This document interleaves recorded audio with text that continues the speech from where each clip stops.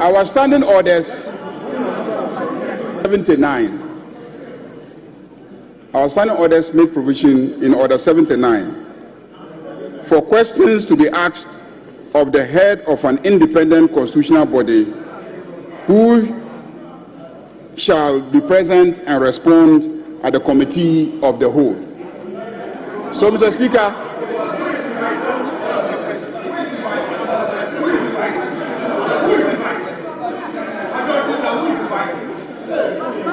Mr. Speaker, Mr. Speaker,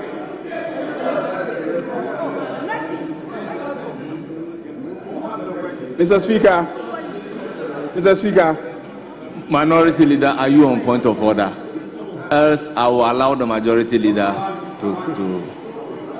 Mr. Speaker, to finish his submission. All that the Governor is here to do is to tell us the cost of the new head office building of the Bank of Ghana. That's all. And he has been scheduled. He is here. It is captured in the order paper.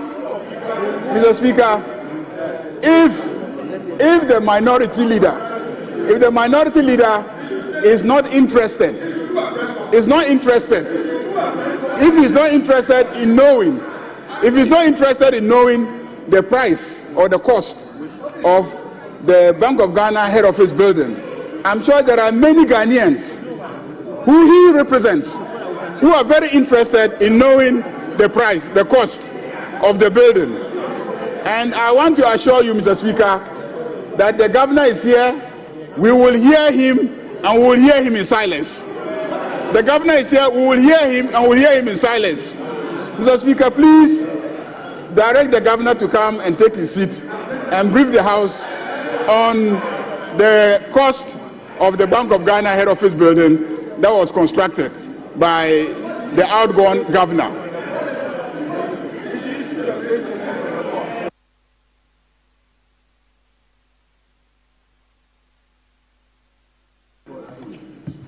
Honourable members, I intend not to open this issue for a debate. Let me suspend sittings for 5 minutes to engage the minority and the Majority Leader. The House is accordingly suspended for 5 minutes.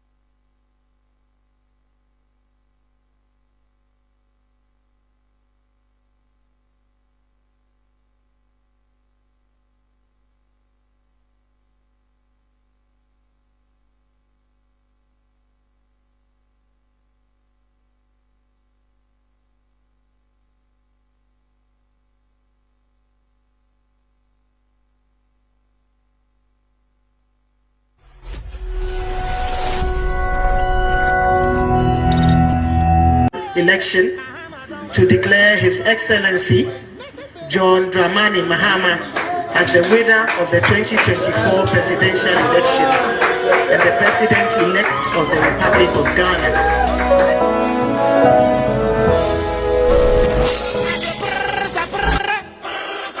My brothers and sisters, it is with tremendous humility that I accept this clear mandate that you, the good people of Ghana, have given me to lead this great nation as your next president. Congratulations, Mr. President.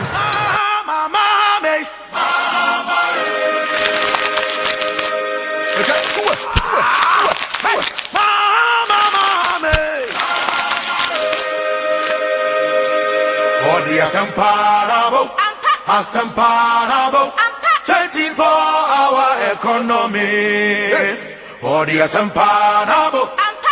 Yeah, 1 month of our president, President John Mahama's in office.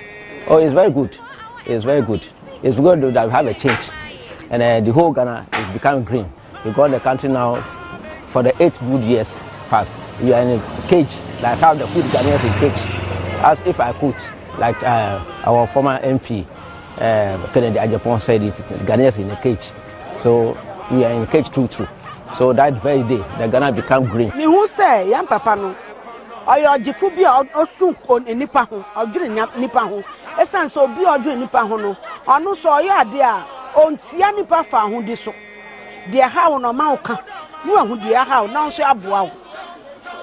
Only a found abandoned the Otnaya found this one because His Excellency, President John Dramani Mahama, signed the social contract with the good people of Ghana to reset the damaged economy with an all-hands-on-deck approach, improving governance, restoring public trust in institutions, and improving people's living conditions are huge tasks for any government. Jam is the hope we need. He's the hope. He's the hope for Ganja. His 120-day social contract encompasses 26 key initiatives. These include economic reforms, governance standards, prudent expenditure, justice and compensation, policy reviews including education, and the fight against corruption. As for recovering any loot, it must be on top of the agenda of any government because corruption bites so hard. This work that I do, the fact that people amass so much wealth and deprive others, that is why we get the kinds of vulnerabilities we see. The link is so direct that if you don't deal with looted items, corruption, you are going nowhere. So we agree with Oral. The Attorney General's Department has specific instruction. I expect the Attorney General to make sure Oral keeps within its legal mandate. Okay, I disagree with people who say it's not constitutional. I disagree. I think that even here, people can come here and report that crimes have happened to them in their homes. Then we take it up and then we let it go to the police. So I don't see why a committee cannot do that kind of thing. We won't do what the police does, but we receive the information. Okay, so the most important thing is that Oral does not overstep its bounds. That will open it up to challenges. And the way the Ghanaian courts can be very active when it comes to these things because they will apply the law. Okay, so just don't overstep your bounds. Do what is necessary, give it to the institutions and let them work. And I believe that with somebody like Dominic Ayene, whom many of us know, we expect him to do a good job. President Mahama admits there is no breathing space. A day after his inauguration, he held a crucial meeting with the African Development Bank. Significant players in the global economy, key development partners. And as we speak, we are under an IMF program. So it is not possible to take over power and seek to do a few things regarding the economy and not engage these important stakeholders.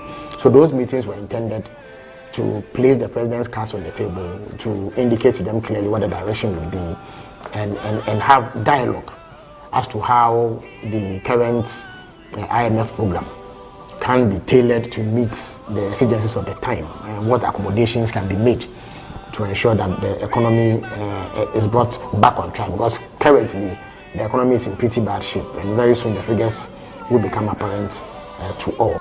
That same week also saw an order to the IGP to investigate election killings, termination of the appointments of all metropolitan, municipal and district chief executives, MMDCEs, and prompt actions that averted doomsday. Through determined efforts, I can report that we have now averted the looming threat of power outages.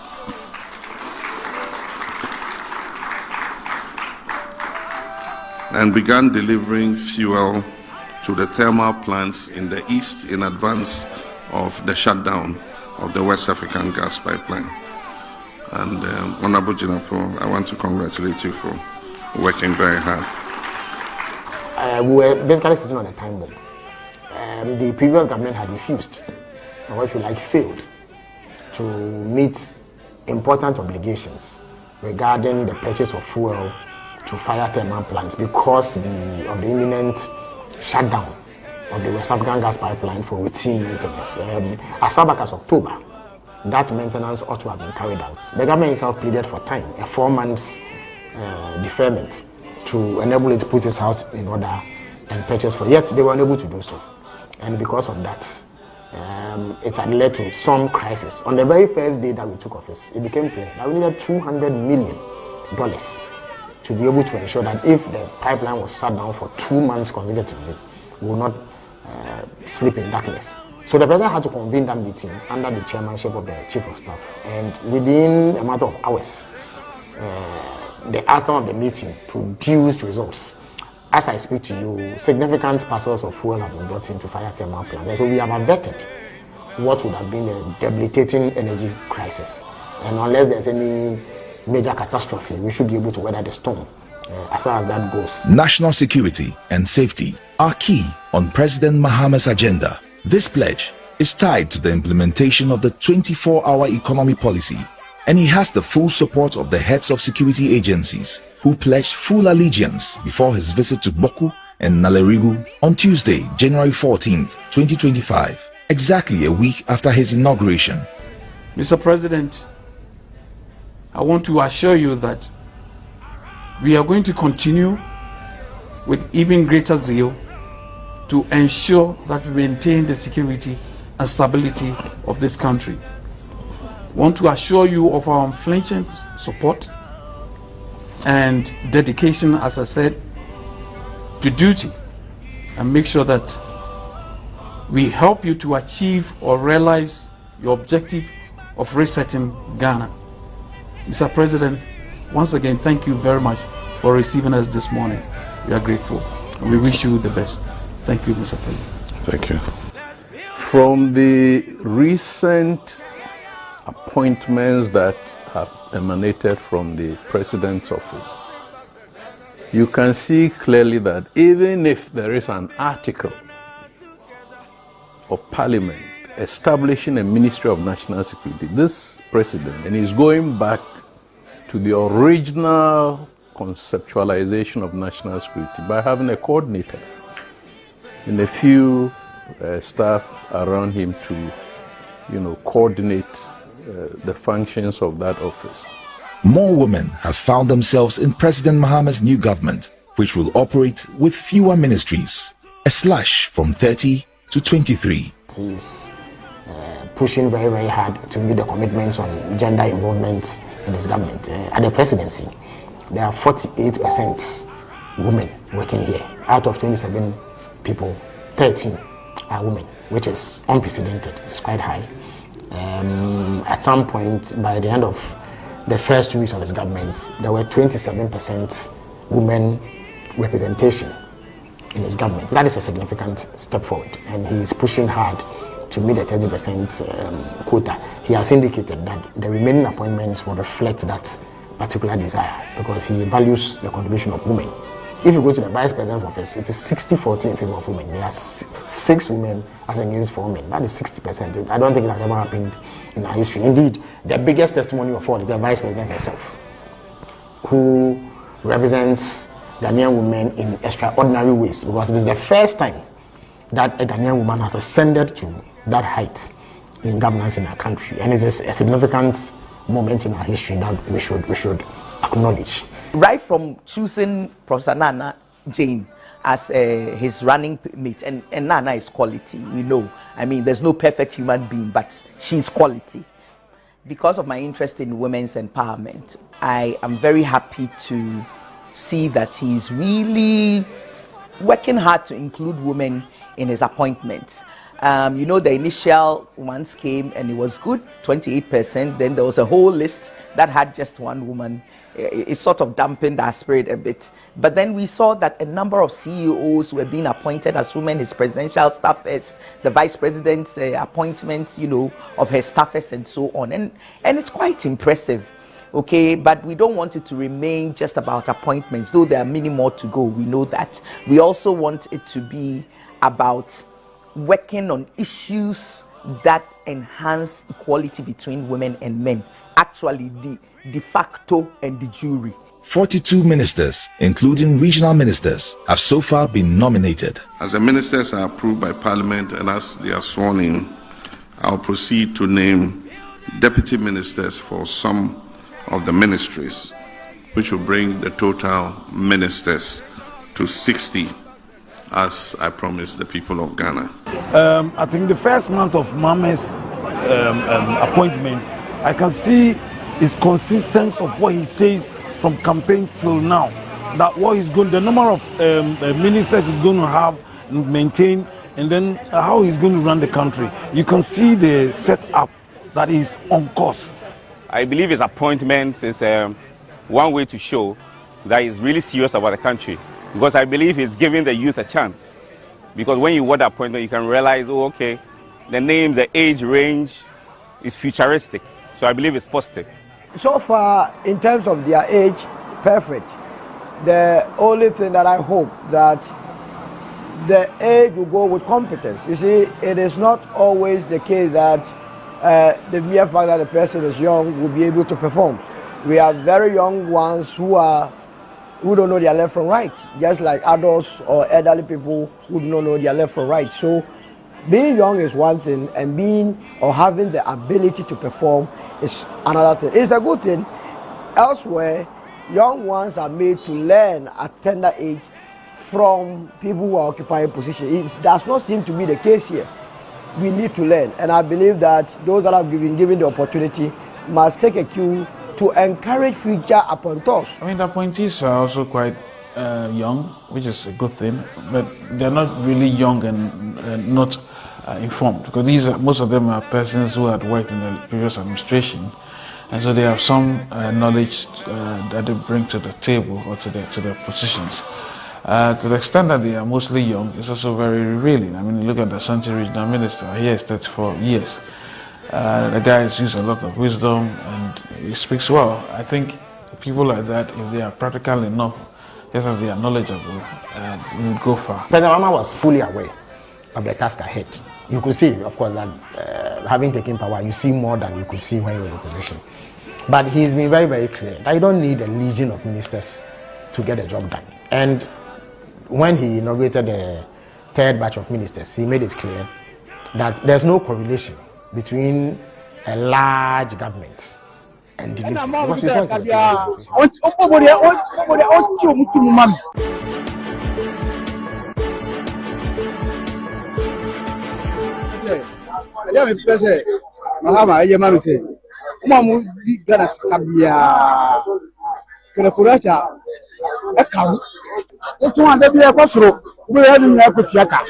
Light in the pen and hammy pa kakra o fifie wa bre wudu ufi juma wudu fie pe light off because it's say no but ye drivers no ye na man ba ye de ema MPP call ye no say wan hwe ye a wono nso be kosa we Mahama no wan fa do to bi amba oba na many months ni and how many days and na kwakọ say mundum light and amunye say nipa no ho ndada no ono na ho no ono na ye ma onwu yi ni free ho ne yanko ye ni what you say and na mom do gas ka bia opobode o ti o mutu mu mami njo ba o enko fo maye ade so bia no ti light no de on hwe no ye bibi fa ho man because me oba o metua meka the government itself pleaded for time, a 4 months deferment to enable it to put its house in order and purchase for. Yet they were unable to do so, and because of that, it had led to some crisis. On the very first day that we took office, it became clear that we needed $200 million to be able to ensure that if the pipeline was shut down for 2 months consecutively, we would not sleep in darkness. So the president had to convene that meeting under the chairmanship of the chief of staff, and within a matter of hours, the outcome of the meeting produced results. As I speak to you, significant parcels of fuel have been brought into fire thermal plants, and so we have averted what would have been a debilitating energy crisis. And unless there's any major catastrophe, we should be able to weather the storm as far as that goes. National security and safety are key on President Mahama's agenda. This pledge is tied to the implementation of the 24-hour economy policy, and he has the full support of the heads of security agencies who pledged full allegiance before his visit to Boku and Nalerigu on Tuesday, January 14th, 2025, exactly a week after his inauguration. Mr. President, I want to assure you that we are going to continue with even greater zeal to ensure that we maintain the security and stability of this country. I want to assure you of our unflinching support and dedication, as I said, to duty, and make sure that we help you to achieve or realize. He presented last Friday, he did indicate that the central bank governor is being programmed to apprise the House today, and same has been advertised. Our side is of the view that in spite of that process initiated by the majority leader, the right procedure to trigger our jurisdiction as a House would be for the matter to be properly raised. Mr. Speaker, this is all our prayer. It is therefore in your hands to take a decision so that the House can make progress. I thank you. Thank you very much. I will give the floor to Honorable Majority Leader. Mr. Speaker, the practice of this House regarding asking questions is known. Mr. Speaker, this House does not only ask questions in relation to matters that have come up during debate or during the sitting of the House. In this House, any member, by our standing orders, can ask a minister, the head of an independent constitutional body, or even a colleague member of Parliament, any question of any matter that is within the bosom of that person. I can actually ask the minority leader a question about a matter that is within his purview as minority leader, because he is chair of some committees of Parliament. I can ask him a question about his functions in relation to that committee or any matter pertaining to that committee. I can ask any member of Parliament a question relating to your constituency, because that is what our standing orders say. There's no provision in our standing orders saying that before any of us asks a question of a minister or the head of an independent constitutional body, that matter must have risen in some debate. No, when did that happen? When? Since the time you became minority leader, when did you amend the standing orders? When? This is common practice. Questions have been asked today of the Minister for Local Government, and he is here to answer. Are there matters that have arisen in some debate in this House? No. It's the same way. Whether the matter has arisen in this House or not, we can ask questions. And in this case, the matter arose, and it's common knowledge. And the rules say that if the matter is of public interest and within the bosom of the head of the independent constitutional body, then we can ask them questions. And I gave the Speaker notice. The Speaker said, okay, go ahead. Then I went to Business Committee meeting. I drew the attention of Business Committee that because these questions are asked at the Committee of the Whole sittings, because for independent constitutional bodies, it should be at Committee of the Whole sittings.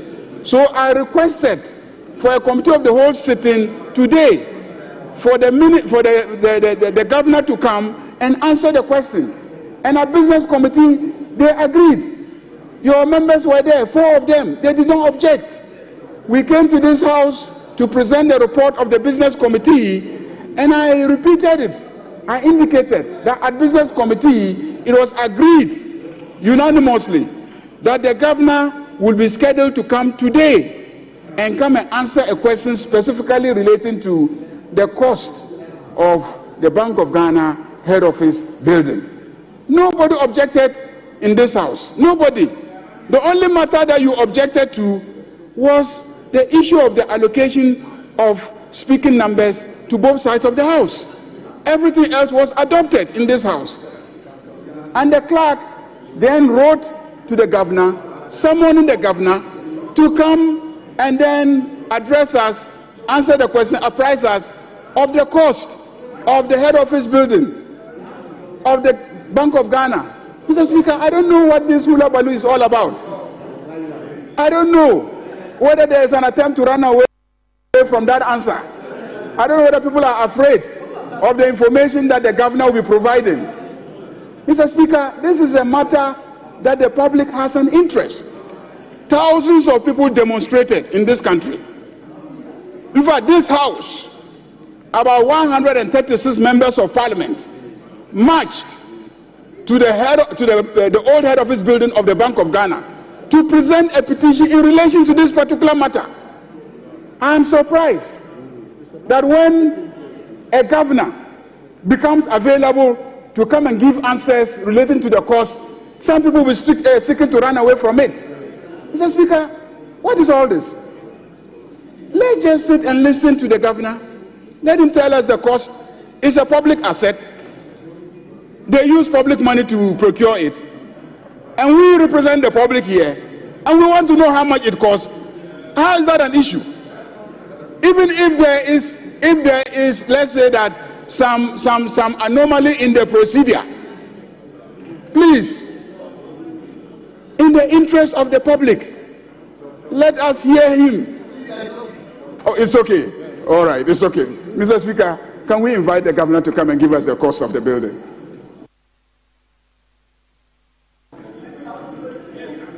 Honorable members, it has been said that this house is not against accountability. We are all in support of our institution being accountable to Ghanaians through their representatives. As such, we are really not against the governor of the Bank of Ghana coming to brief the House on the cost of construction of the headquarters of Bank of Ghana at Reach, Accra. Honourable members, it is not in dispute that this matter was raised at Business Committee, programmed in the report of the Business Committee, and this House has adopted the Business Committee's report. Honourable members, pursuant to the adoption of the Business Committee's report, the Clerk of Parliament wrote a letter to the Governor of Bank of Ghana inviting the Governor to come and brief the House on the issue. As such, the order paper for today has it at page 6, item numbered 17, to the effect that the Governor of Bank of Ghana would be coming to the House to brief the House on the cost of the construction of the Bank of Ghana headquarters.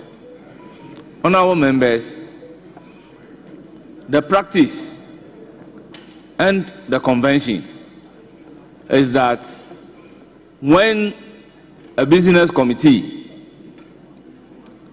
program an institution to come and brief the House, and there is no objection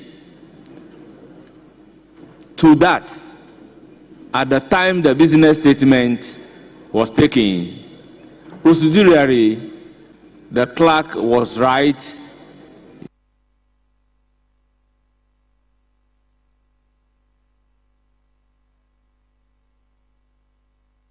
in writing a letter to invite the governor to come and brief the House in line with the business statement adopted by the House. So with all due respect, honorable members, there is another that says that if the farm is not long, your water container must not be big. We should not spend so much time debating whether the Bank of Ghana governor should come and brief the House on the construction of their headquarters or not. Honorable members, in the spirit of all of us interested in accountability, I will want to humbly proceed to invite the governor of the Bank of Ghana to come and brief the House. Honorable members, I will proceed to bring the governor to come and brief the House. The House is accordingly constituted into a committee of the whole. Honorable Governor for Bank of Ghana, you may please come and brief the House.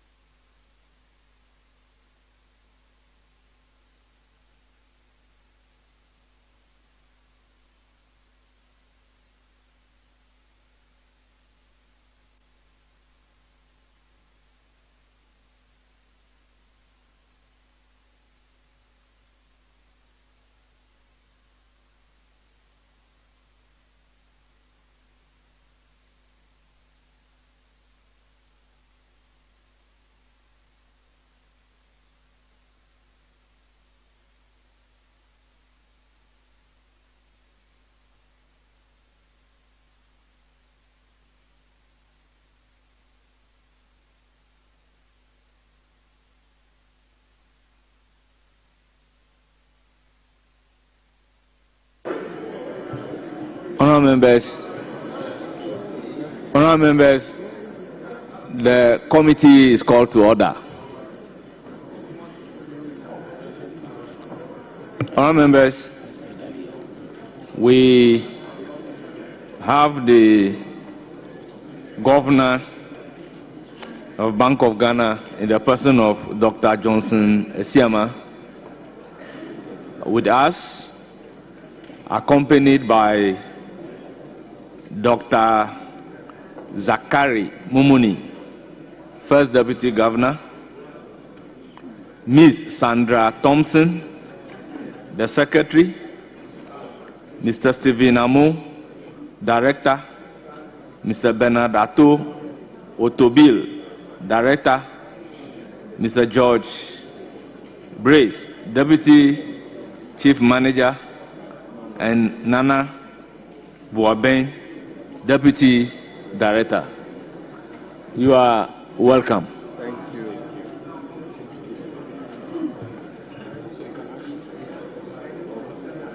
So we can start. Wait. Have you finished? Yes. So, honorable members, they are here to give us a briefing on the cost of construction of the Bank of Ghana headquarters located at Ridge, Accra. So, Honorable Governor, you have the floor.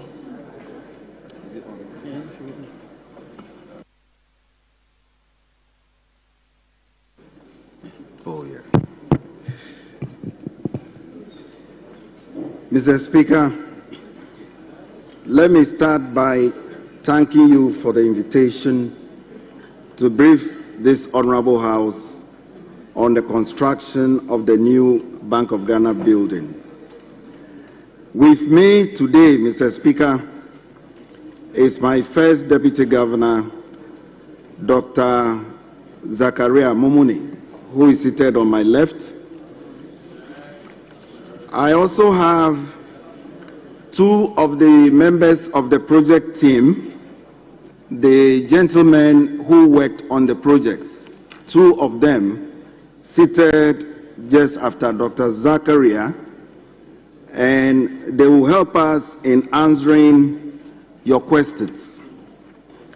Mr. Speaker, we have also brought a number of reports, reports that we believe will shed light on the issues, such as cost, rationale, and payments, etc.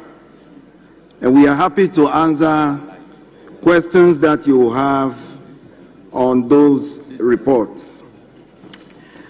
Mr. Speaker, we do recognize the significant public interest in the development of the new corporate headquarters.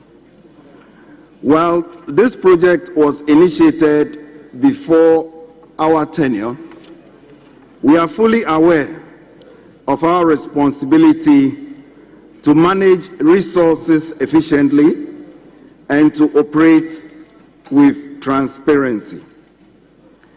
Mr. Speaker, the reconstituted Bank of Ghana board will be sworn in next week, and the board will begin reviewing some of these legacy issues.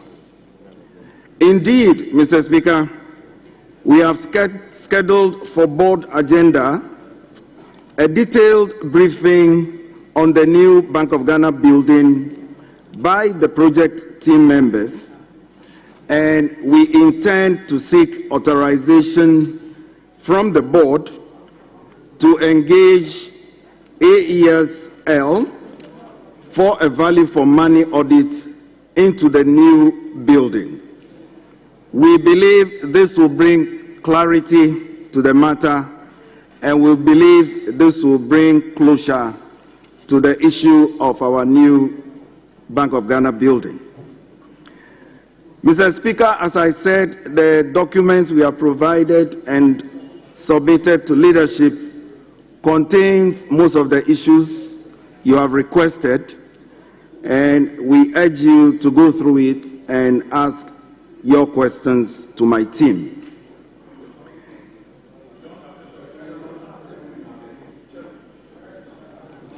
Can I go on?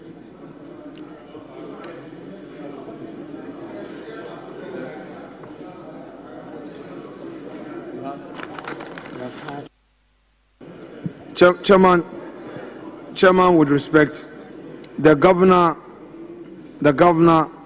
in his submission is saying that he has forwarded some document to leadership, and he hopes that this will enable us ask the relevant questions. But respectfully, we haven't received any document.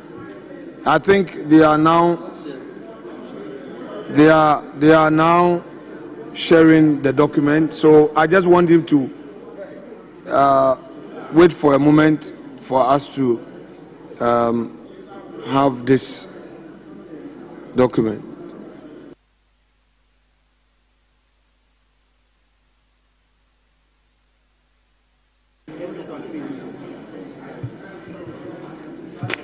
Thank you, Honorable Minority Leader. The document has even been loaded on the console. So, Governor, please proceed. Honorable Governor, please proceed. Thank you, Mr. Speaker. Mr. Speaker, the discussions around a new headquarters for the Bank of Ghana date back to 2011, when the board at the time considered acquiring land for the project. However, the board at the time could not settle on a specific location until its tenure ended. Mr. Speaker, even in 2016, when I was a deputy governor, the same issue was being considered. However, we could not settle on an appropriate location. In 2019, under a new board of the Bank of Ghana, a structural integrity audit was conducted, and this showed that the existing head office, which was built in the late 1950s, had developed significant structural defects and was no longer fit for purpose. Mr. Speaker, we have provided a copy of this document also on the structural integrity audit that was conducted in 2019. Following this, Mr. Speaker, the Board of Directors at that time approved the development of a new corporate headquarters, citing security, operational efficiency, and long-term institutional needs as key factors. Mr. Speaker, in 2020, the land was acquired at West Ridge, and I am informed that a competitive procurement process that was approved by the Public Procurement Authority led to the selection of Mr. Goldkey Properties Limited as the contractor under a 10-key arrangement. Mr. Speaker, the project was initially valued by the PPA at $81.8 million US, but later increased to $121.1 million after the Bank of Ghana requested for re-evaluation.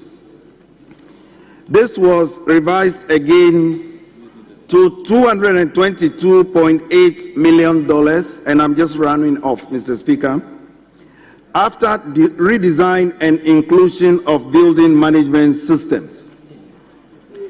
Mr. Speaker, there were also statutory requirements, security needs, and sustainability considerations. As a result, the total project cost increased to $261.8 million. Mr. Speaker, as of February this year, a total of $230 million approximately has been paid towards the project, with an outstanding balance of $31.8 million to be paid to the contractor. Mr. Speaker, a total of $48.3 million has been paid in taxes and levies that were related to the construction.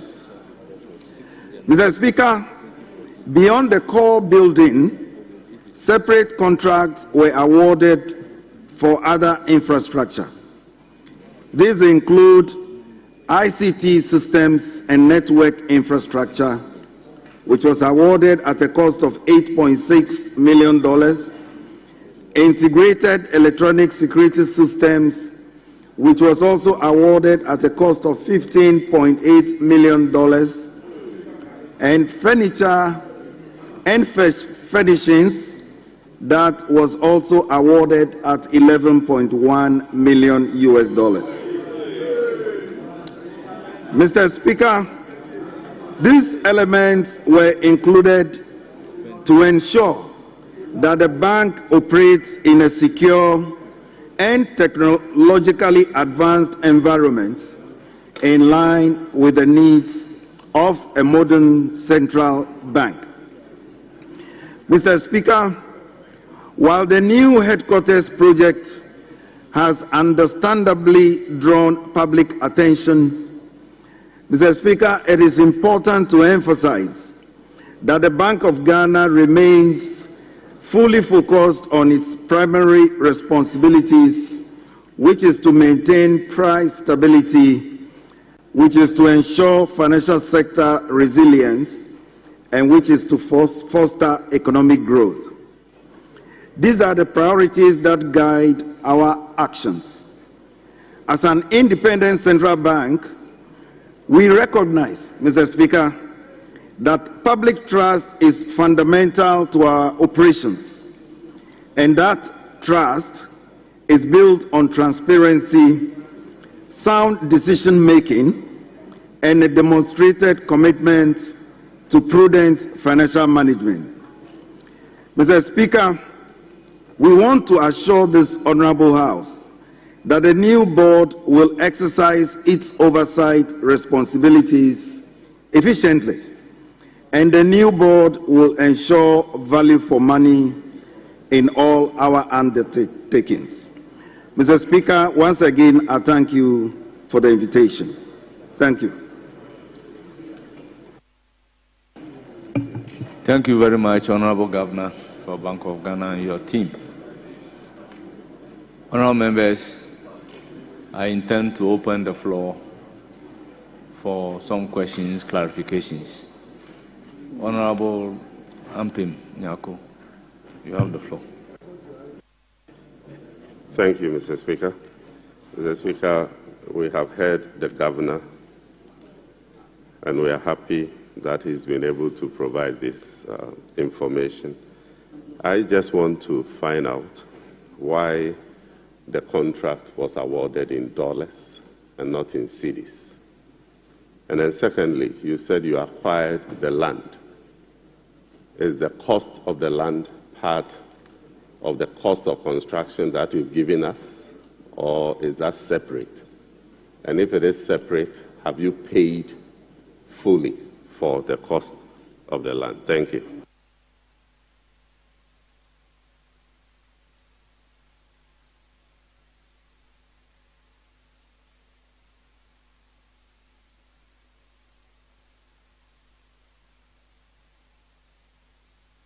Several questions, and Alexander, okay, well, honorable member, you have the floor.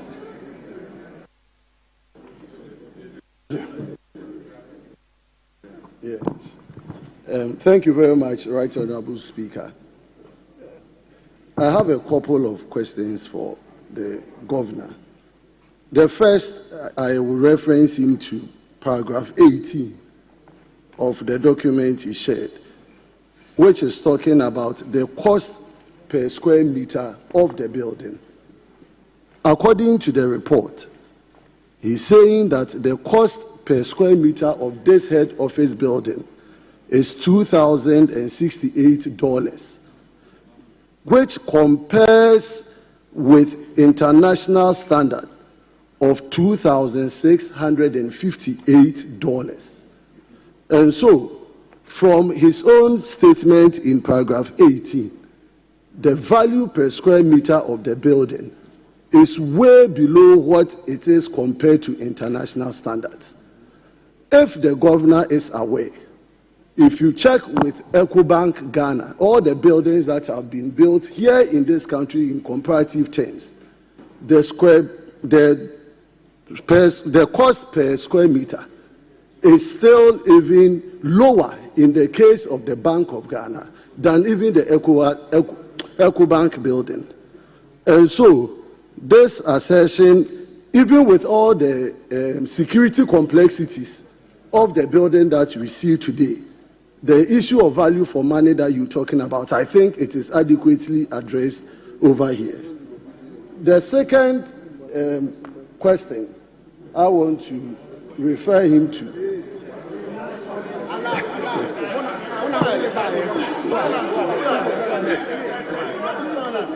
The second question I'm giving to you is that in terms of the approvals, the procurement approvals, is the governor telling this House that all the Bank of Ghana, did Bank of Ghana sidestep any approval process for this particular transaction? Because I know.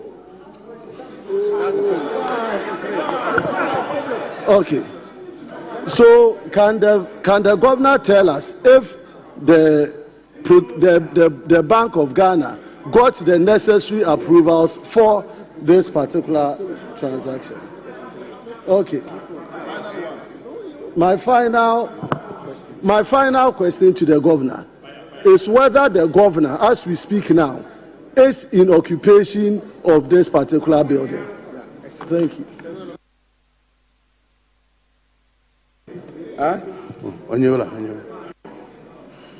Honorable Hotoja. It's not coming. My decision is no way. Okay. Thank you, Mr. Speaker. Mr. Speaker, can the Bank of Ghana governor brief this House as to what the cost or what actually accounted for the repeated increase in the contract sum?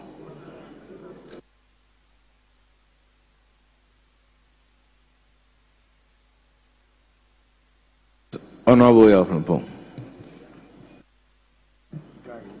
Yeah, thank you, Mr. Speaker. Mine is just one question that I want to find out. In his introduction, the governor did mention value for money audits. I just want to find out if that exercise was really carried out. The value for money audit, if it was carried out. It was finally carried out before the construction. Yes, the back of it. That's, thank you.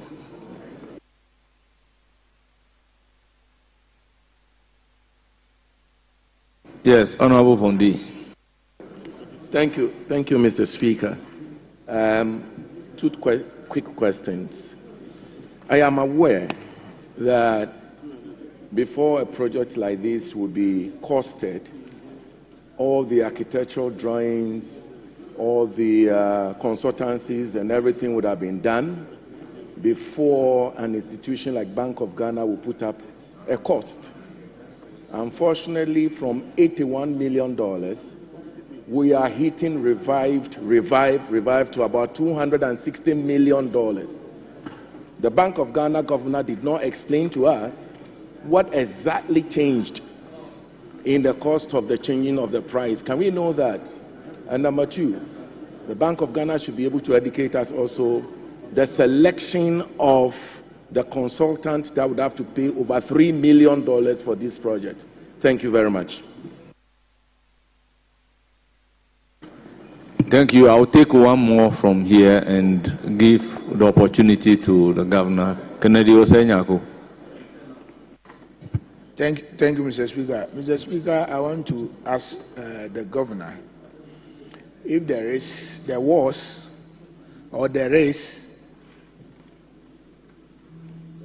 a value for money audit report. If there is not, will he consider engaging Crown agent to conduct a value for money report and furnish the House so that we'll be able to know the exact cost or what accounted for the cost of the project? Thank you.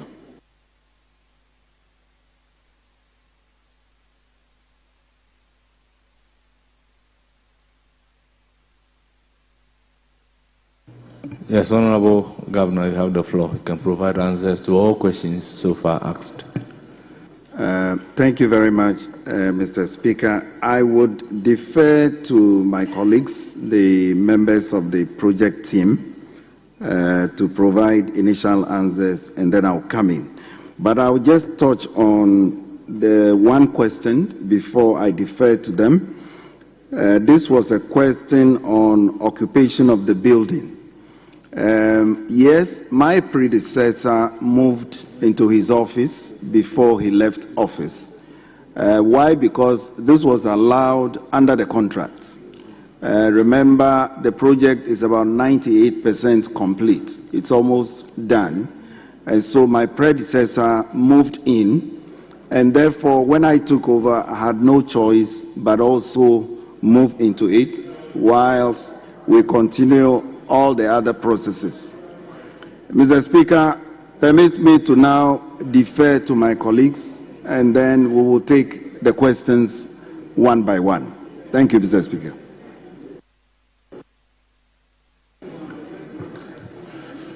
Mr. Speaker, why dollars? The contract was a turnkey project, and then we wanted to lock in the value in terms of payment and evaluation, and also to prevent change of contract values if it was cedis. Cost of land. Cost of land is not part of the figures we have provided here. It was compulsorily acquired by Ghana government and then given to Bank of Ghana.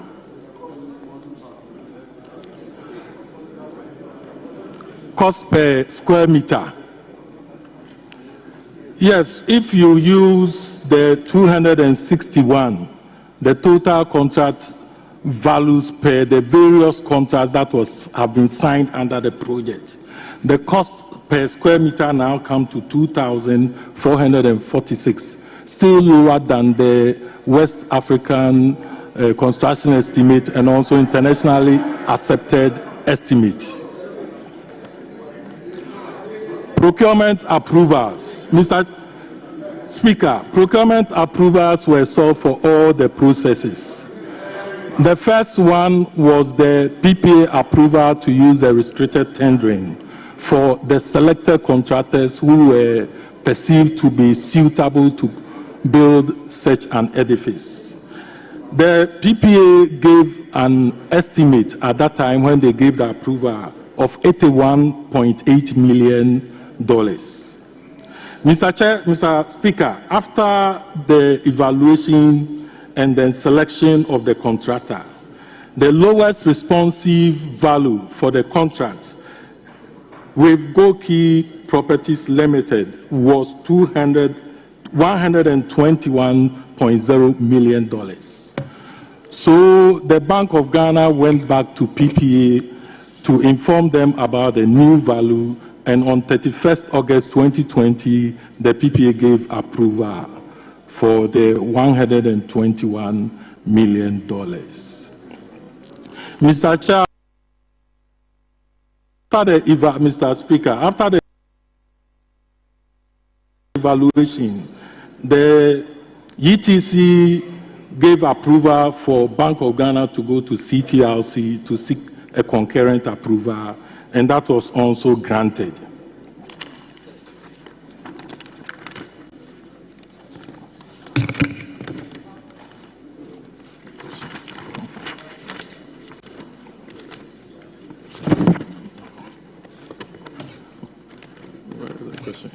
Yeah.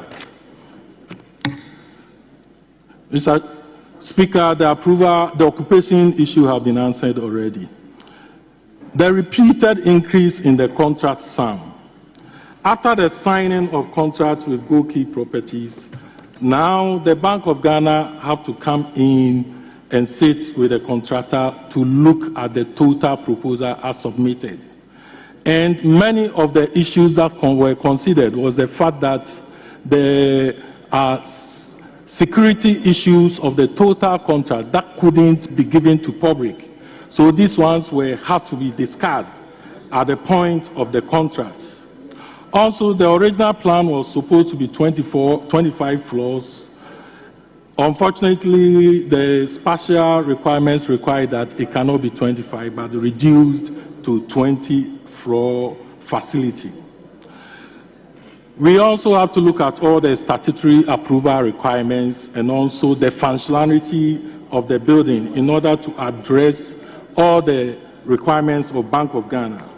This finally resulted in, Mr. Speaker, a 4-structure facility made up of the tower block, 20 floors, urban block, 8 floors, amenity block, 6 floors, and the podium that houses 5 car park floors under the building, because it was noted that that area lacked car park, and then we will have to factor that into the building.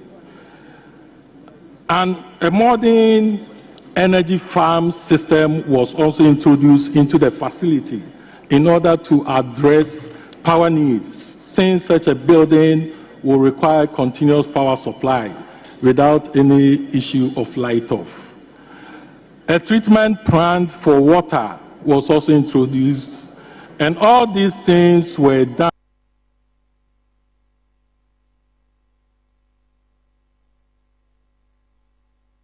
in order to make the building EDGE certified.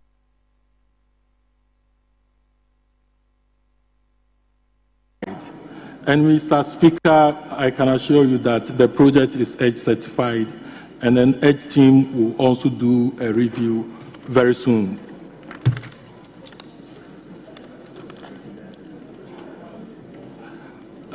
Mr. Speaker, value for money, we relied on the various approvals to confirm the value for the contract. Currently, it has been decided that a cost to see, and Mr. Governor made mention of that.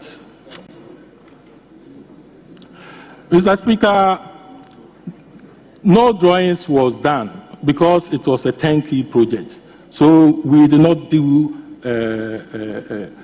quantity cost or quantity analysis before the project. Selection of consultant. Mr. Speaker, we used a single source method of selection, and that one to approval was sought. In fact, this was done when we have to go through the professional institutions in Ghana that can supervise such projects. After going through all the professional consultancy firms that can do that, we identified Multicard, a Ghanaian consultancy firm, as a suitable consultancy firm that can manage the project for us as the employee rep of the project. Mr. Chair, currently what I know about Crown Agent is that it's defunct. However, as indicated earlier, Mr. Governor has decided that we can use a local company to do that job. So I'm sure when the board comes, these issues will be discussed and the appropriate action taken on that. Thank you, Mr. Chair. Mr. Speaker.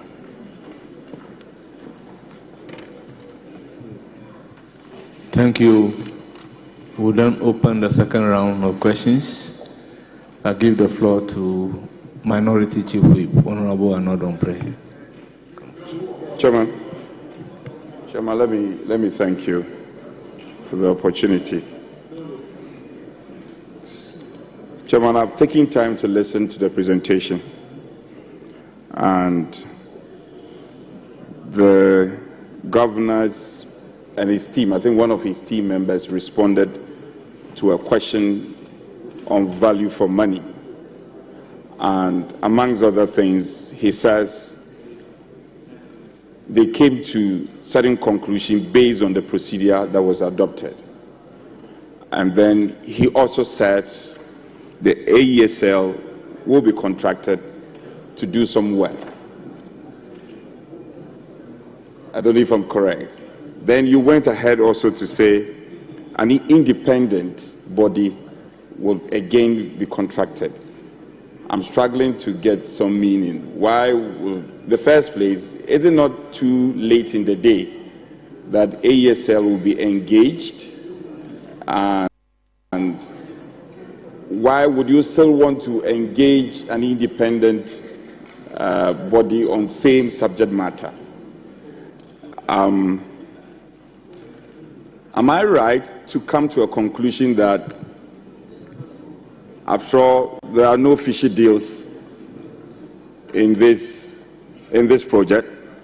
and Ghana did not lose out on it. And once and for all, based on your presentation and the facts you put out, we should be putting away or let the controversy rest once and for all. Will I be right to come to this conclusion?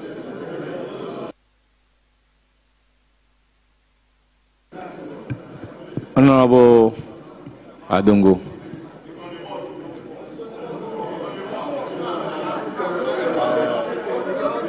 Thank you very much, Mr. Chairman. Chairman,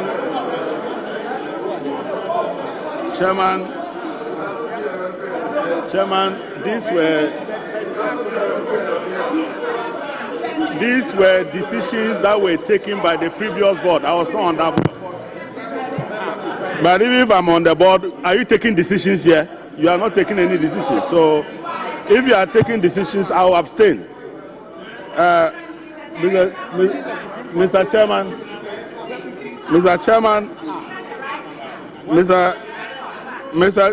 I wasn't a director when transactions were made. I'm speaking in that capacity. Mr. Chairman, paragraph 7. Honorable Adongo, just hold it. I recognize the minority leader.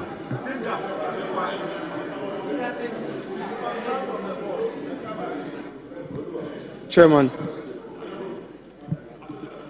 respectfully, the honorable member who just rose and caught your eye has just been appointed as a director of the bank. He's gone through the process, nomination through Council of State, and finally he has become a director. Although he's yet to be sworn in, I humbly hold a view that he can pass on his concerns to some other member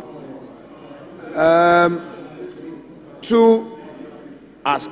Because, Mr. Speaker, the governor said that the same board is going to pursue the matter.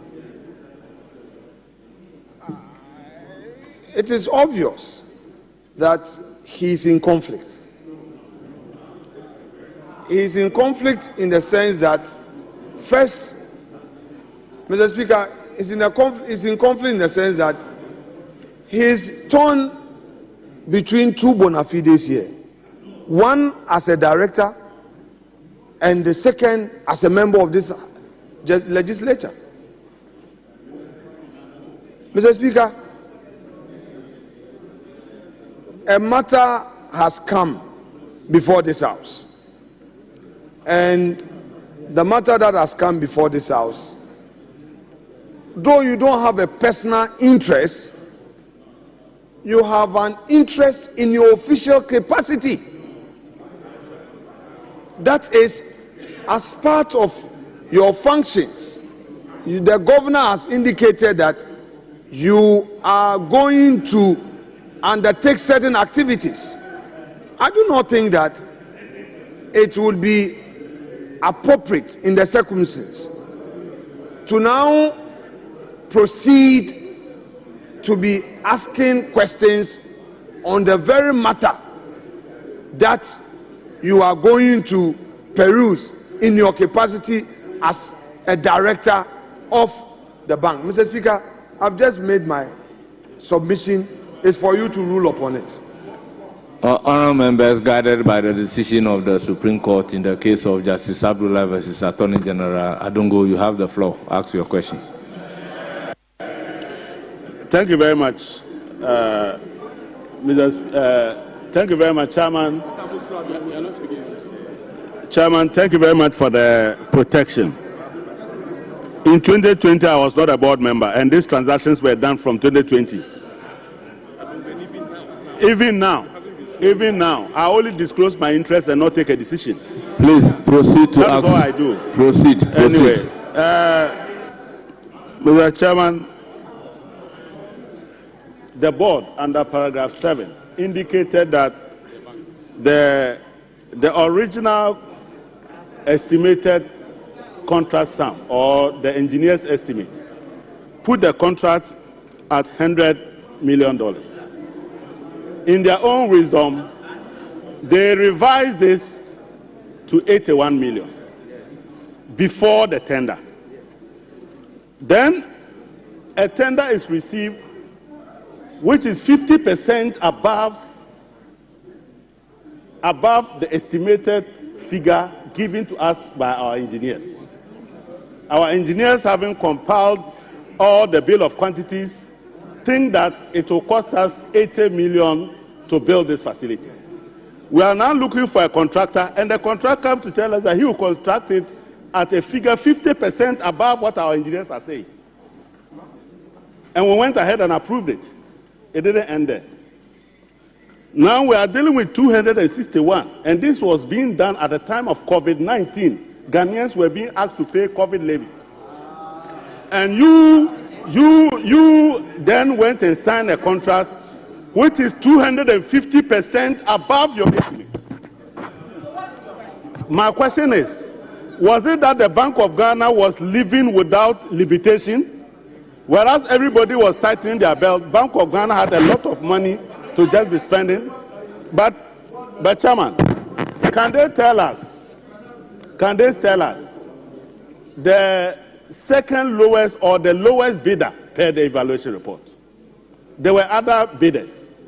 What were they saying? Were they also quoting 121 billion? Yeah. Can they tell us what the other bidders were willing to construct the property for, and for which they were ignored, and we went for 121 million? And then now we are Can they tell us what the other bidders were telling us?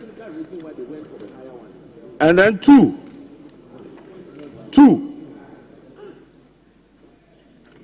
as we speak today, it's been 5 years. We still don't have a value for money audit. We don't have a value for money. If they have it, they should submit it. We are now going to determine value for money for a project whose cost has been increased almost every now and then. So why is it that we didn't have value for money when it became clear to us? When it became clear to us that the original figure was being exceeded, we didn't do value for money. We kept doing that until now. Why was there no value for money up to this point? Then, Mr. Chairman, I want to find out.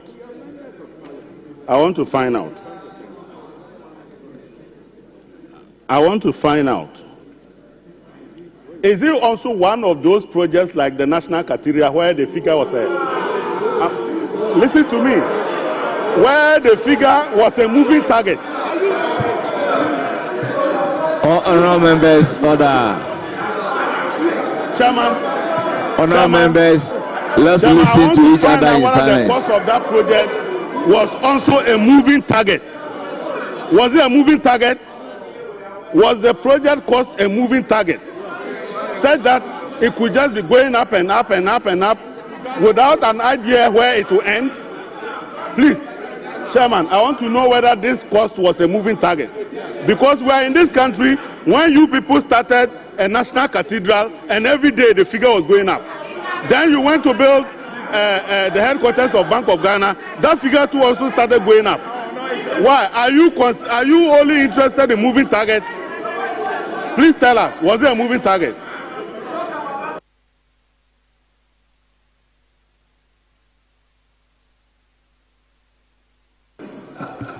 Honourable members, Honourable Adongo, you shouldn't have added the issue of cathedral. Okay. Chairman,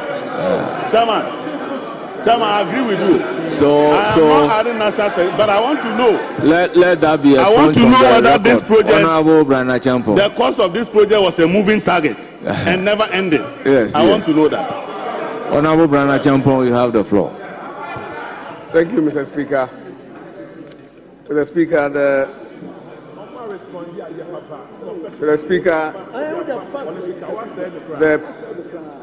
people supervising the construction of the Bank of Ghana building are not the people on this side. The people on this side are the ones supervising the construction of the Bank of Ghana building. The Speaker, the 107,000 square meters, we are told, cost $222 million. And it came to, per square meter, about 2,068. They also quoted a tax element of $42 million. My question is the $222 million inclusive of the tax of $42 million? If it is, then the actual construction cost will be $1,600 per square meter, which will be far, far, far, far, far lower than the recommended construction cost for such buildings in Africa. That is, if the $222 million is inclusive, the tax of $42 million is inclusive, then the cost will be far cheaper. But Mr. Speaker, when we talk about building a Bank of Ghana structure, where a central bank structure, for that matter, we are not talking about building a Ministry of Agriculture head office or an NHIS head office. We are talking about the Central Bank of Ghana. Mr. Speaker, I can assure you that the cost of construction, we can relate it to the African continent, the world market price of per square meter. But the security architecture, the implications of it alone can also be more expensive than the building itself. Yeah, right. If we are building a serious central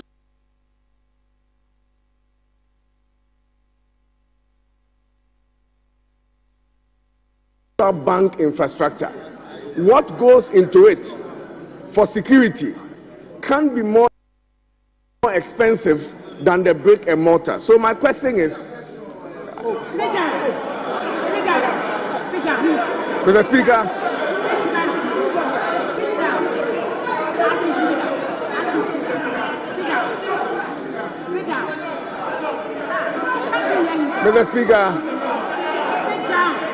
Mr. Speaker, I'm coming to the question. Mr. Speaker, honorable members, with the exception of Honorable Brana Champon, all others resume your seat. The question is, that was the background to the question. Mr. Speaker, the question is, a request is being made, and this will be the first one in this country, an infrastructure for recycling and reuse of waste to liquid treatment in a building in Ghana, the first of its kind. We are recycling and reusing waste to liquid treatment plant in this country. The question is, Mr. Governor, as you have resumed, the question is, as you have resumed this position as governor, if there is a need to upgrade the security infrastructure as you already have to be compliant with 2025-2026, albeit the cost of $220 million, will you admit new cost if you are being impressed upon or advised by national security to add on other infrastructure to the building? Will you admit the cost? Finally, one of your officers did mention that the cost of valuation, the cost and quantity valuation was not done. And his reason was that it is because it is a turnkey project. Mr. Speaker, I find it very strange, and I'll add the question. I find it very strange that somebody will walk into the Bank of Ghana boardroom present to you a turnkey document, you don't review quantities, and then you award a contract. One of the most respected institutions in this country is the Bank of Ghana. The people there are highly respected. It will surprise me. And Mr. Governor, I don't believe that a document was presented to you, quantities were not evaluated, and the Bank of Ghana accepted the bid and awarded a contract. I want a verification of that and a validation of that statement. Thank you. Honorable Richard Achampong. Mr. Chairman, thank you very much. If I heard the officer right, he mentioned that finally the cost per square meter as we speak stands at 2,446. Is that correct?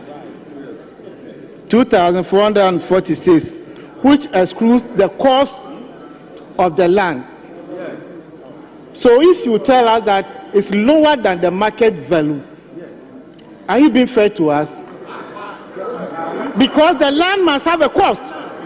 The land must have a cost. Even if it was given to you free of charge, there's a cost to it. So you can't exclude the cost of the land and tell me it's lower than the market value. You're not being fair to us. My second issue is, right now we are talking about 261,773. Can you share with us the current value, market value of this project? Assume you are selling the project today. Today.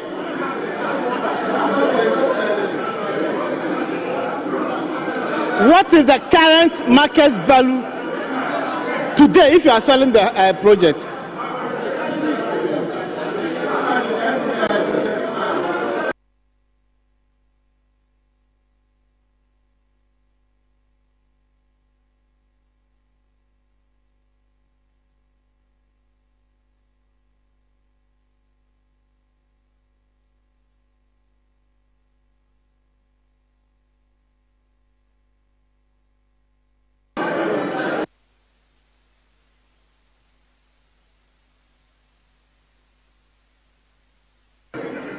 Honorable Jerry Ahmed.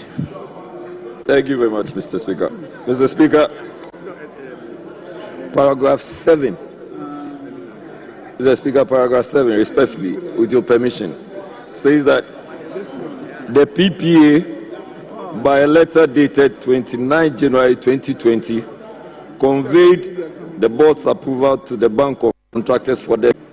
It goes on to say that the PPA, in response to the bank's letter dated 31st August 2020, on the outcome of the tender process, reviewed the initial PPA approved estimated amount from USD 81 million to USD 121 million. Just want to find out what accounted for this change. If the first was complied with the 100 and something to 81 and then the subsequent one. Thank you very much. Thank you, Honorable James Agalga. Thank you, Chairman. Chairman, if you look at paragraph 5, the bank states that the land was compulsorily acquired by the state through an executive instrument. Now, they also go on to state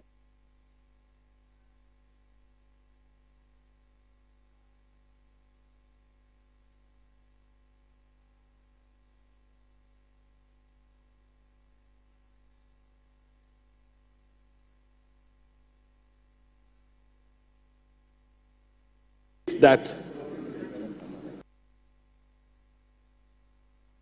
the said land was previously owned by the state insurance company. So my question is, Did the state compulsorily acquire from itself? In any case, how much compensation was paid by the state after the compulsory acquisition? What was the value of the land? And how much did the state pay?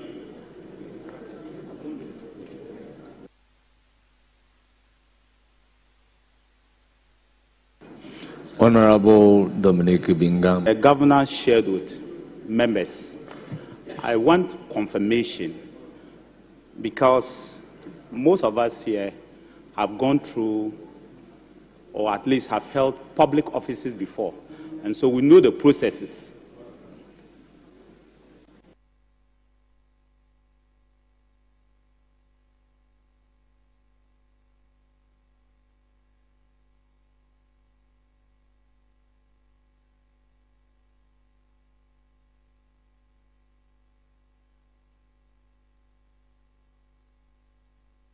I've seen from your briefing and to the document, you stated certain things. I want confirmation. Your briefing says that this project was a restricted tender. How many firms did they restrict it to? When they were opening the bid, were the company's president present or not? Were they in the room when they opened the bid for all the restricted tender? That's the first thing, so that it's transparent for everybody. Secondly, after PPA has given you approval, the industry standard, this contract is much lower than the industry standard in terms of per square meter. What really is the problem, Mr. Governor, with this contract? From your own perspective, because one, you are admitting to Parliament here that it's much cheaper than the industry standard. So it means that this contract could have been higher. That's the first thing. You are saying to us that this contract, it could have been even much higher than the price. And so the contractor or the winning bid did Ghana to find out from you what really, in your view, is the problem with this contract. What is it? Is it the cost, which you said is lower? Is it that I didn't go through the processes? Or what really is the problem? Thank you, Mr. Chairman. Thank you, honorable members. I intend to take only one and then give the opportunity to the leadership. So, Honorable Sule. Chairman, I'm very grateful. Chairman, on page 6.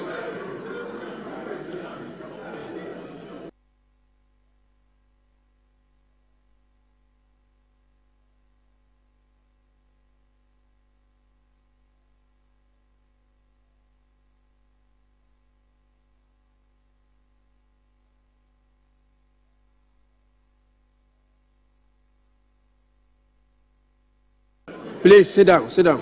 On page 6, we have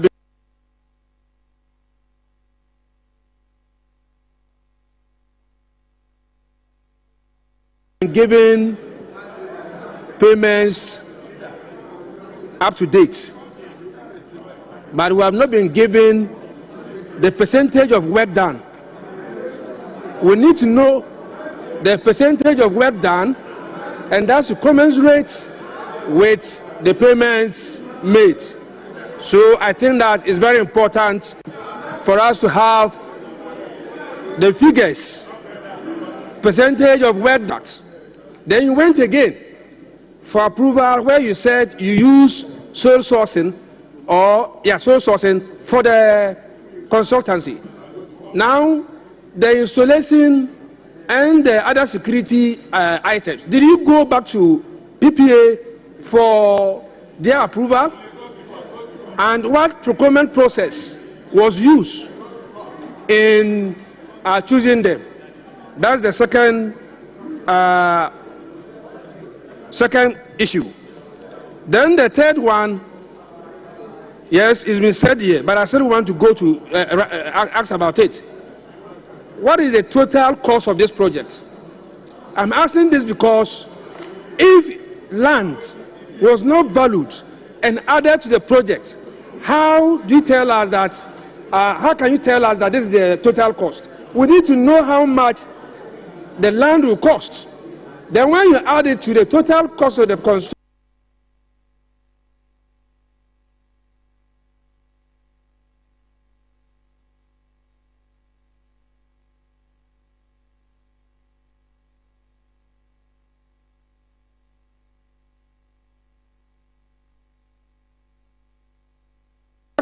and other installments.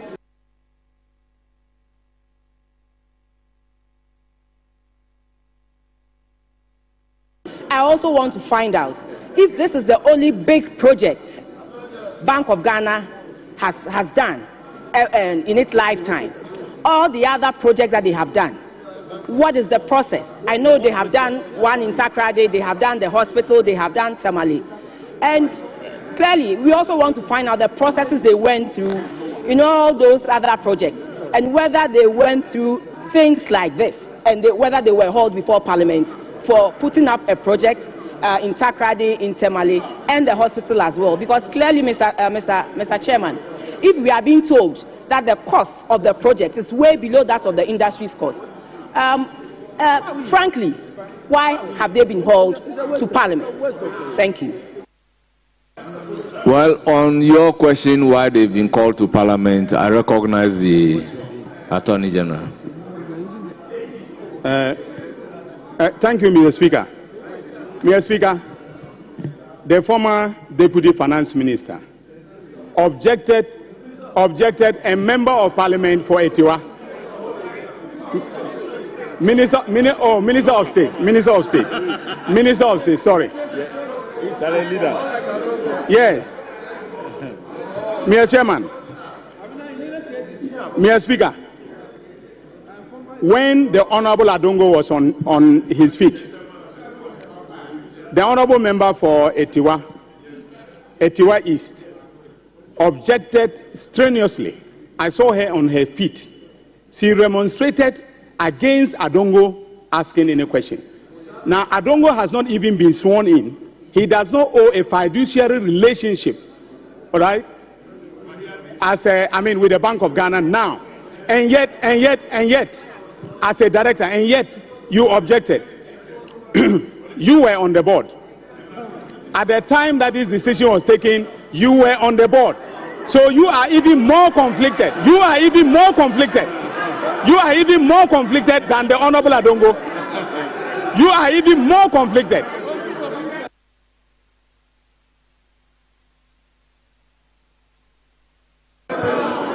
Mr. Speaker, I need to put this on record. I was sworn onto in the bank on the board in November 2024. That has to be on record. November 2024. That has to be on record because this is Honorable Majority Leader. Thank you very much, Mr. Speaker. Honorable Minority Leader. Honorable Minority Leader. Mr. Speaker, by that time, Honorable Minority Leader. Into that building. I was sworn Minority in November Leader, please, 2024. you have the floor. Thank you. Leadership should wind up. Leadership should wind up.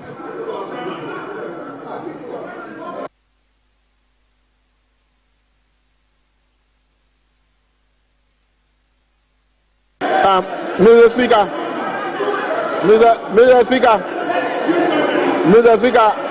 you.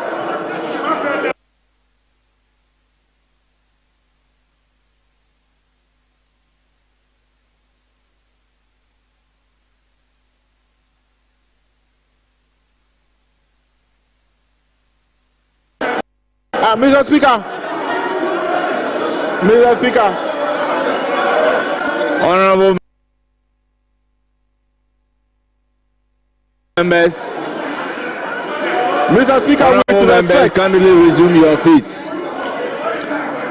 Honorable members, kindly resume your seats. Mr. Speaker, Honorable Tampuli, Honorable Kojo Opon, please resume your seats. Please resume your seats. Mr. Speaker, if you indulge me, Mr. Speaker, I think, Mr. Speaker, I think you should give us ample time to digest the issues. Inviting the governor here today, you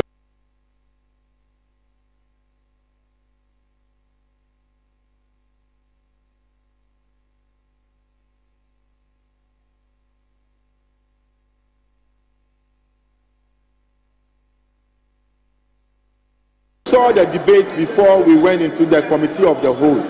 So if we don't give members the opportunity to ask the questions they ought to ask the governor, when will we get that opportunity again and make comment? So, Mr. Speaker, I want to appeal to you that you should allow members to ask those questions. Honorable people, you have been in this house for some time. Tell me an occasion of a committee of the whole that we have taken 10-10 from each side.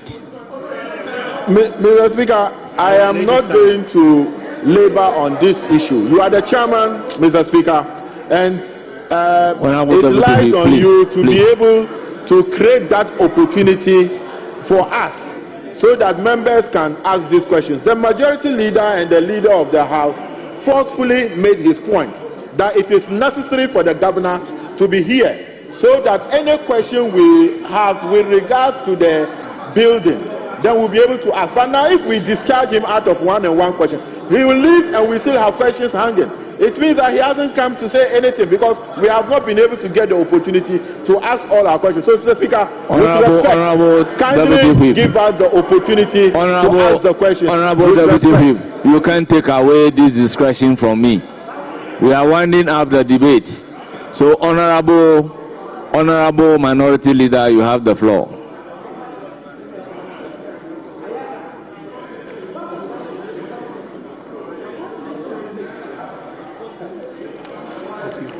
One up, so that we can give the opportunity to the governor to respond to all issues raised.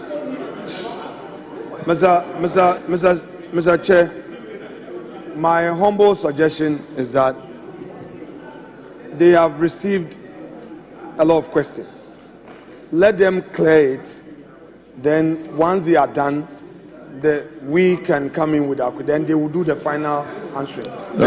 With all due respect, I want the governor to factor the questions from minority and majority leader, then we call it off, please.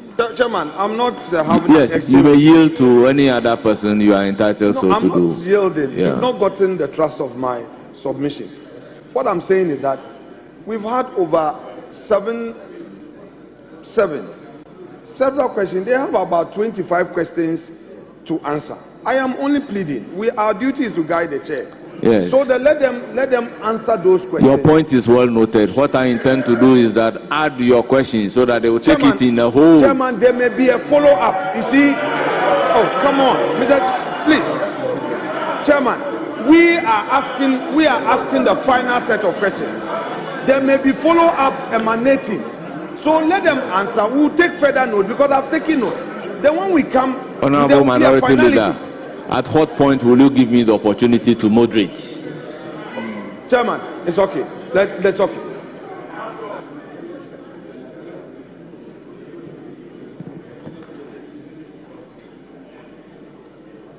Chairman, the governor in his introductory remarks, in his intro, he indicated that they, as a bank, have a duty in ensuring financial stability. And that duty they would not depart from. He's also giving us a professional response to the general concerns on the streets of Accra. Indeed, to demonstrate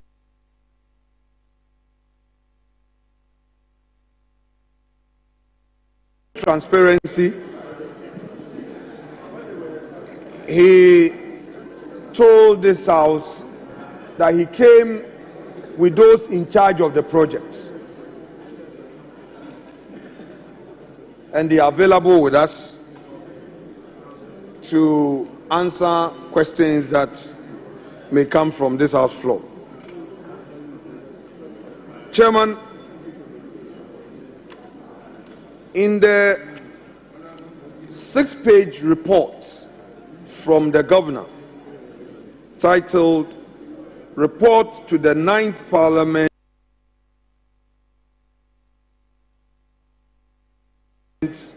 on the new corporate headquarters for the Bank of Ghana, named the Bank Square, dated Bank of Ghana, March 5, 2025. Indeed, the entire report does not raise any irregularity in respect of the subject matter. The central bank governor relied on this report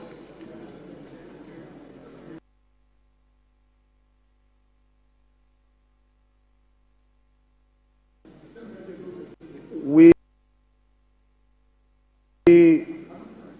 convey to you our respect to you for that sincerity.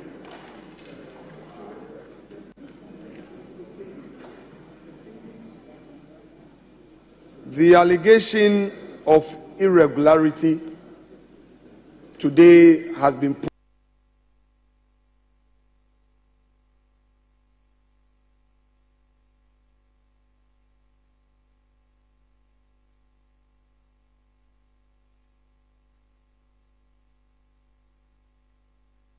to a peaceful rest.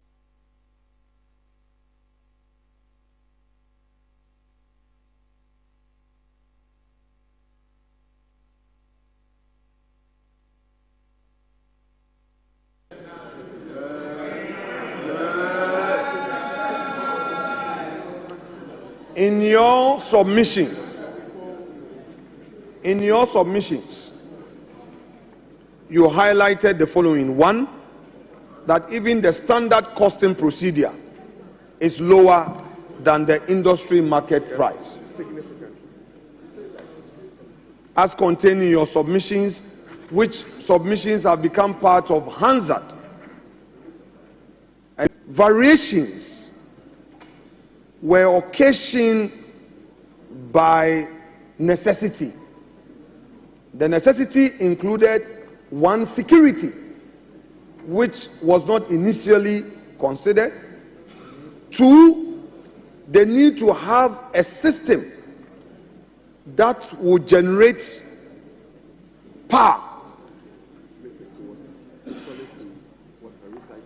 a recycling facility. You've also indicated that indeed this also necessitated the variation. Third, you've added, and this came through the project manager, that apart from the building, the original tower, there were other additional buildings that were originally not considered as part of the original bid. I'm happy that Hansard has witnessed all these explanations. Hansard has witnessed all these explanations.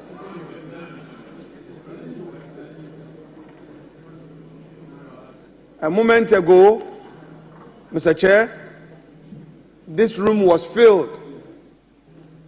The majority filled all their spaces.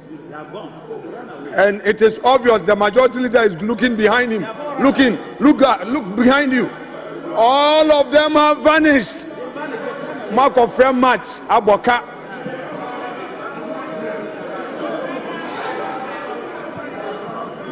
Mr. Chairman,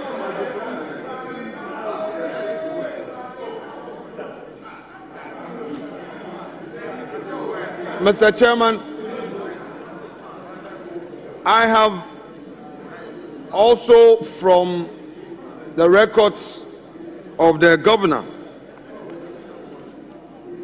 by way of my fourth point, come to understand that indeed the final value for the project, which is the 261 million, indeed included some 48 million or same as taxes. So, yes, so it wasn't the case that the value by way of the cost paid to the contractor in entirety was some 261 million. However, it was an all-inclusive costing which had a $48 million being paid to the states in taxes. So that distinction has also been drawn, and this Parliament is pleased for that information from the governor.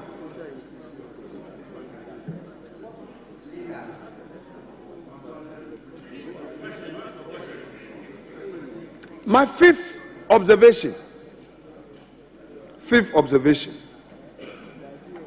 that everything done, according to the governor, not mine, according to the governor, everything done was regular. Everything done was within the law. He did. It's here. It's here. The governor, this is the report. I'll read it. Oh, it's okay. I'll read it. I'll read it. I will read it. Don't worry. Don't worry.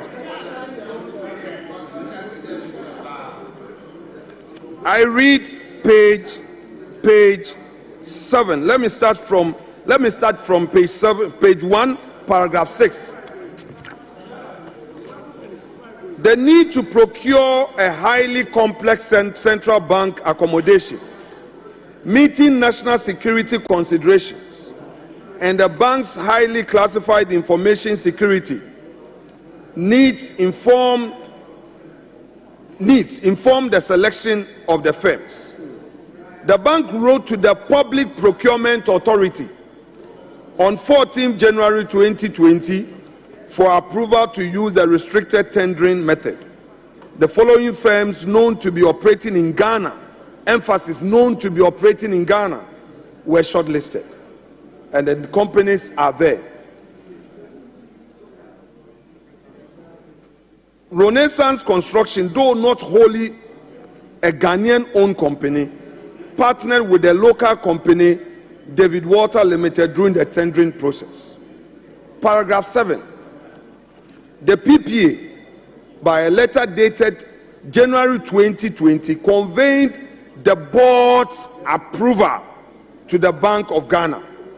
This approval to use the shortlisted contractors for the restricted tender also revised the estimated cost of the project from 100 million to 81 million.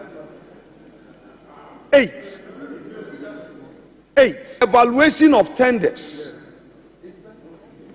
After evaluation of tenders were received, the entity tender committee of the bank, at its meeting held on 6th August 2020, considered tender evaluation panel's recommendation, emphasis, considered the entity tender panel's recommendation,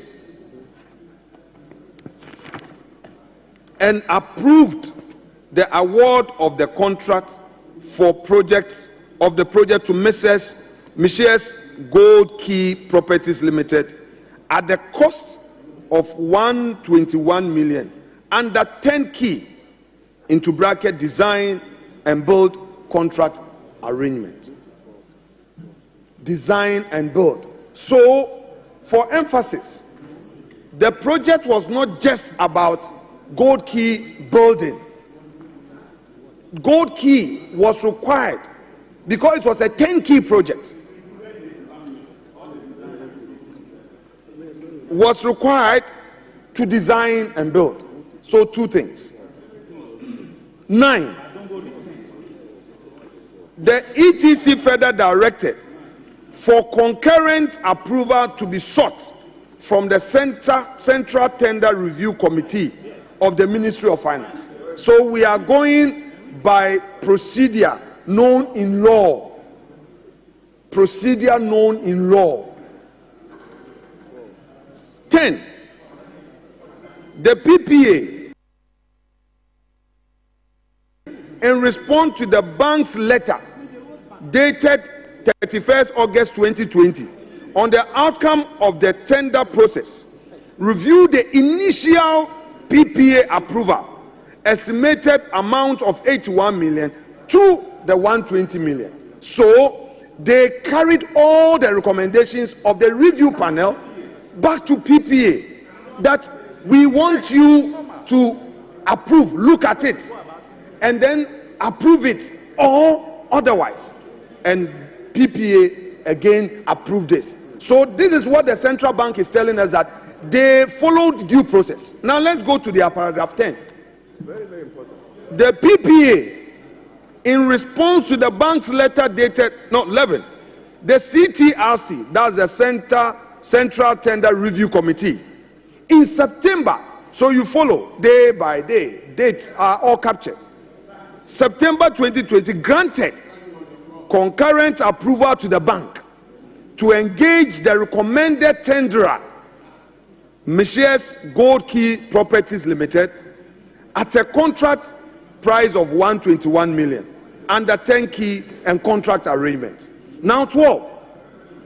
In November 2020, the bank signed a contract with the contractor for the construction of the corporate headquarters for a period of 30 months, into bracket 6 months for design, 24 months for construction.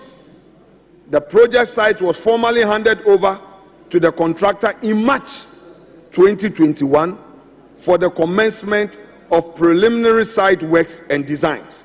So, Mr. Speaker, Chairman, from this point, it is clear that due process, according to the central bank, was followed. This is their report, not mine. This is not a partisan report. This is not a report from any consultant. This is a report which is the bona fide of central bank to this house. Mr. Chairman, let's come to design scope and cost reviews. The narrative out there was that a contract sum to Gold Key amount to X amount. But here, there's a disclosure that there is a design scope. There's a scope for design of the whole work. And we all know that in our own small properties that we build, we engage an architect to design at a different cost, which is not part of the building cost. So at this point, it's been explained. Thank you, Central Bank. Then we come to paragraph 13. The initial design proposals for the project envisaged a gross floor area of 73,000 square meters with the following details. 1. 25-story tower block, 4-story car park facility, 2-level basement, and an auditorium.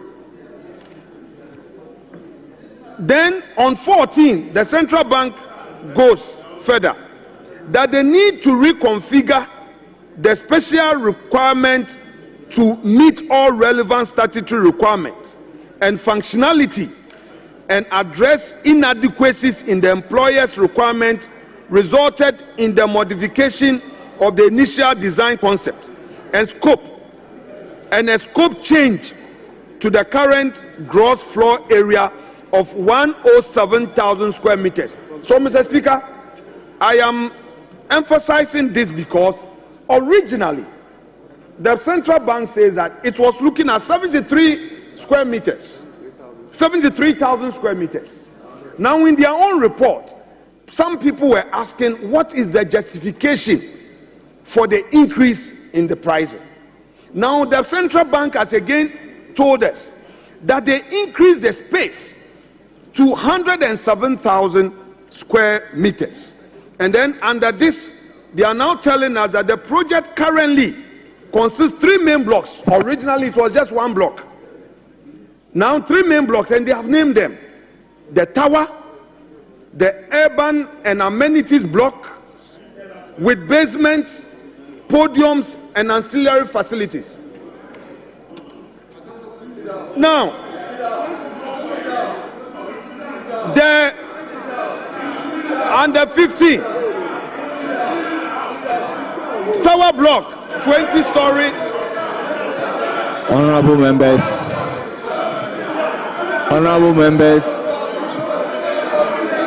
let there be order. Let's have some order. Honorable Adongo, please resume your seat.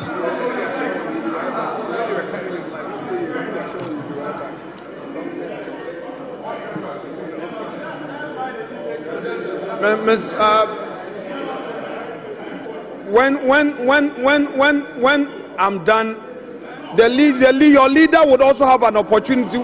Would you be happy when my side obstructs him the way you're obstructing me?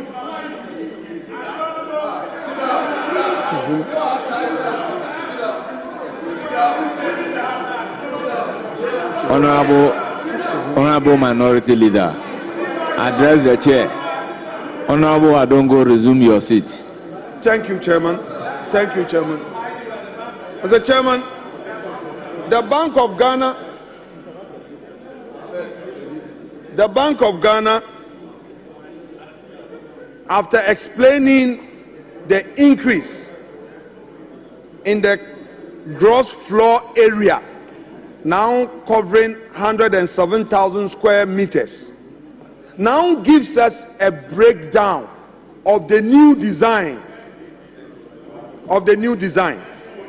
And under the new design, these are the breakdowns. 1, they say they're now going to have a tower, urban and amenities blocks with basements, podiums, and ancillary facilities. And these are the specific breakdowns. The tower block is supposed to be a 20-story block, urban block of 18-story, amenities block 6-story, basement of 5 levels with car park areas, ancillary facilities, energy farms, treatment plants, and security gate houses. Then they go further to say, in addition to meeting these requirements of all relevant building codes, the building design incorporated sustainable design concepts such as energy conservation, water conservation, recycling, and reuse of waste, liquid, and solid. And they said that this thing is the first of its kind in the country. Then they go further to say the design satisfies the excellence in design for greater efficiencies green standard, for which preliminary edge advance has been used. Excellence in design for greater efficiencies. Edge. Mr. Speaker, this is Bank of Ghana to us. Now, the paragraph 18. The ETC of the bank at its meeting held in December 2022 considered and approved the design review and the revised project costs of 2,068 per square meter. This figure is lower than the market value with data from African Properties and Construction Cost Guide of 2021-2022 stating 2,658 per square meter, and in 2022-2023 at 2,720 per square meter at average construction cost for prestige high-rise office spaces in Africa. Mr. Speaker,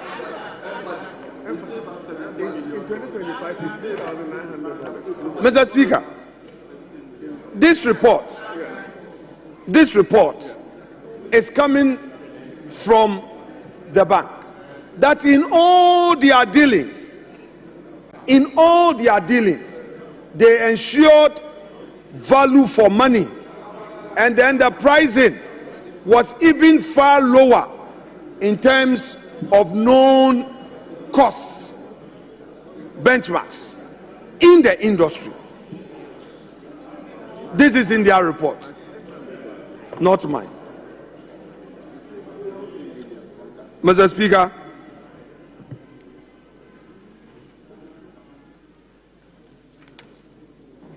the central bank continues to say that the CTRC subsequently granted concurrent approval for the revised scope of works at the cost of 2,068 per square meter, which translates into 222 million as the construction cost. So, Mr. Speaker, from all indications in the report from Central Bank, and in fact, it is not as if the managers or the directors who were in charge of this project are the ones who are still there to trigger any curiosity. They are not in office. Dr. Addison is no more there. His other deputies are not there. Dr. Siama and the new team are here to give us an honest account of what the records have. And they've been very sincere that should anybody on the streets of Accra today say that the Central Bank building, that project did not meet value for money or that it is too expensive, what Bank of Ghana is saying is that it is cheaper as compared to market standards. What the Central Bank is saying that the construction of the entire project came at a lesser cost to the country and that they have saved this country money. The reports are here.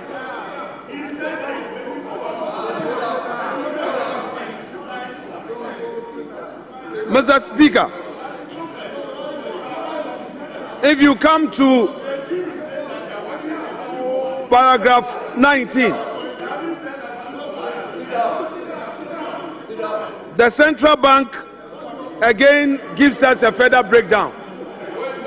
That out of the construction cost of 222, payment made to date is $202 million.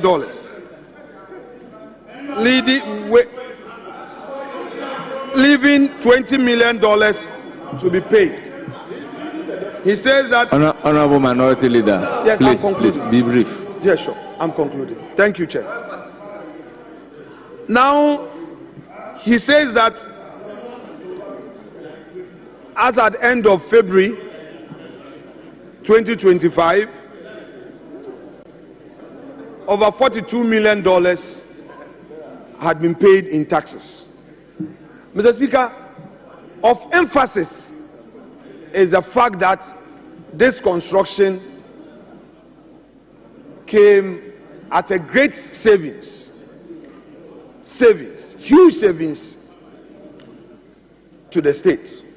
Instead of the contractor being paid 2,658 per square meter, Bank of Ghana was able to negotiate a lower amount of 2,068. This is contained in paragraph 18. Bank of Ghana is saying that apart from following due process, it has also saved the taxpayer money. That we have 107,000 square meter project. On each square meter, there is a savings of $600 plus. Multiply $600 plus, multiply it by 107,000 square meter. What do we get? My math is not good. We are talking about something amount in excess of $70 million. Mr. Speaker, in conclusion, I welcome the governor's closing remarks in his submission to the effect that, yes, these steps were all taken. These are the hard facts. However, There is a new board coming in. All these facts will be made known to the new board. I welcome that. That is how we ensure good governance. So the new board must know. 2, governor also assures us that all these things, in spite of the cost savings and all, will still be subjected to value for money audit, which is also good. AESL is a known institution, and with all the professionals involved, I believe that if they look at it, they will be able to come to a certain conclusion. So I think that it is very fair.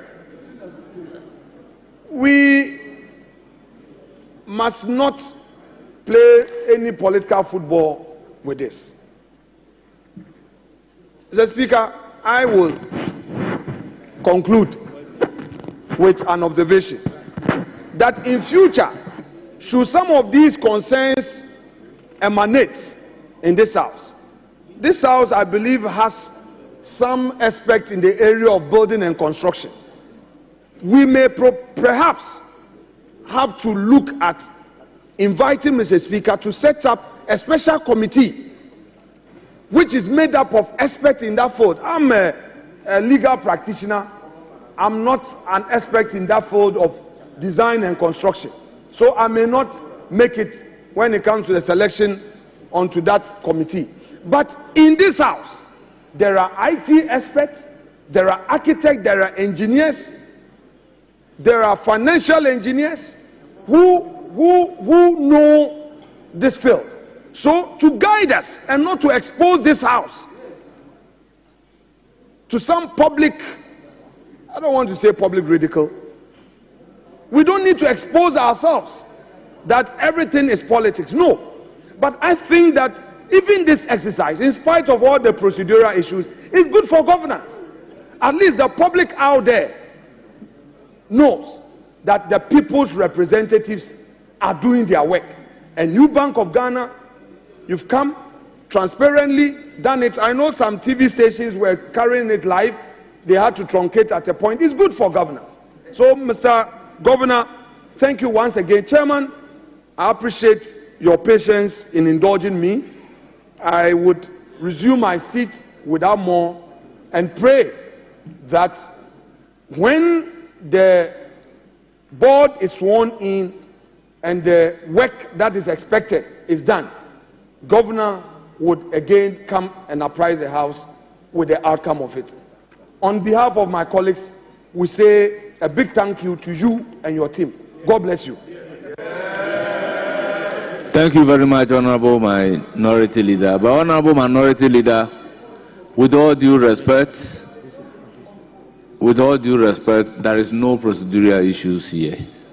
Honorable Majority Leader, you have the floor. Thank you very much, Chairman. And let me thank the Governor of the Bank of Ghana and his team for the presentation that they have made. I have been very involved in the advocacy around accountability for the construction of the new bank head office building. And I want to thank you because throughout the deliberations, throughout the discussions, and throughout the commentary, initially we were told that the building cost $222 million United States dollars. At the time of the inauguration of the building a few months ago, the media reported that the building cost $250 million. That's what the media reported. But by today's briefing, we are getting to know that the actual cost of the building is 261,773,268 million United States dollars. United States dollars.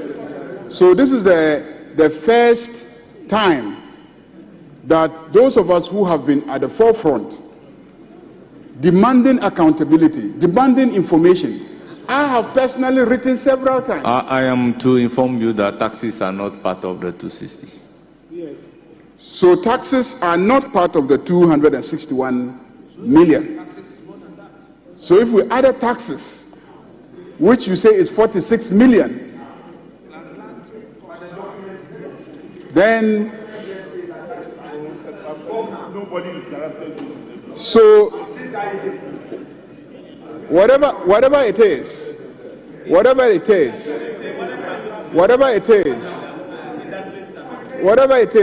when you construct property and it's being valued, they don't value the property separate from the taxes.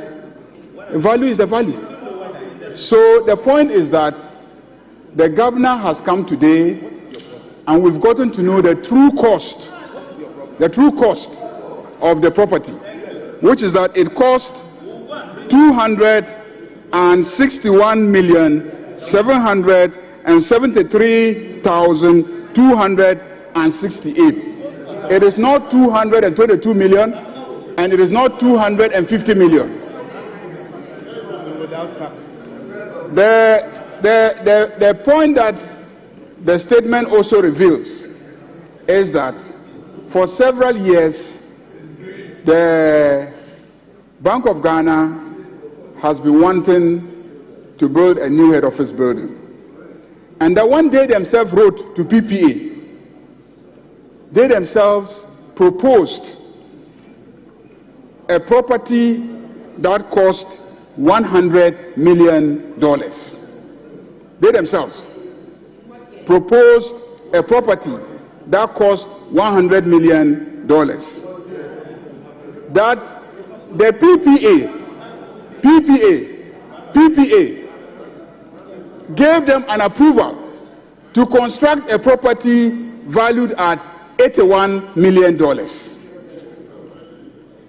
So you yourself, the bank, you want to PPA and say, we want a property valued at $100 million. And PPA said, no, go and construct a property valued at $81 million.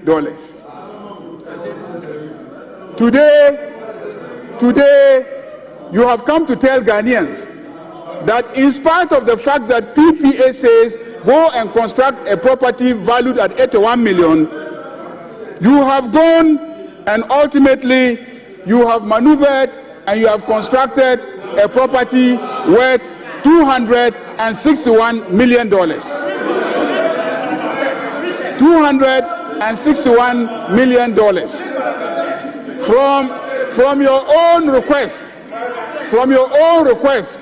of $100 million, from PPA directing you that it should be $81 million.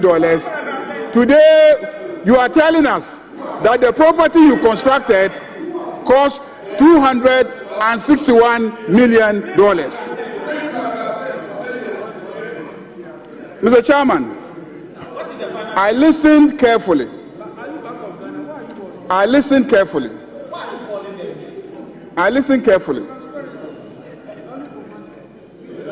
The contract was for a building, with all its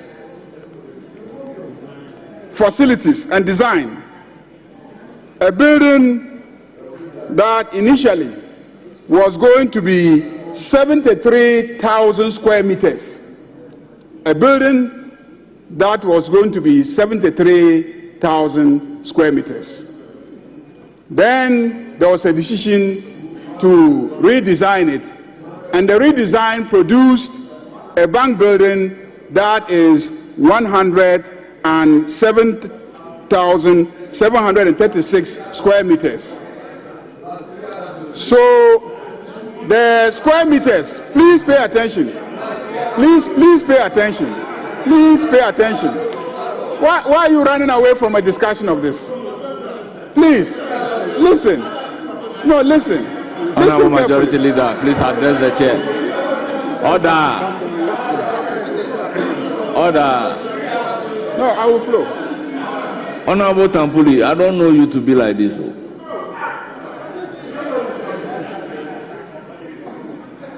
Honorable Majority Leader, you have the floor.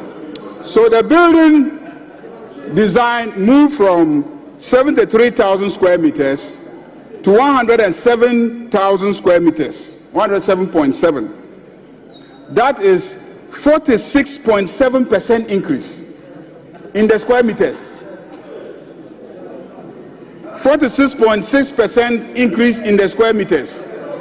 Now let's get to the cost, the price. Whereas, so the price for 73,000 square meters was 121 million United States dollars. When you redesigned it and it moved from 73,000 to 107,000, the price moved from 121 million to 222 million. And that is a price increase of 84%. 84%.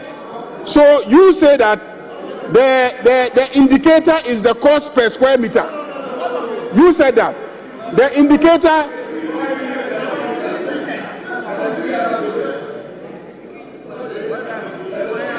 Why are you eager to defend the construction and the pricing? Why are you so eager to defend it? Listen carefully. I gave you a cost minus the security and then the ICT and then the CCTV camera, because the cost of 222 did not include those ones, because the CCTV, the security and all those are a separate contract. So I'm giving you just the square meters cost. You said the square meter cost, is that okay, is 222 million, 222 million point 7 for the 107 square meters. And I'm saying that how is it possible that your square meters moved from 73,000 square meters to 107, that is 46%, and yet your price moved from 121 million to 222 million, which is 83% in the increase in the price. So your square meters increased by 46%, and then your price increased by 84%. How is that possible? It doesn't make sense. How is that possible? We're not costing height. We're costing square meters. I'm saying that we're costing square meters. Square meters. Let's get serious here, please. Let's get serious. The whole country is watching us. We're on live television. We're on live television. How can you convince the SS student, former Minister for Education, how can you convince the SS student that you say you are pricing a building based on square meters, and you say that 73,000 square meters cost you 73,000 square meters moving to 107 square meters, the percentage increase is 46.6%, and then when it comes to the price of the same square meters, then it now moves from 121 million to 222 million, which is 84%. How is that possible? Can you explain that? Can you explain that? For me, this is a critical issue. This is a critical issue in my analysis of the price adjustment. And this is why I marched several times to the Bank of Ghana building. This is why I demonstrated from Circle to the Bank of Ghana, because I never understood why a price movement, square meter movement of 46% will attract a price increase of 84%. I need answers. That has to be explained. That has to be explained. Chairman, today, we have also gotten to know that the CCTV cameras and other security features of the building cost us 15.8 million United States dollars.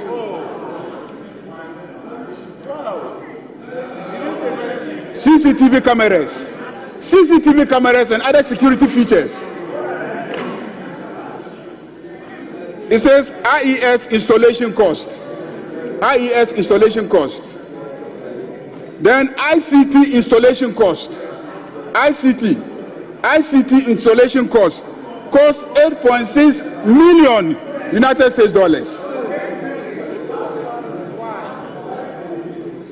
And then the furniture, the chairs that the workers will sit on and work, cost us $11 million. $11 million. How many workers are in the building that it will cost the Republic of Ghana $11 million to buy chairs for them to sit? We want to know how many workers are in the building for it to cost us $11 million to buy chairs for them to sit in.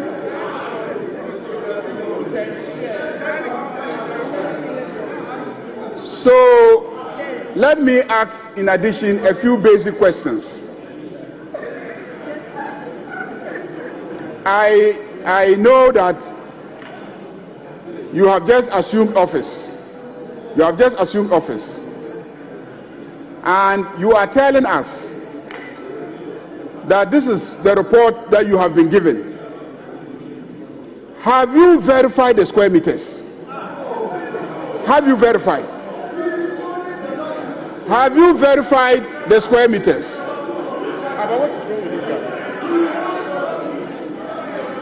Have you verified the square meters?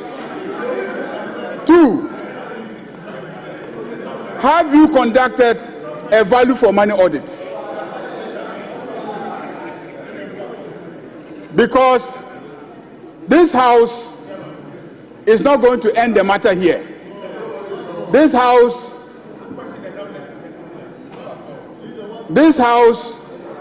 we're asking the governor questions.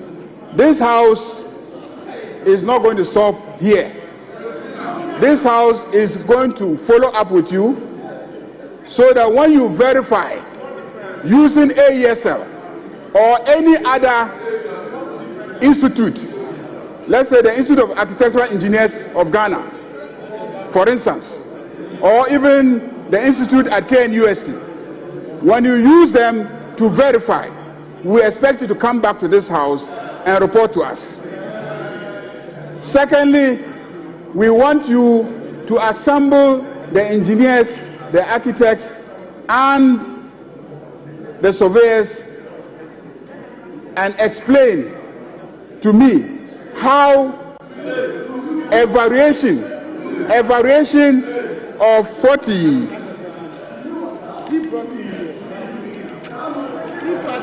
You are not interested. I brought him here to answer questions for me. You are not interested. So please, I'm the one interested. Clearly, you are not interested. Clearly, you would have loved that and forgot about the building and its cost. Honorable Majority Leader, please address the chair. So we want you to explain to us how the price moved from 121 million to 222 million, which is 83%, when the square meters moved from 73,000 to 107,000, which is 46.6%. For me, these are the critical questions that must be answered, in addition to verifying the actual work that was done. Thank you, Mr. Chairman.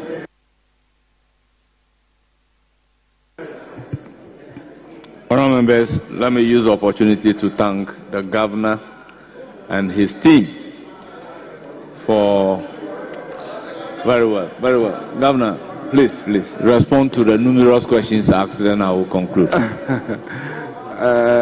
Thank you very much, Mr. Speaker.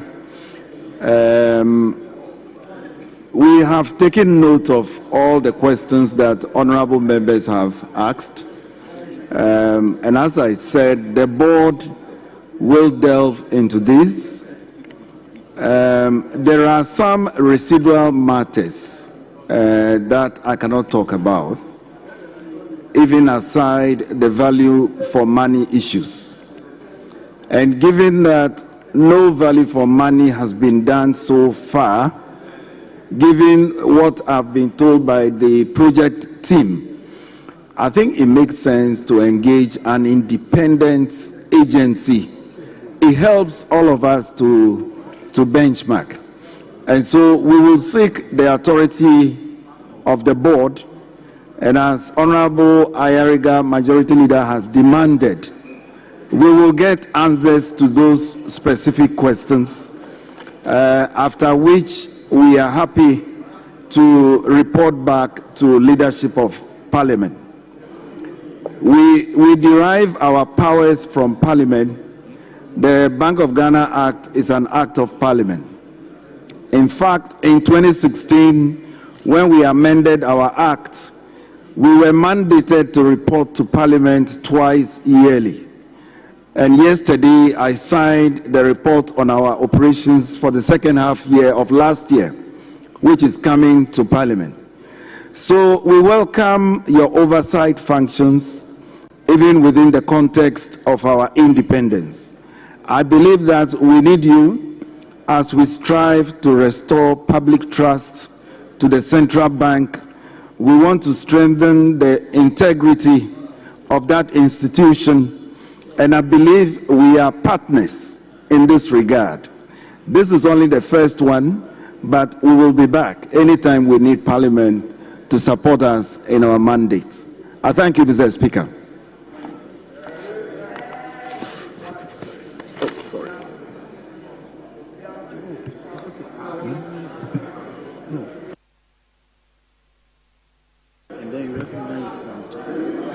Very well. Honorable Brenda. Thank you, Mr. Speaker. Mr. Speaker, my side, we asked the governor questions from this document, which he himself presented to us. All the questions are from this document. So he cannot say that he will take our views. We asked questions, not views, we didn't make suggestions. We expect him. He is new. But the people left of him, they are not new. I know this man very well. We've met at EMT. The institution Bank of Ghana is not new. So the questions that we are asking, he should be able to answer, because the questions are from this document. For example, Mr. Speaker,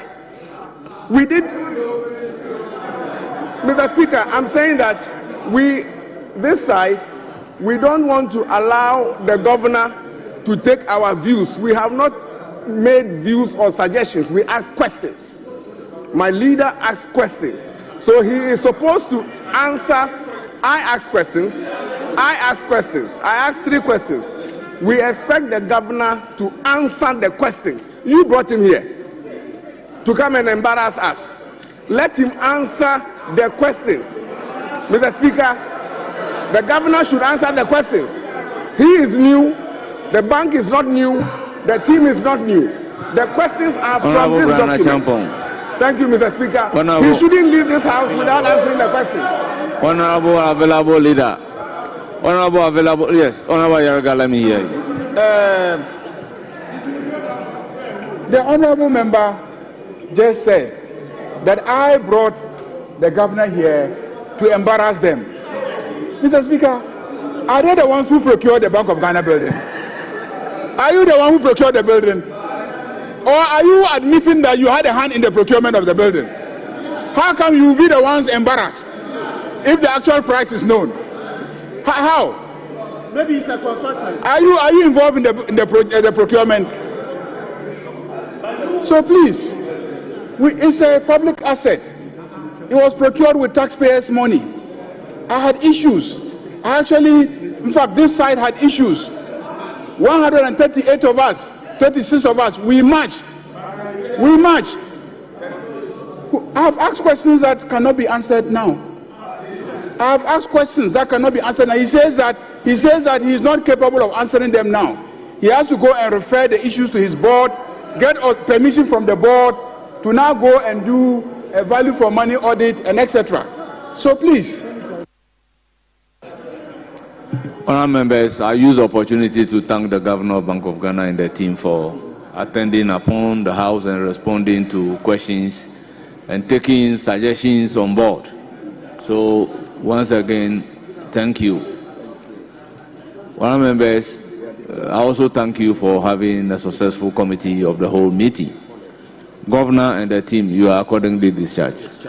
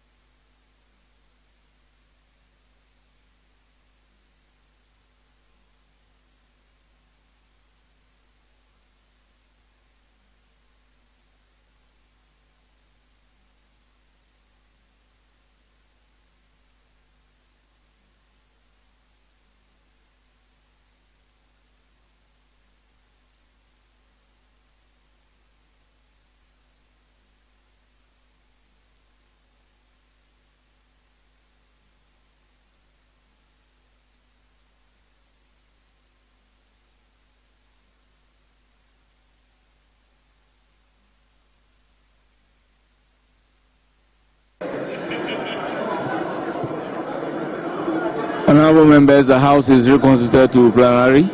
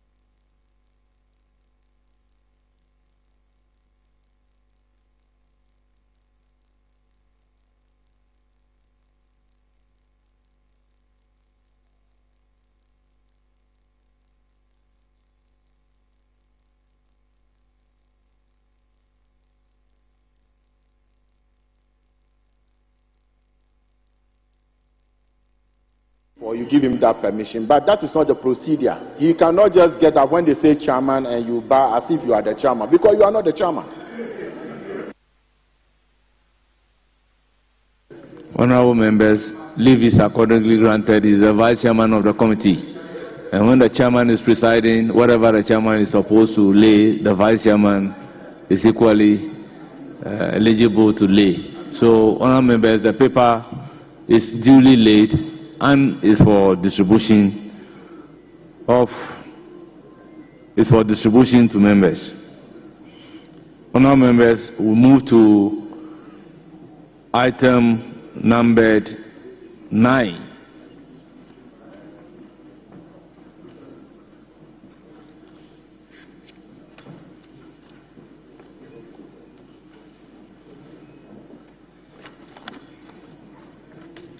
Honorable members, a motion numbered 9.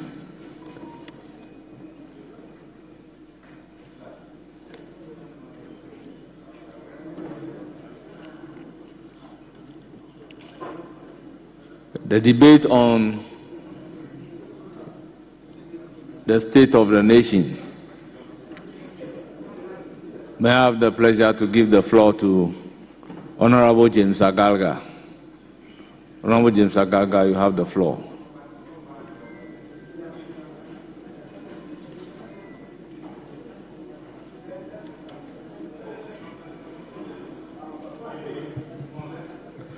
Honorable members, thank you, Mr. Speaker, for we've revised the time.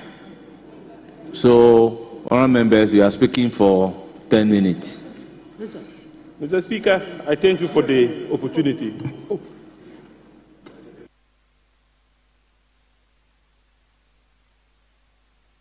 Yes, Honorable Minister for Local Government. Thank you very much, Mr. Speaker. Mr. Speaker, we were tasked to come and answer questions, and our technical bench has been here since morning. I don't know if the other people have been varied, and if that is the case and the questions will not be answered today, then we can let them go back to the ministries and start working. Very well. At pre-sitting, I think a decision was taken that we should reschedule the questions for today. Thank you very much, Mr. Speaker. You will appropriately be rescheduled. Mr. Speaker, we are so grateful. Myself and the former minority leader, we know what we did here. Yes. So since morning we've been here, we didn't want it to be said that we could not avail ourselves to answer questions. But once there's variation, we must tell our technical bench to go back to the ministry and start work. Well, for you to know, Mr. Speaker, the chiefs and queens are in the office waiting for me. And I need to go and including the religious leaders. Yes, Mr. Speaker. Yes. Mr. Speaker, your friend, my position, my status has changed. I know. And I thank you for that. Most grateful. So, yes, Honorable Deputy Majority Whip. Mr. Speaker, per our arrangement, Honorable Agaga is supposed to start, but the Education Minister needs to attend to other important matters. So we want him to start. After that, Honorable Agaga will be the second person from our side. Very well. Thank you very much. So, Honorable Minister for Education, Honorable Haruna Idrisu, you have the floor. Mr. Speaker, let me thank you for the opportunity to contribute to the statement in thanking His Excellency John Dramani Mahama, the President of the Republic, for honoring his respect to the 1992 Constitution, in particular Article 67, by coming to share with this House the state of the nation. And Mr. Speaker, to share what he said, a sad, sorry state of our country, Ghana. A country riddled with debt, a country struggling with unsustainable debt, a country that has introduced in its economics new vocabulary for those now studying economics: haircut, debt exchange, domestic exchange. This was not known to students of economics in the 90s because the economy was so well managed. Mr. Speaker, today you have them who prided themselves that they were superior managers of the economy. Today, public debt is at 741 billion. If we add the road sector debt, 29 billion, electricity, 80 billion, to 71 billion, what is left with the state? What is left with the state? That you don't want President Mahama to describe it as a sad one. It's indeed a sad one. Mr. Speaker, unemployment has increased. Cost of living has increased. The private sector in Ghanaian businesses destroyed. But Mr. Speaker, let me focus on governance before I come back to the economy. Mr. Speaker, when President Mahama first under the Fourth Republic, we have had ministers from 110 to 88 to 93 to 88. He is setting a new benchmark for this country. And Mr. Speaker, the new benchmark is that he will govern this country with 60 ministers. Undeniably, the smallest size of government ever under the Fourth Republic. No president have run this country with 60 ministers. However difficult or good it may be, Mr. Speaker, the lesson is that this country must stand with him to work to reduce the size of government. When you take Article 78, it says that the president shall run the country with such ministers as he may require. Mr. Speaker, it's only important that the Constitutional Review Committee will take up this matter, and this Parliament must stand with the Constitutional Review Committee so that we have a ceiling for the number of ministers that any president in Ghana will want to work with tomorrow. It should not be left to any president to come and say, I'm reverting back to 110, I'm reverting back to 80, I'm reverting back to 90. If John Dramani Mahama can run this republic with 60 ministers, let it be the minimum that every other president tomorrow should run with. He didn't run government with your elephant size of government in 2017. In 2017, you ran government with 110 ministers. That counts. The facilities, the privileges of ministers is cost to the state. So once he cuts the size of government, he is reducing cost to the state and making money available which can support unemployment and others. But Mr. Speaker, as I have indicated, let the Constitutional Review Committee take up this matter. Let Parliament support them so that in reviewing the Constitution, we provide for a minimum of ministers that any president can have tomorrow. So that it is not like 60. President Mahama provided a ceiling of 60. The Constitutional Review should respect that ceiling, and presidents in future should run with that. Then, Mr. Speaker, IMF, they were running, they said superior managers of the economy. What happened to the Fiscal Responsibility Act? It was on suspension even before you exited political power. You said you wanted fiscal prudence. You brought in a Fiscal Responsibility Act with Ken Ofori-Atta as your minister. When we said censure him, you said no. Now that you have lost, you want to blame him for everything. You supported him to mess the country up, mess the economy up, and mess your administration up.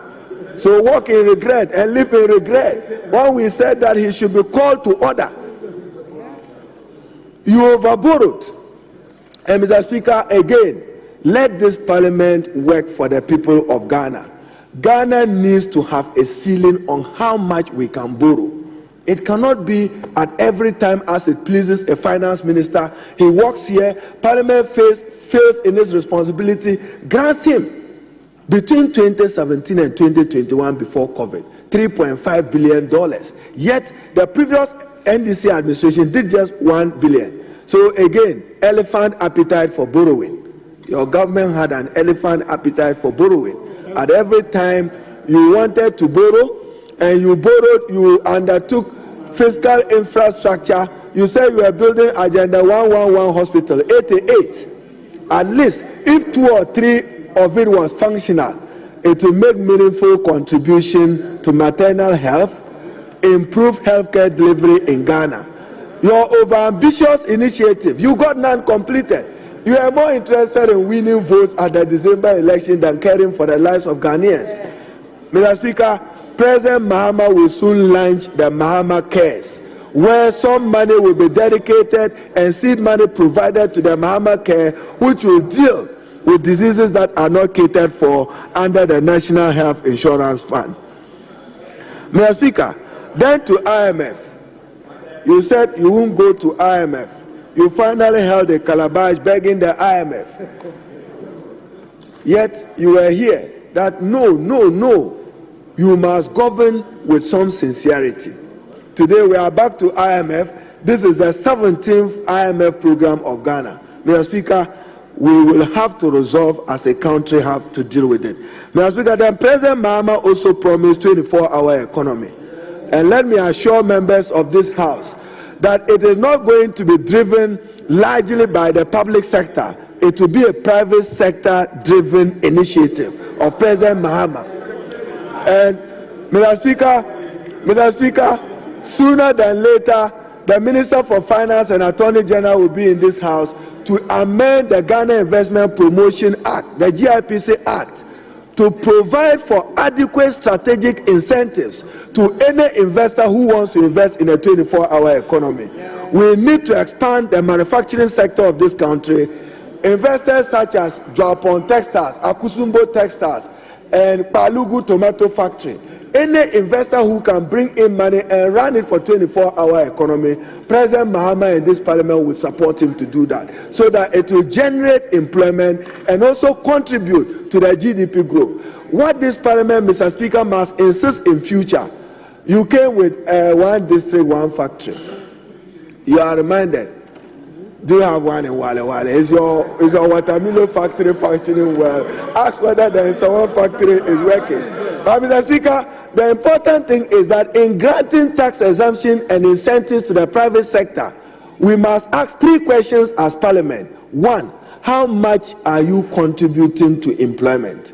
2, what is your contribution to GDP before we make those generous grants to them? But Mr. Speaker, if you take from Kumasi, Ashanti up to Wale Wale, you will not find any factory that employs 1,000 or 2,000 people. So for instance, the people in the Brown region, poultry. Government will want to invest in poultry farming. That is their advantage. We should support them to do that. Cashew, we should support them to do that. So the 24-hour economy, government will provide, under the leadership of President Mahama, an enabling environment for the private sector to thrive. Not your government which came and destroyed the Ghanaian private sector. Yes, go and ask the private sector, whether AGR or Association of Ghana Industries, the harm when they were borrowing at those prohibitive interest rate, it did not allow for that. So, Mr. Speaker, then I come to the energy sector. This country, Mr. Speaker, we need a second gas plant.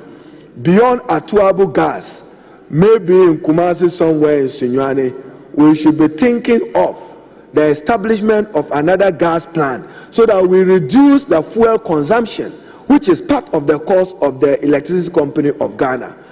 Again, it was the NDC, the vision of John Evans Atamils at the time, who invested $800 million in getting the Atuabu gas plant constructed. Look at the gain and the benefits that it has done. All this year that you borrowed 741, almost $50 billion. What did you do with that money? What did you do with that money? Then, Mr. Speaker, they failed again to thank President Mahama for introducing ESLA.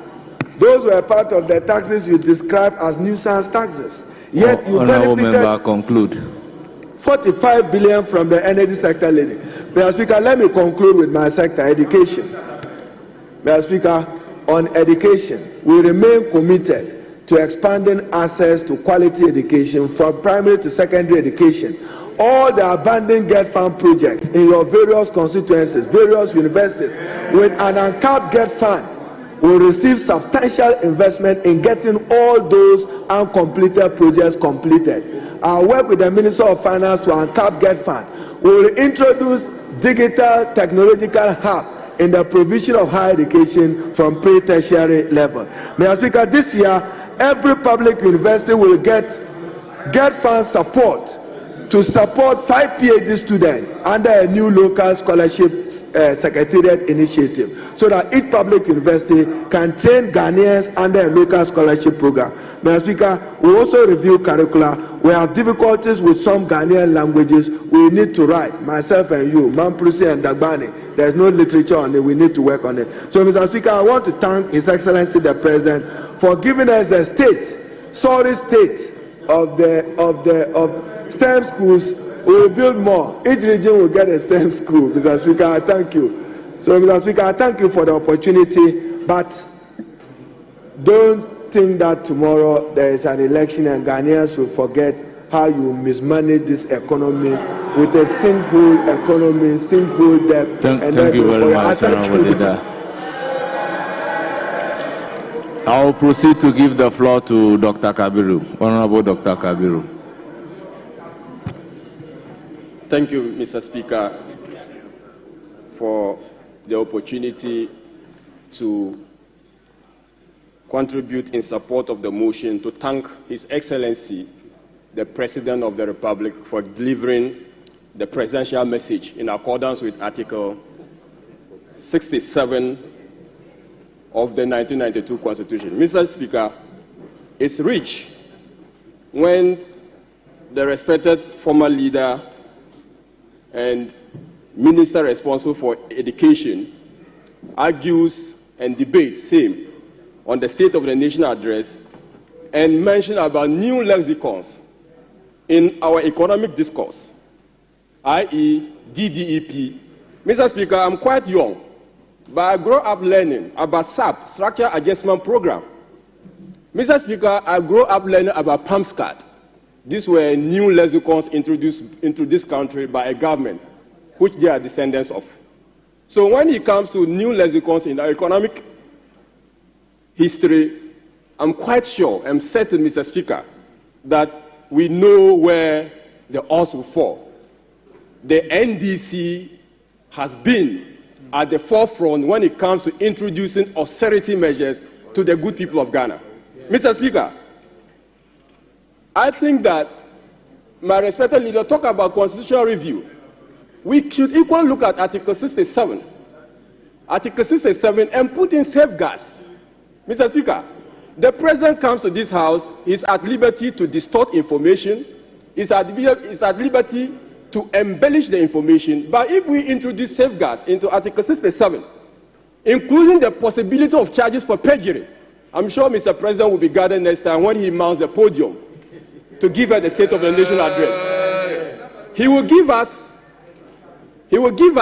the real State of the Nation address. And I'm not quite surprised when he stated, Mr. Speaker, in page 5, that 2 events would afford him the opportunity to present the real state of the needs. That is the National Economic Dialogue and the budget. So what he presented is to us. My constituent asked me, Mr. Speaker, President, what did he come here to do? The President opened a book of lamentation. Every single chapter of his presentation was a book of lamentation. Mr. Speaker, since our operators on the other side do not like data, we'll force them to drink the data.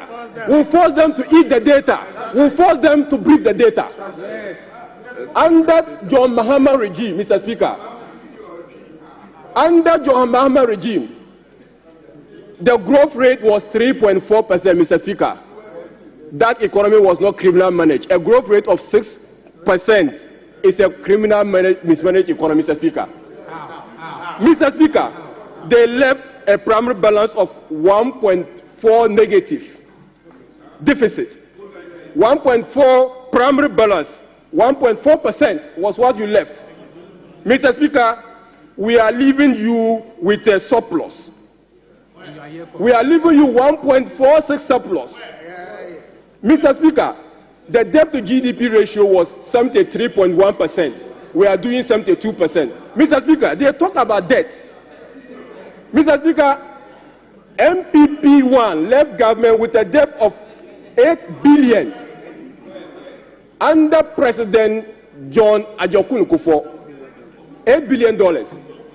And when Mr. Mahama and John Mills came into power, they skyrocketed our debt to 29.2 billion. Mr. Speaker, without doing anything, Mr. Speaker, without doing anything, the present value terms of that debt is 447 billion Ghana cedi.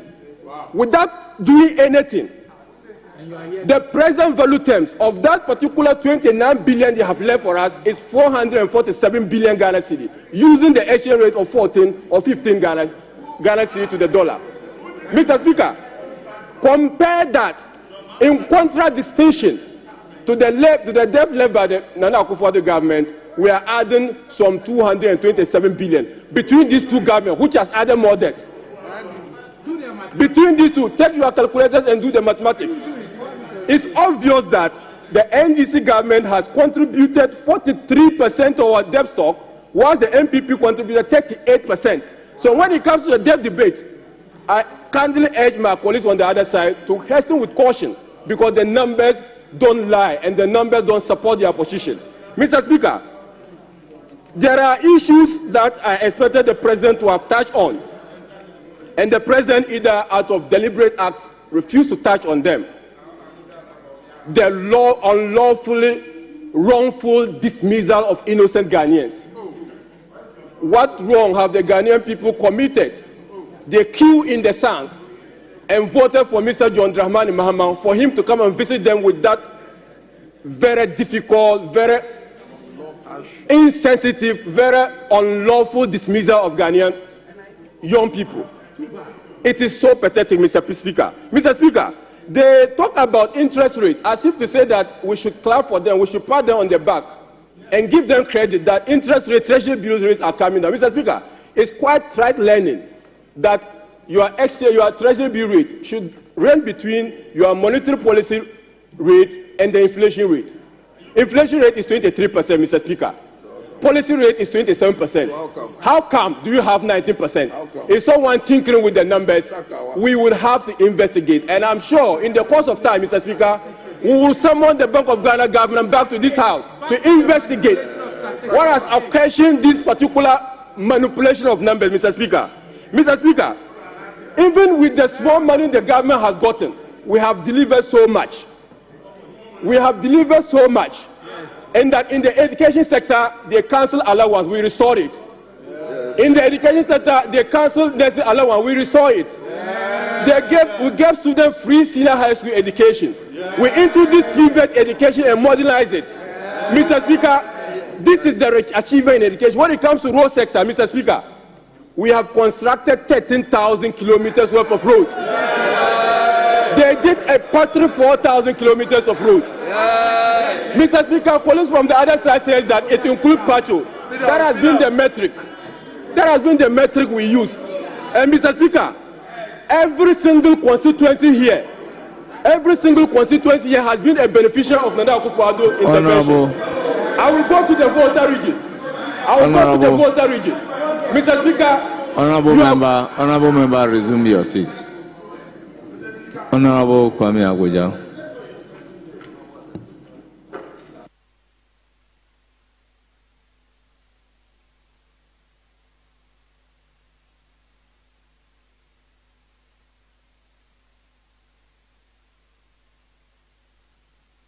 You have the floor, Honorable Kwame Aguja. Mr. Speaker, I am not participating in the debate. But when a colleague makes a statement of which his own party has corrected that statement in the past, it is just important. Mr. Speaker, when President Akufo-Addo made that statement and we sought to correct him, the ministry issued a statement correcting to the fact that the 10,800 kilometers was the total length of road work they've worked on, which include a pothole patching. Indeed, on record, Mr. Speaker, what they have actually done in terms of constructing a new road is 670 kilometers thereabout. This is not a debate, Mr. Speaker. Hold on, Mr. Speaker. I think we all need to work on this. It is a method of reporting that was problematic. Indeed, there's no need for us to argue about this. Indeed, NPP worked Mr. Speaker, if they will just listen. If they have actually worked, if they have actually constructed 13,000 kilometers of road, I wonder why you were asking me questions here last week, Friday, why your roads were not done. You were with President, the Vice President, how do you call it, Baumia. It is surprising that they've done 13,000 kilometers of road, which is from here to China, almost getting to Australia. Yet they didn't do the road in the Vice President constituency. So let's ignore this. The fact is that the record at the ministry today, the number of kilometers which you can call new roads or new construction development is 673 kilometers. That's it. Oh. If you have 13,000 kilometers of new road, mention it, and I'll change my story. So there's no need for that. Rather, be worried about the fact that whilst you argued about 17 billion cedis worth of entire commitment on road sector in 2017, you are leaving us a burden of over 100 billion today. And today, you are not shy. You are asking me questions here as to how your road will be completed. Mr. Speaker, I will be happy to make a statement in this House, giving you the details of the mess, Mr. Speaker, of the mess they have left in that country. I was forced to go to Kotoku in Ashanti region on Monday. Guess what? A breach that was reported to everybody, including my colleague minister, in 2018. They ignored it until I have to go there last week to deal with it. These are the things you did.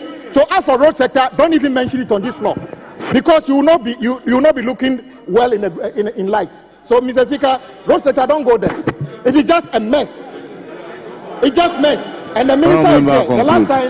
The last time the minister actually went public to tell me, hold on, when I said that the mess they created, this government awarded a road.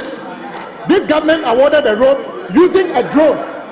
Using a drone to define the alignment. Honourable member, today, conclude. The variation on that project is 1.7 billion. That is the minister asking. Yes, Honourable member, you have your turn to debate. The point of order is well noted. Honourable member, you spoke for 7 minutes, so 3 more minutes. You have the floor. Okay, but I will do. You have the floor.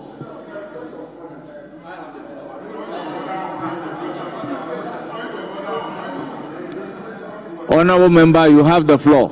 Thank you very much, Mr. Speaker. 3 more minutes. Mr. Speaker, and a point of order has been raised, and I think that part of addressing the point of order shouldn't be part of my minutes. Mr. Speaker. I indicated that before recognizing the point of order, you spoke for 7 minutes.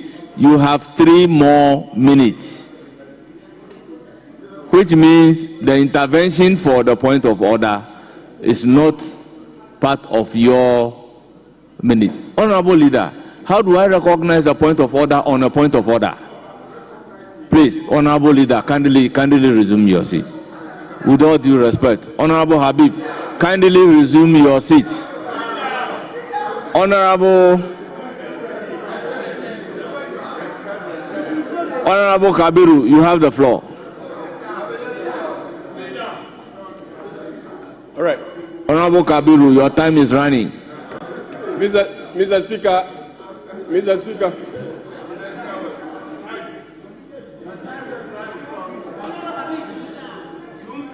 After 3 minutes, I will give the floor. Honourable Kabiru, after 3 minutes, I will give the floor to another person. Habib, kindly resume your seat. Kindly resume your seat.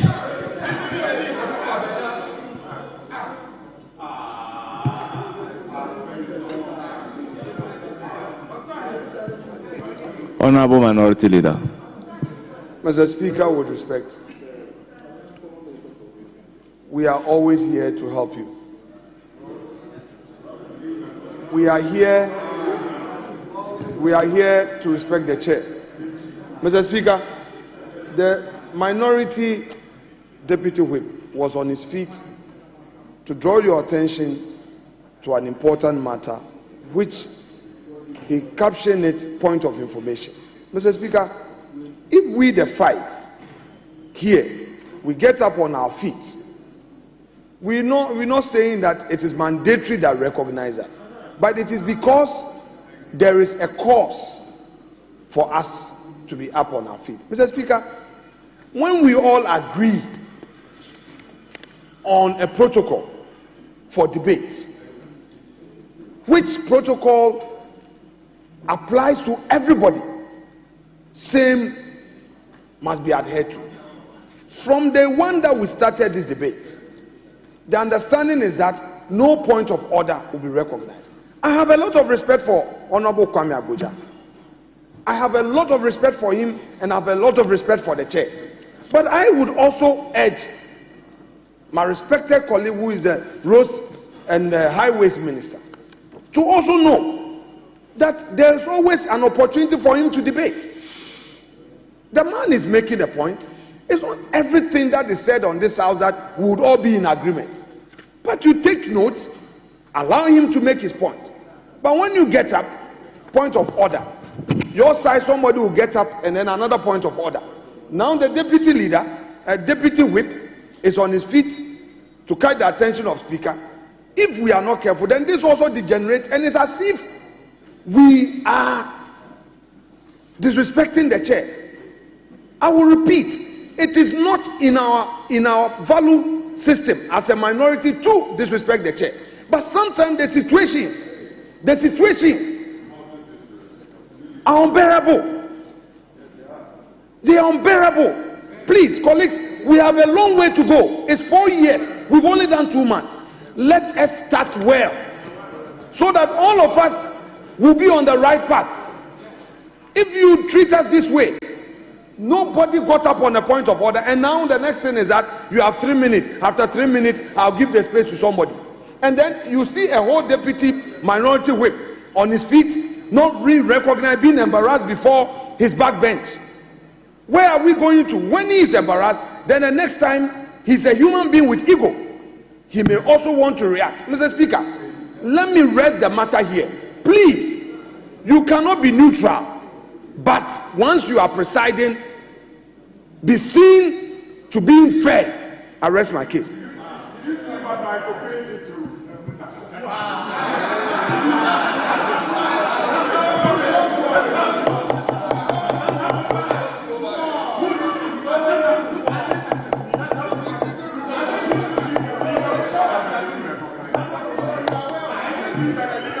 Honorable members, let's take note that in moderating the House, if the majority side is on the floor and a statement is made, let's say in education sector, and the former education minister is on his feet on a point of order, I am inclined to recognize such a person on a point of order. But honorable members, you know the rules very clear that we don't take point of order on a point of order.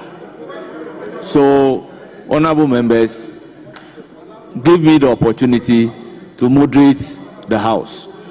The road minister, former road minister, is up. Are you up on a point of order against the speaker?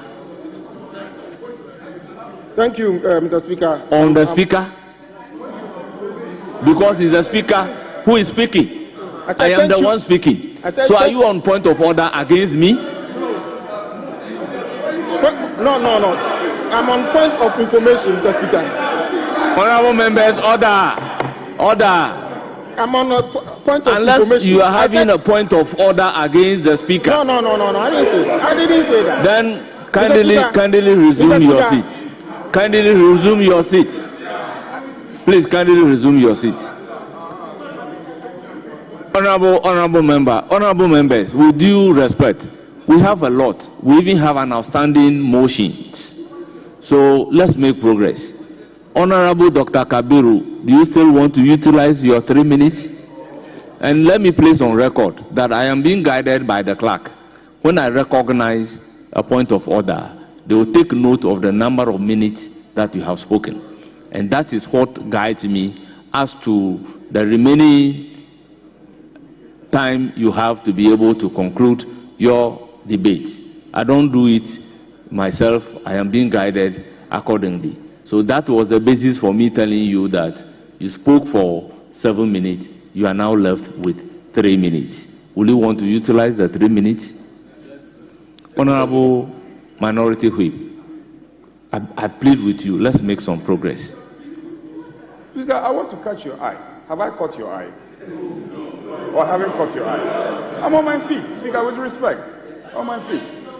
Speaker, earlier on, you had given a good directive, and you put matters in perspective, said that former ministers,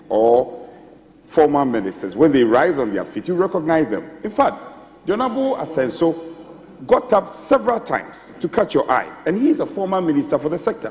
We thought that in the context of your own wise guidance, you will recognize him. Honorable Chief Whip, in which jurisdiction is a point of order taken against a point of order? Somebody is on the floor on a point of order. Then you also want to take a point of order against such a person. Assuming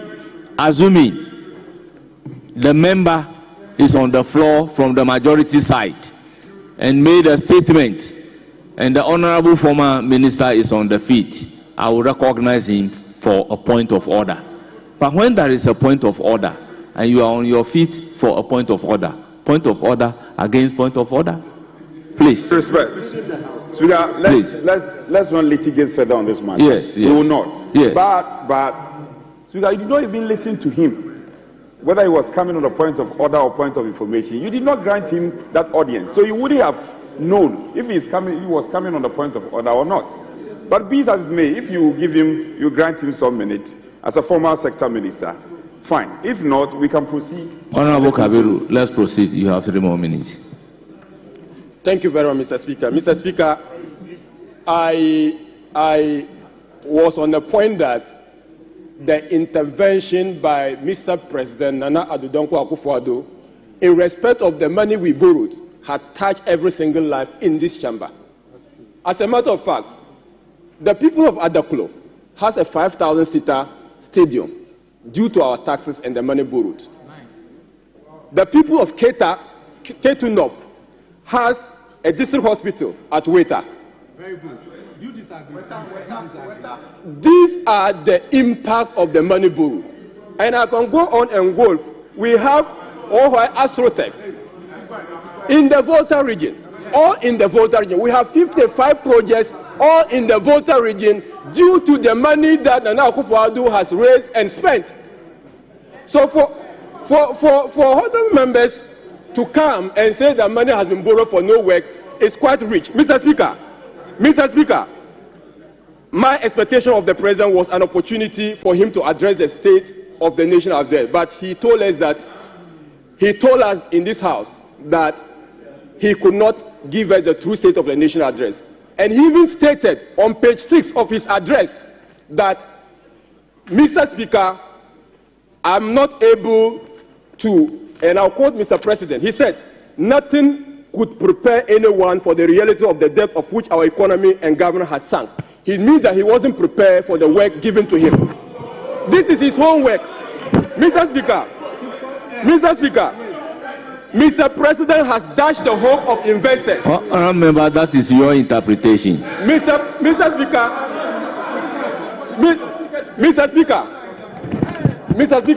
the text, I'm quoting him. Mr. Speaker, I'm quoting him.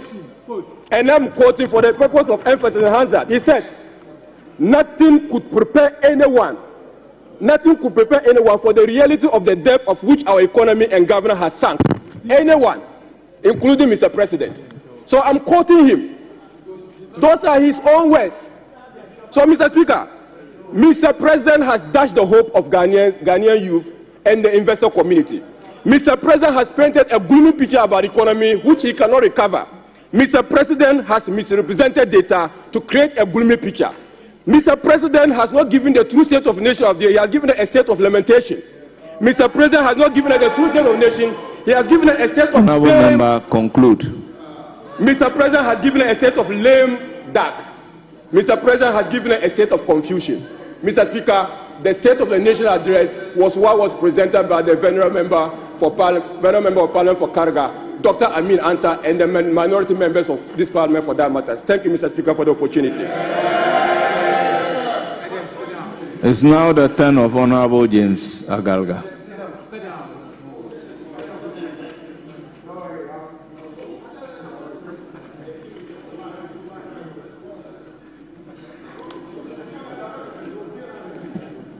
Listening to my colleagues from the other side debate, I am very shocked. Yesterday, one of my colleagues from the other side described President Mahama as Terminator number 1. And in his view, he's Terminator number 1 because his chief of staff has issued a directive to the effect that all public sector workers recruited or employed after the 7th of December be relieved of their duties. But, Mr. Speaker, clearly there was an agreement as part of the transitional arrangements, and I'm happy to note that the majority leader was part of the transitional team, that there would be no public sector recruitment after the 7th of December. It was agreed between the government, the outgoing government, and the incoming government at the time. But, Mr. Speaker, I find it most strange that those who benefited from the colossal dismissal of public sector workers in 2017 are the ones who are now crying wolf. Mr. Speaker, I have in my hands a publication by Ghana Web dated Tuesday, 23rd May 2017, headed as follows: Akufo-Addo sacks 13,000 public sector workers. Mr. Speaker, with your leave, I read, in what has been described as reenactment of the dismissal of some 568 selected public servants by their four-bear government of Prime Minister Kofi Abrefa-Buzia, President Akufo-Addo has, in the last 5 months, sacked a staggering 13,000 public sector workers. The dismissed public servants, most of who were hired during the 8-year rule of the National Democratic Congress administration, have been shown the exit in fulfillment of the NPP's government's policy to dispense with the services of government workers suspected of being sympathizers of the NDC and were employed under the Mahama administration. Unquote. Mr. Speaker, I have a personal experience to share. When I served as Deputy Minister of the Interior, 6 months to the elections, we secured financial clearance from the Ministry of Finance to recruit personnel into the security agencies, namely the police, fire service, and prisons.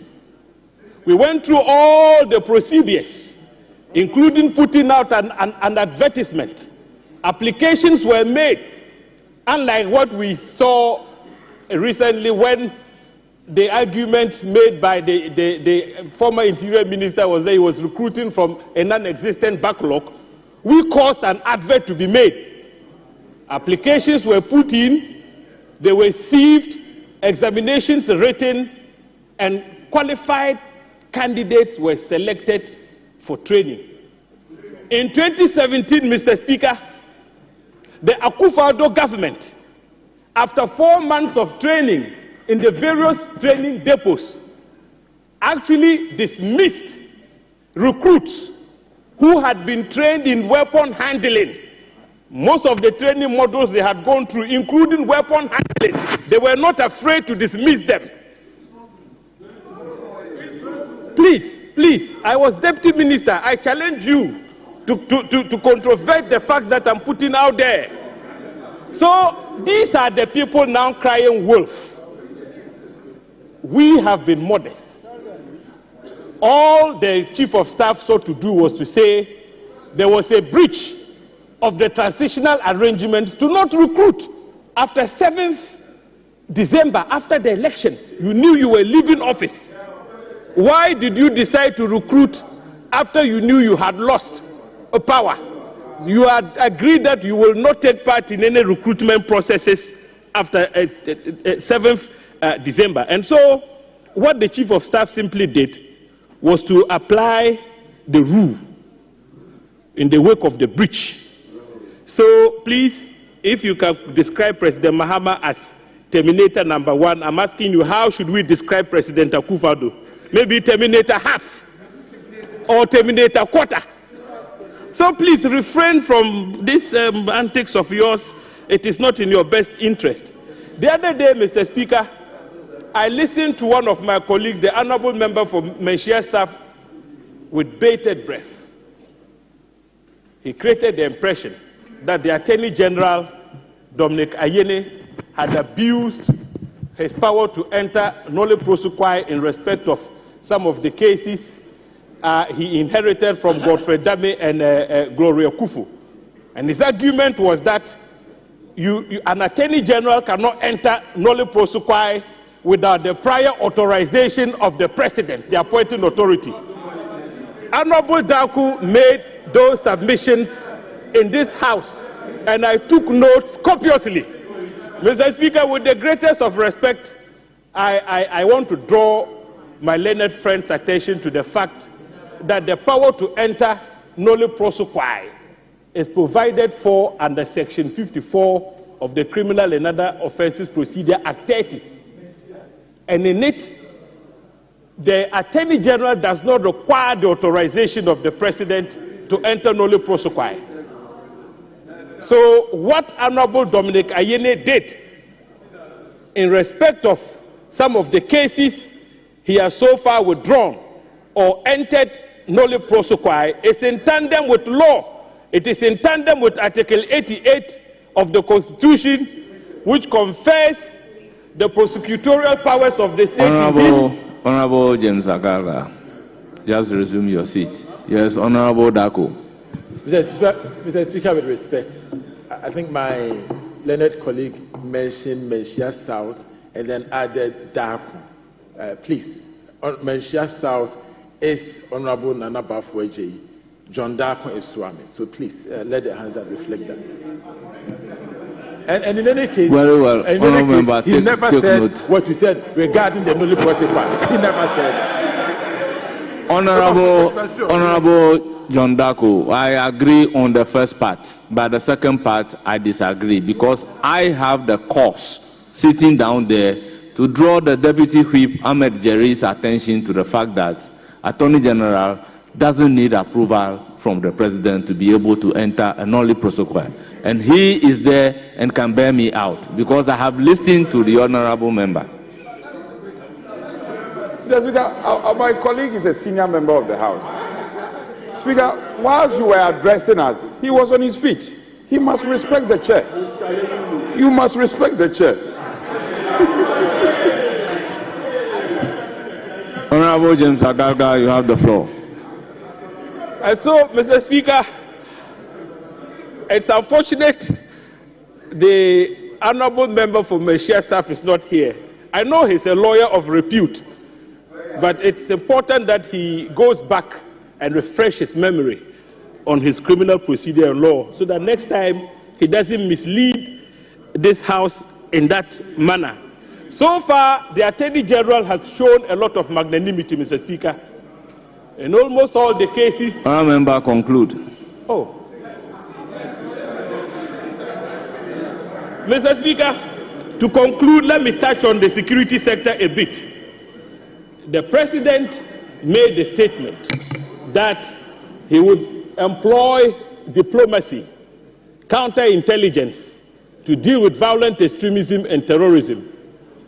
Mr. Speaker, as part of the diplomatic effort, the President has already reached out to neighboring countries such as Burkina Faso, which pulled out of the Accra initiative after President Akufo-Addo engaged in a major diplomatic gaffe by reporting to Anthony Blinken, the foreign secretary, or if you like, the equivalent of the foreign minister in the United States at the time, about Burkina Faso, a neighboring country that they had brought in mercenaries to help them fight terrorism.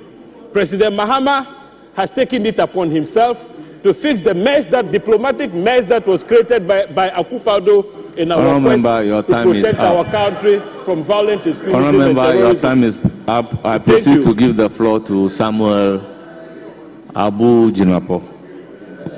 Thank you, Right Honorable Speaker. When I was Speaker on the 27th of February 2025, the President came to this House to fulfill his constitutional obligation of giving the message of the state of the nation. But, Mr. Speaker, I believe that this House almost unanimously have now agreed that that statement was indeed a message of lamentations. And I think all of us are agreeable on that. Mr. Speaker, but in spite of that, in spite of the impression the President wanted to give to the country, data and facts are sacrosanct, and the data and the facts confirms clearly, Mr. Speaker, that the state of our national economy, which was bequeathed to President Mahama, which nobody can dispute indeed, is that we had a higher economic growth than our friends from the other side, that we had a higher per capita income than our friends. Agricultural sector, we grew better. Industrial sector, we grew better. We created more jobs than they created in their 8 years in office. Lower fiscal deficit. A primary balance is lower than our friends from the other side. And it goes on and on and on. But, Mr. Speaker, let me address one very important matter, which is the question of the size of government. And indeed, the President, when he addressed this House, made the claim that he had formed the leanest and most effective government in the history of our country.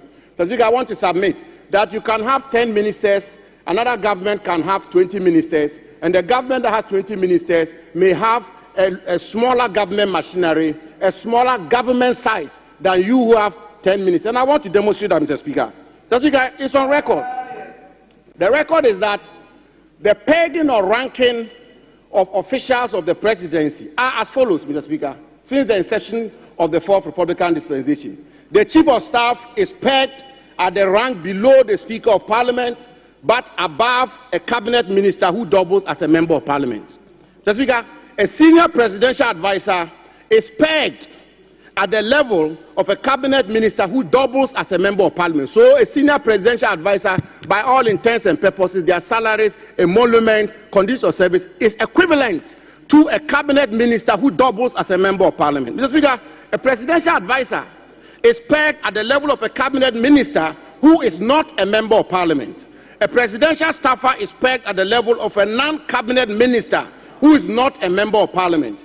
And a presidential aide is pegged at the level of a deputy minister. These are the rankings since the inception of the Fourth Republican dispensation. Mr. Speaker, so if you want to see the size of government and its bearing on the national exchequer, Mr. Speaker, don't just look at ministers and deputy ministers. Look at the government holistically. And Mr. Speaker, I want to submit that if you look at this government holistically, there are ministers, deputy ministers, senior presidential advisors, presidential staffers, presidential aides. President Mahama has formed, arguably one of the biggest or largest governments in the history of our country as it relates to the cost on the national exchequer. Mr. Speaker, why do I say this? Take, for example, the President has appointed Dr. Valerie Sawyer as senior presidential advisor in charge of government affairs. Her rank is a cabinet minister who doubles as a member of Parliament. So her salary, her emolument, conditions of service, everything to do with her office is at the same rank as a cabinet minister who doubles as a member of Parliament. The Speaker, he's appointed a presidential advisor on economy, appointed presidential advisor for 24-hour economy, presidential advisor and special aide to the president, presidential advisor on national anti-corruption program, presidential advisor on diaspora affairs. Mr. Speaker, he goes on to appoint presidential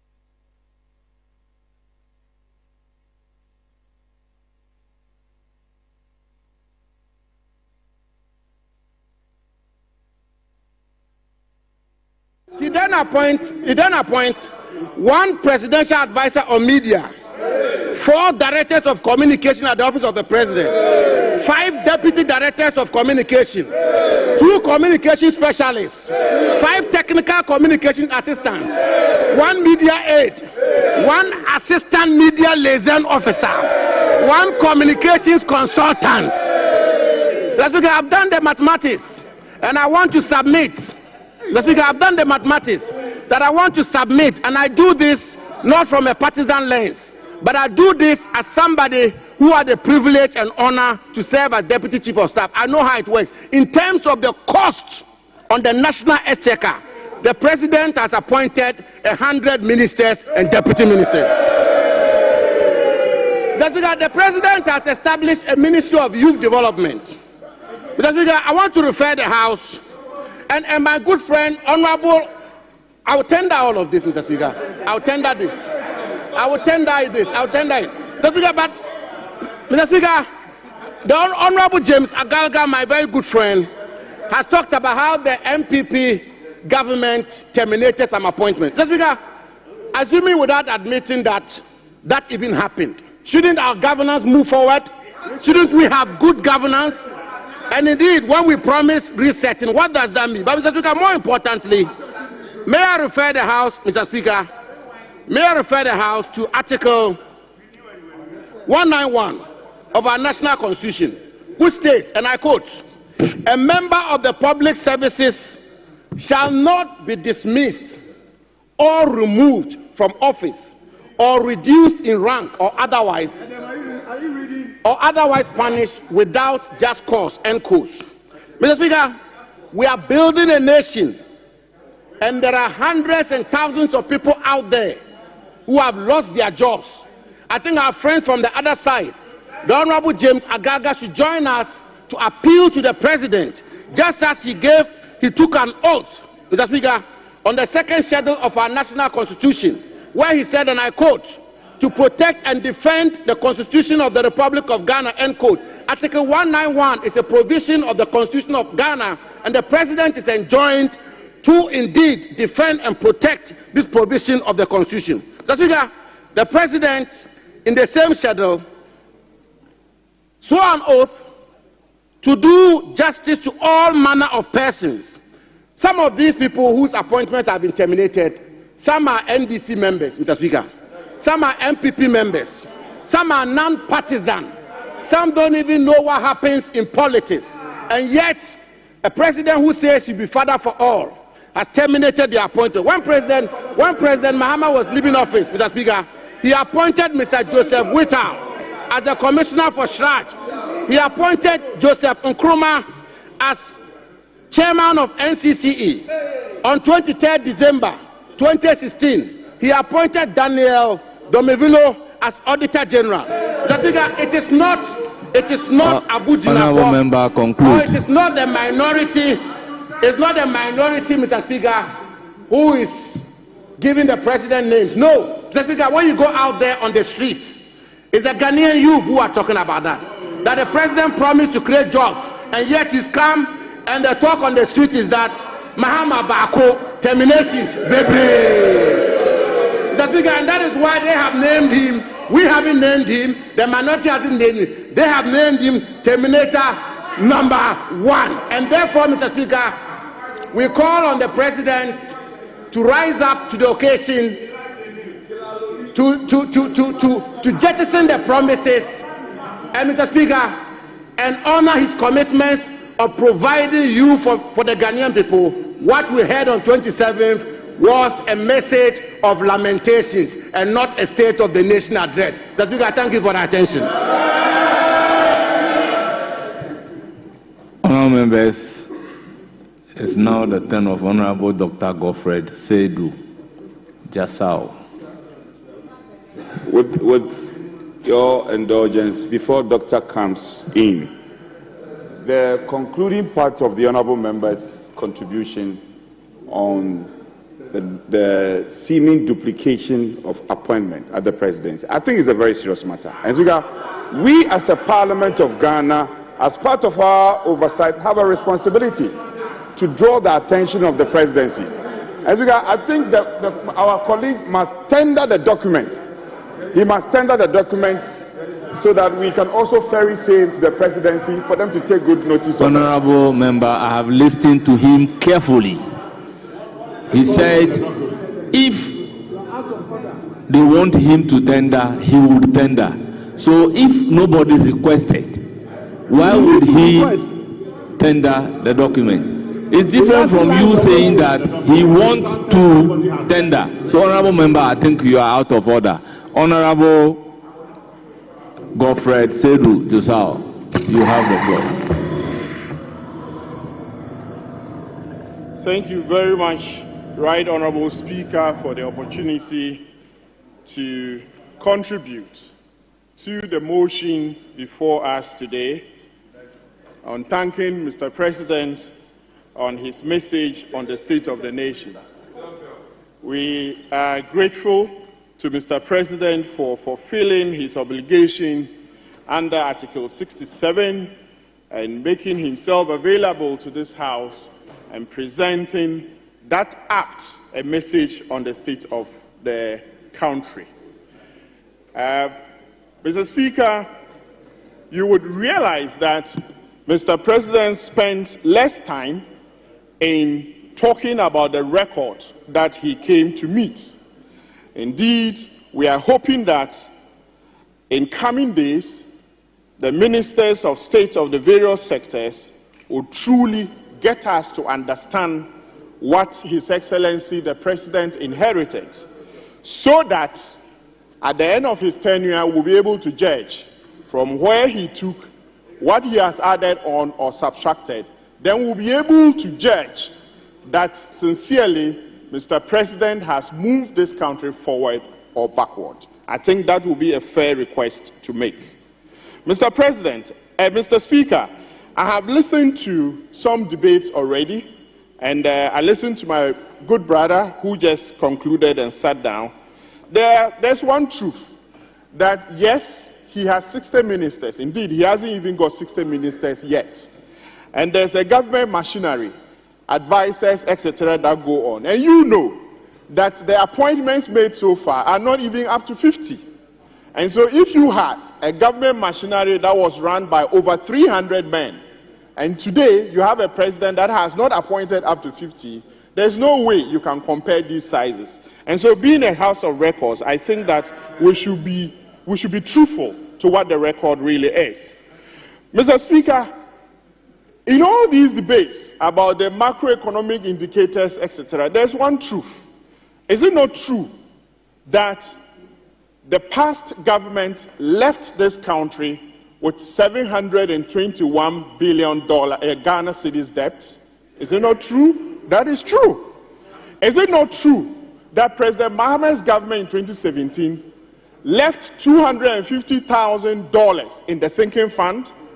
That's true. $50 million in the sinking fund.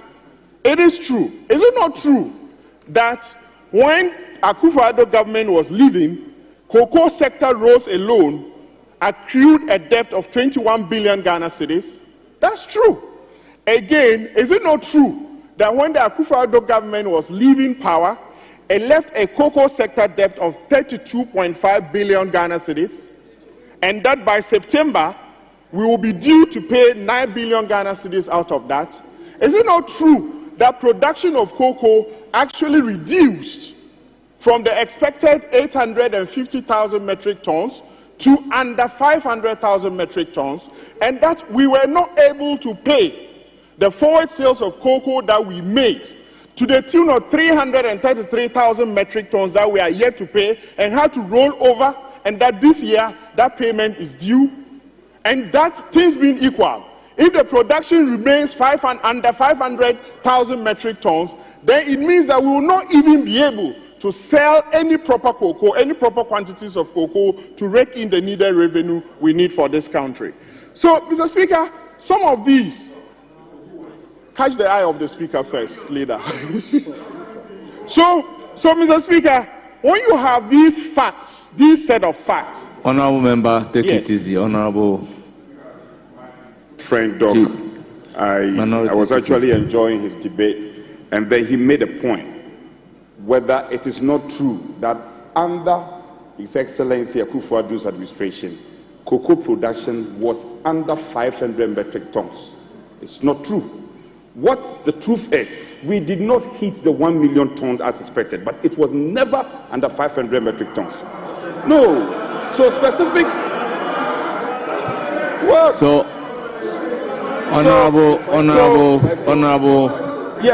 honorable Minority Chief Whip, what was it? So my point is, what was it?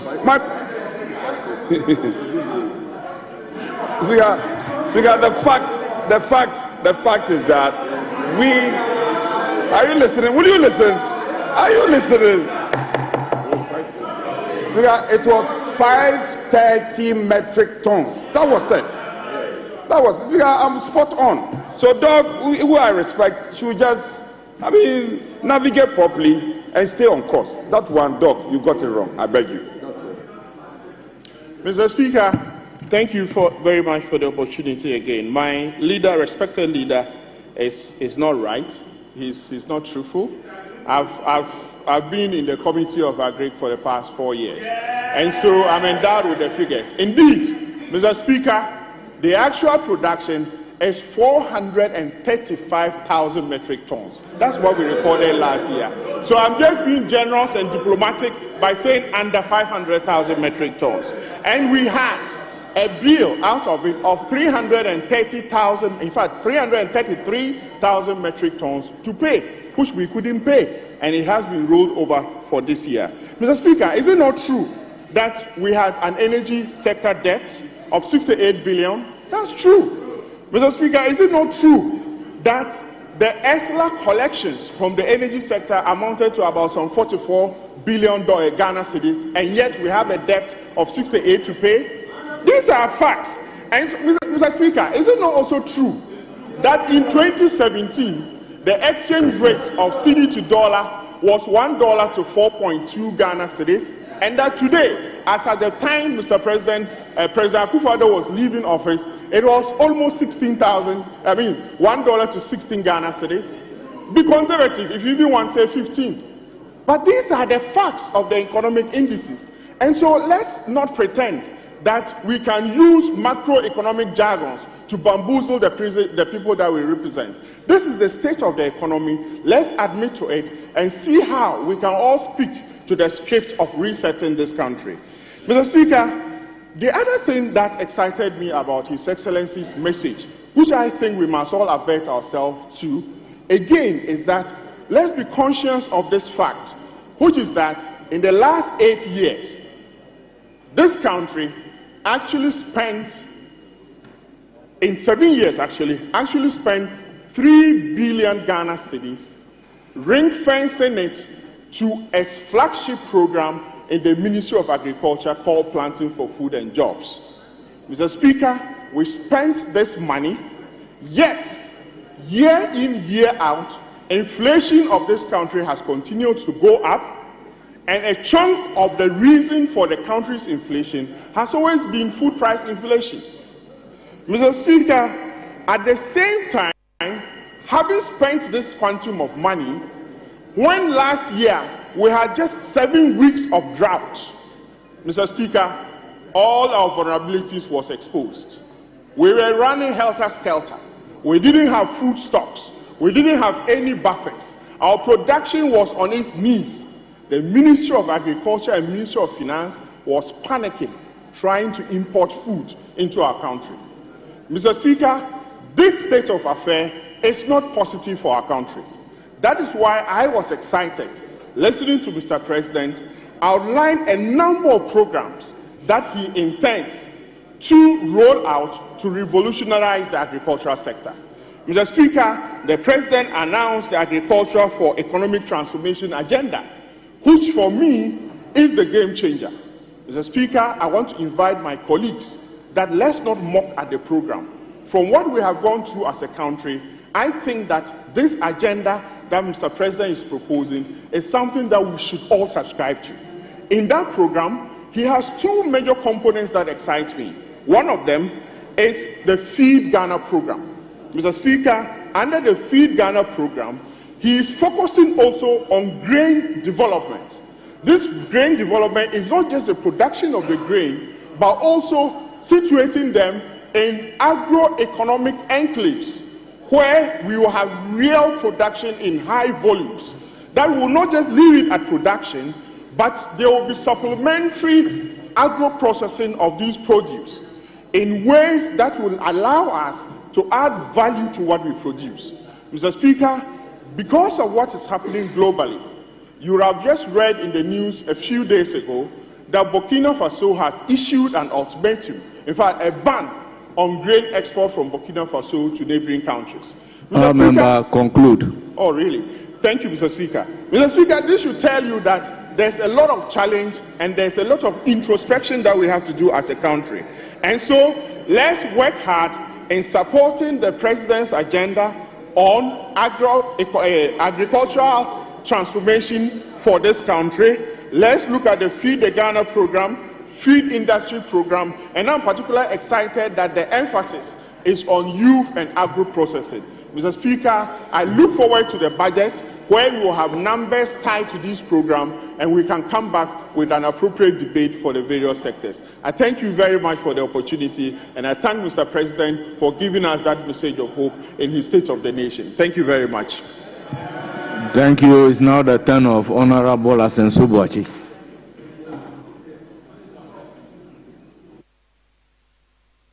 Thank you, Mr. Speaker. Mr. Speaker, I rise to contribute to the motion in thanking the President for delivering his message on the state of the nation. Mr. Speaker, I personally thought the speech, the message was well delivered, especially with the aid of a teleprompter. When the President was making his presentation, I was telling my colleague that the President will look good on the screens because it will appear as if he's was speaking extempore, but he wasn't. Later, Honorable Adongo, I heard him on TV saying that the President spoke extempore. I'm sure my senior was not too familiar with the use of teleprompter. But, Mr. Speaker, much as the President's presentation was well delivered, the content was associated with lamentations, contradictions, mischief, misrepresentation of facts and issues, and a flawed narrative of urban roads, poor urban roads network in our country.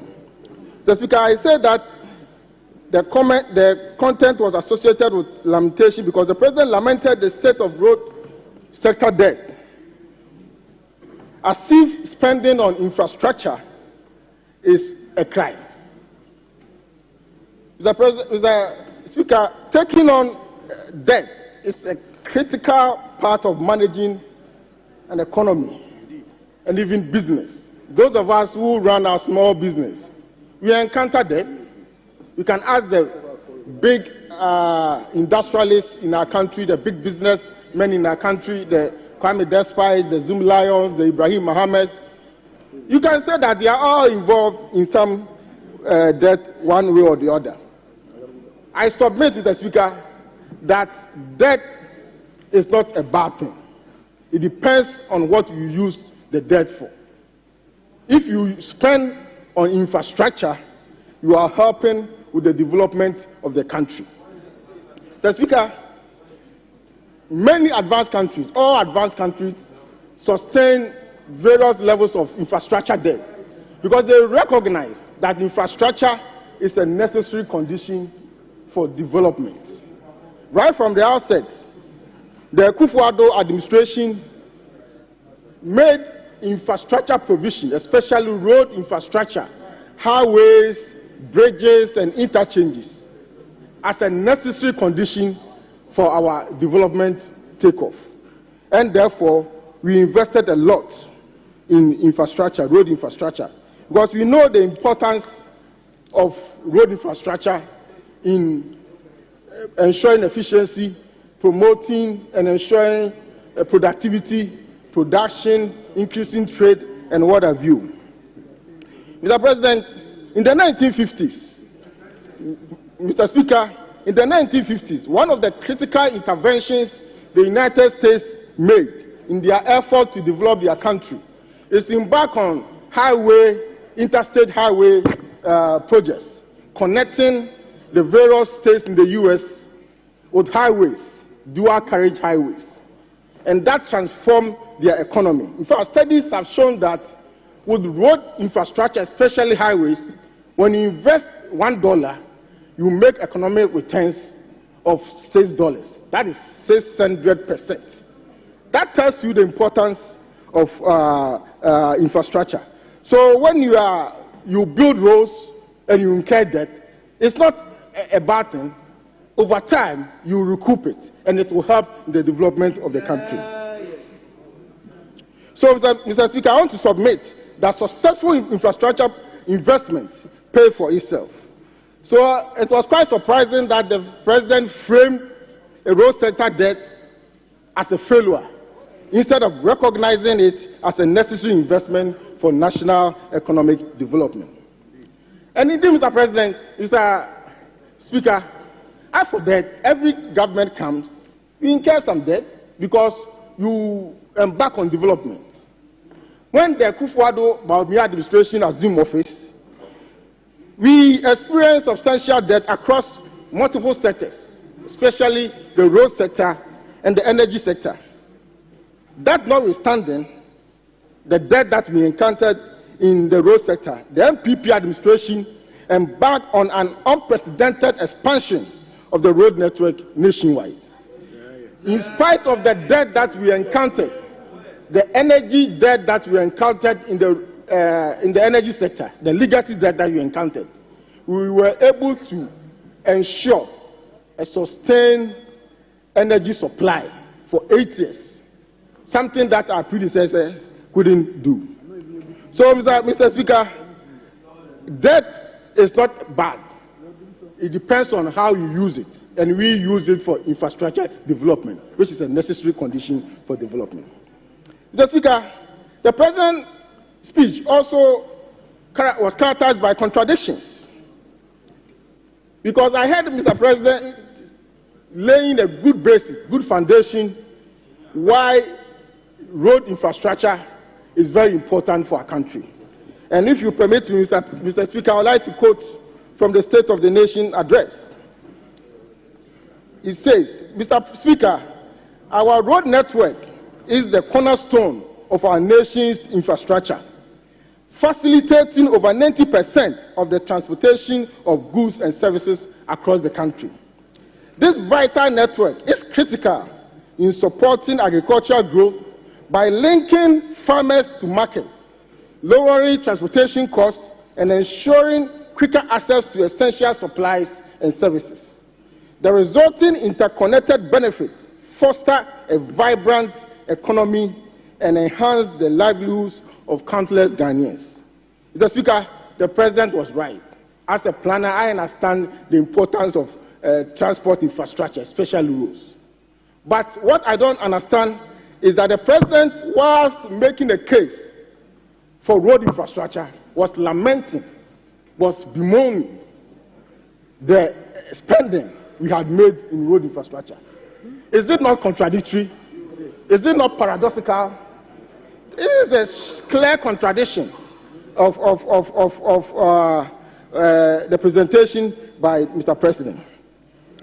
Mr. Speaker, the President's speech was also associated with mischief, distortion, and misrepresentation of facts.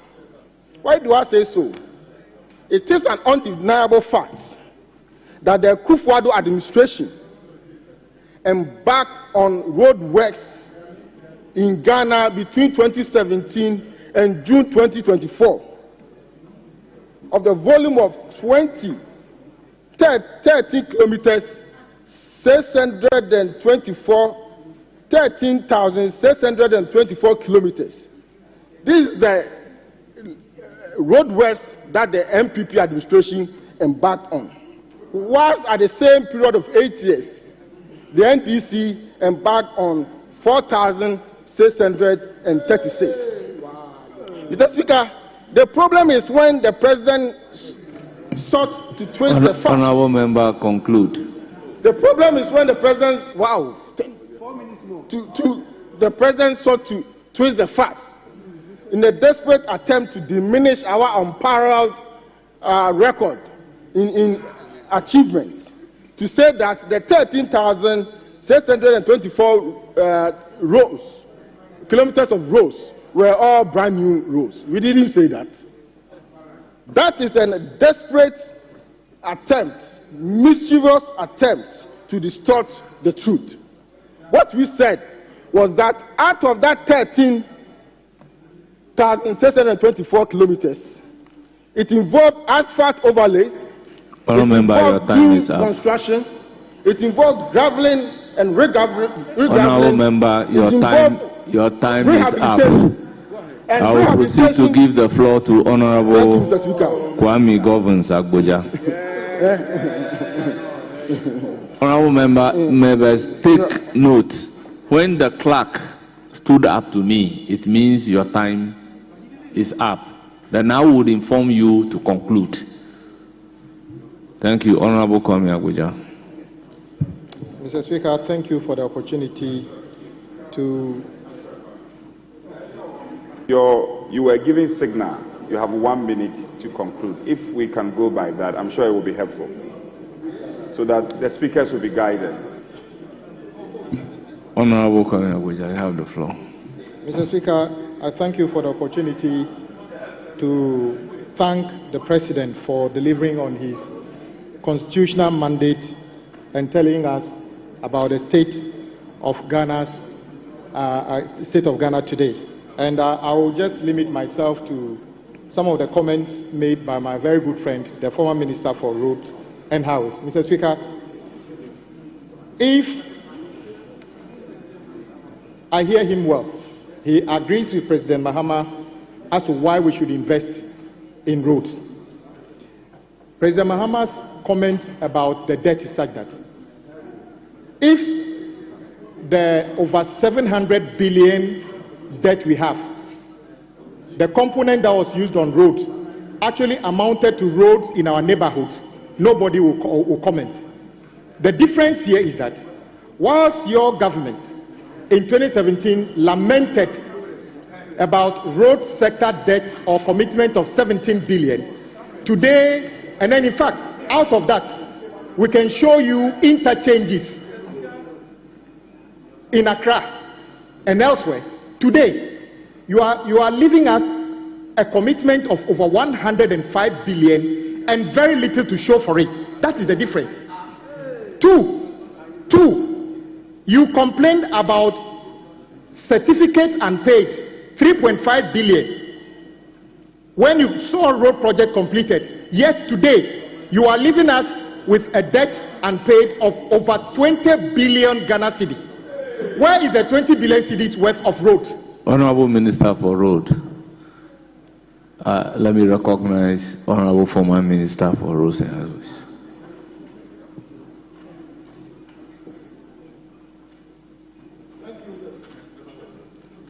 Thank you, Mr. Speaker. Mr. Speaker, I'm on my feet on point of information. The Honourable Roads Minister is saying that we showed very little for the spending that we made in the road sector. Mr. Speaker, in terms of interchange alone, whilst in 8 years, it's not for you to decide. It's not for you to decide. Sit down for him to decide. Are you the speaker? Are you the speaker? You are not the speaker. Honourable members, order. The speaker. Honourable member, does he need the information from you?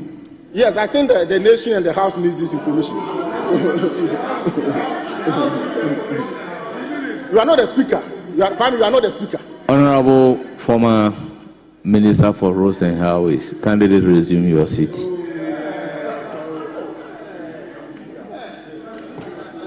Honourable Minister for Roads and Highways, you have the floor.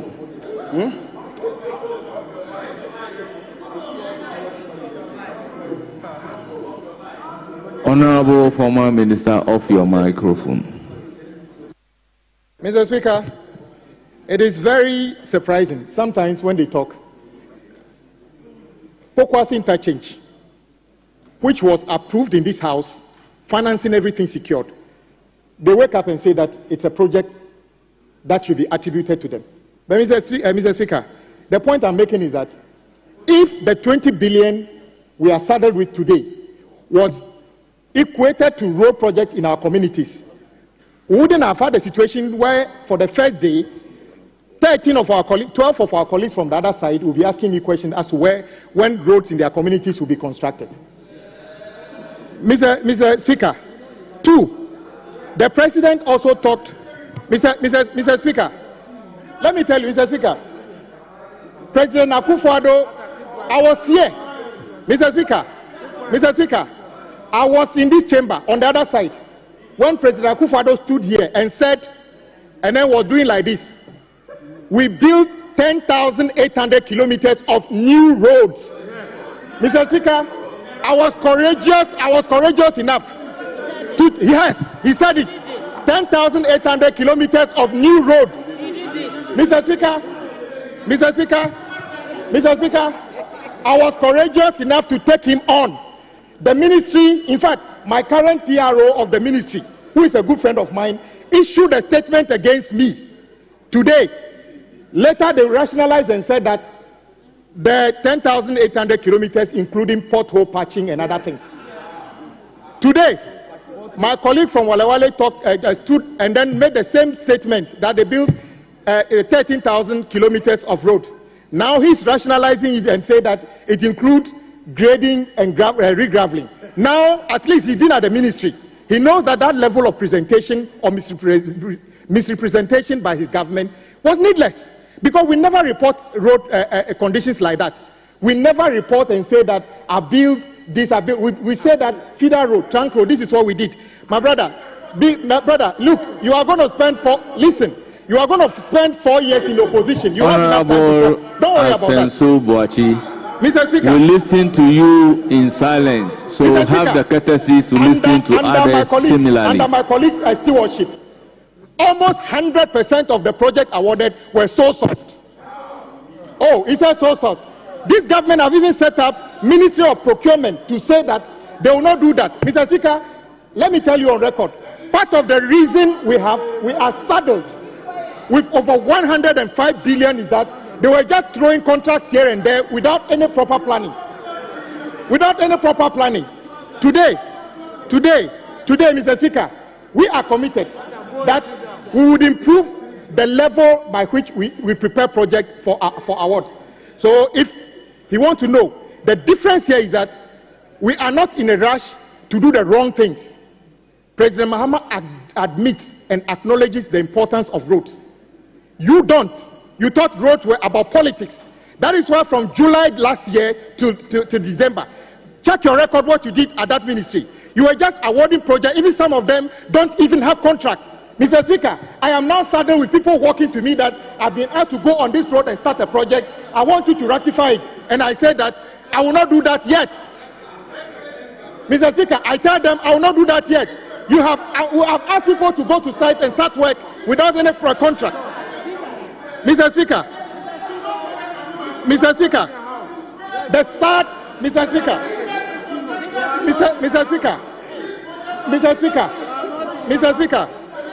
Speaker, I think my former respected colleague, my former respected minister, just left the ministry.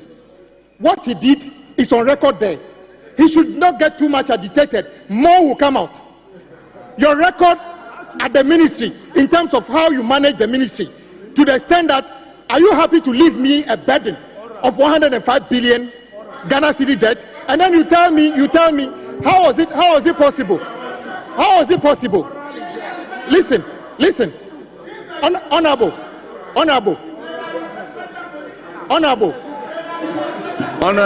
Asensu Boachi, your conduct is becoming disorderly. Please. Mr. Speaker, I have enough time to bring the details of the challenges we have on the road sector. It is for no reason that even on Friday, I'll be here answering questions about roads.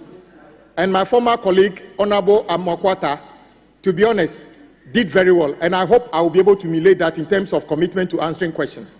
I hope you did as much as that when you took over. No, because you see, Mr. Speaker, when my colleague,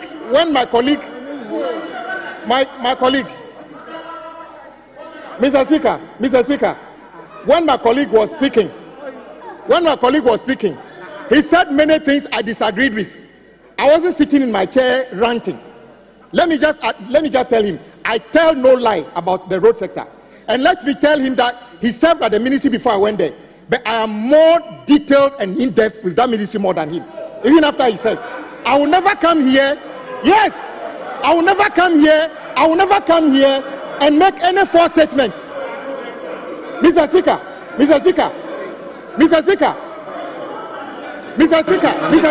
Honourable members, I am saying that he said, Honourable Minister for Roads, the aspect of you having more in-depth knowledge about roads than him, I will order that be expunged from the records. You have the floor.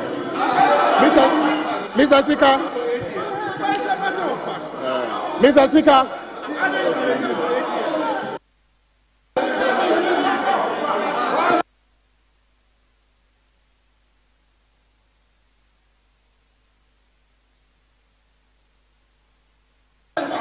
Honourable members, kindly resume your seats. Honourable members, kindly resume your seats.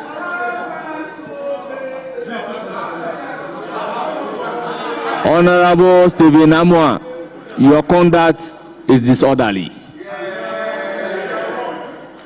Your conduct is very disorderly. Mr. Speaker, Honourable Minority Whip, I will recognize you if it is not in respect of what I asked that it be expunged. But if it is in respect of what I directed to be expunged from the record, then I will rule you out of order. Speaker, I will not challenge your powers to rule me out of order.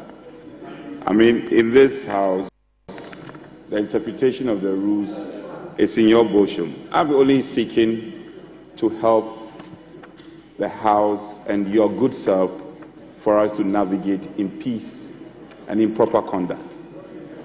Speaker, we in leadership have an inherent responsibility to help you steer affairs and guide the House. Speaker, at this point, I think my colleague, the Honourable Minister, the former ministers and former Minister for Roads and the current minister should just take it cool. Some of the comments, and Speaker, you rightly said that it should be expunged. It's getting a bit personal. This is an intellectual exercise. Let's find a way of debating without going personal. Speaker, it's important we debate without going personal. So I just want to appeal to my colleague, the Honourable Minister. He should calm down, we should reduce the emotions and have a good debate. Speaker, but let me commend you on your ruling that commentary should be expunged from the records. So, Honourable Minister, take it cool and make your point. Mr. Speaker. Honourable Minister, you have the floor. Mr. Speaker, I thank my colleague. I hope when my colleague, the former minister, was feeling uneasy behind you, you should have told him that when he was speaking, I was quiet, though I didn't agree with everything. Mr. Speaker, in this House, when it comes to issues of law, I can easily defer to everybody who is a lawyer, because I'm not a lawyer. So if a lawyer, in fact, the minority leader often says, when it's about law, listen to me. And we do. I've served on the committee longer. All I'm saying is that I will not say he was making some comment. I said, I will not make any comment here which is personal to him. I'm speaking to fact. So my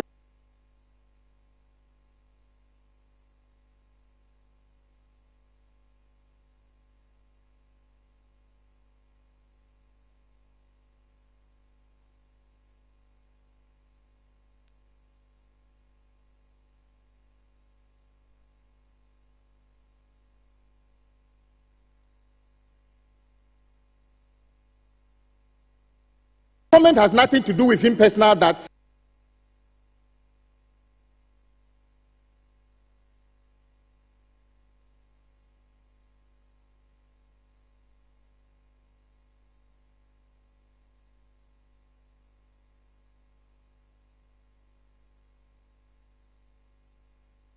he's been a minister, he didn't understand. That is not what I meant. But if you say it should be expunged, I agree.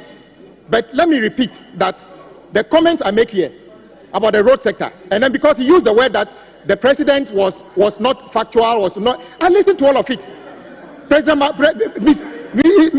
Mr. Speaker, you see him still speaking when I'm speaking. Exactly which point did President Mahama make, which is not factual? Is it not a fact that you can? This is a very critical part of what we expect. Conclude. Mr. Speaker, I'll conclude by saying that on record, it is true that if you check the record today, a lot of road projects have been awarded under the NPP. Some of them have actually gotten no contract. Some contractors are on site working without a contract. That is not even included in the 105 billion. And two, Mr. Speaker, it is frightening to know that the government basically threw away the Public Procurement Act and almost 100% awarded almost all projects on sole sourcing, and that doesn't give value to the road projects we have. So, Mr. Speaker, we will do better. We will do better. President Mahama is committed to completing all road projects that have been started as and when the fiscal space allows us to do so. Honourable Minister, your time is up. Thank you, Mr. Speaker.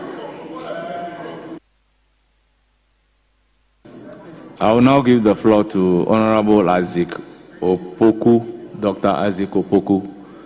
Second Deputy Speaker should take the chair.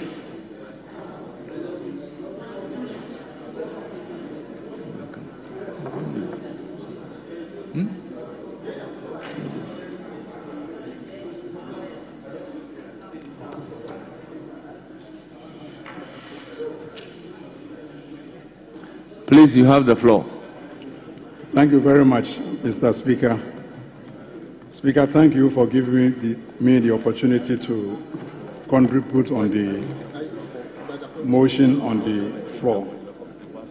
Speaker, I want us to settle the debate on what His Excellency presented to this House, whether it was the State of the Nation address, SONA, or projections of the nation address, PONA, or State of Lamentation address, SOLA. So at the end of the debate, Speaker, I want us to settle on that issue, whether it is SONA or PONA or SOLA. The Speaker, His Excellency made a very profound statement. Speaker, he said, students are being well fed today. And Mr. Speaker, I was very happy to hear that. Indeed, it is true that students are being well fed today. But the question I ask Mr. President is that he has been in office for just 2 months.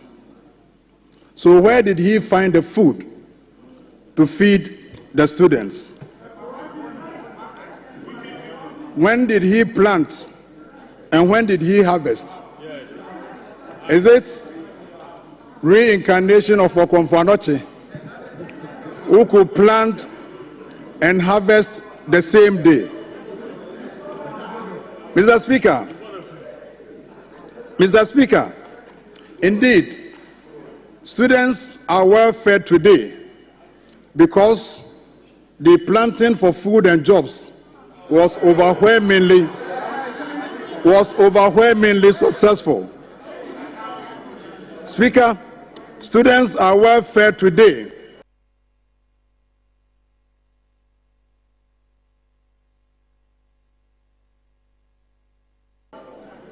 because Now we have more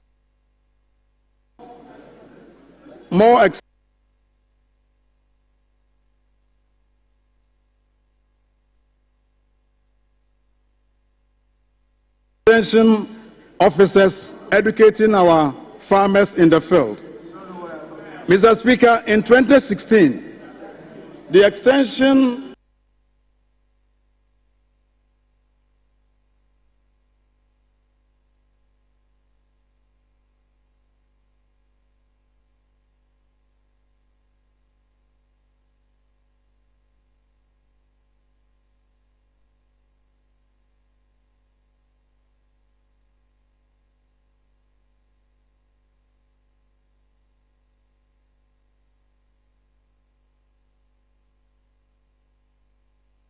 officer to farmer ratio was 1 to 1,500.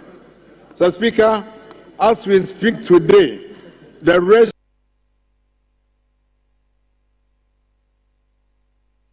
has been reduced to 1 extension officer to 746 farmers.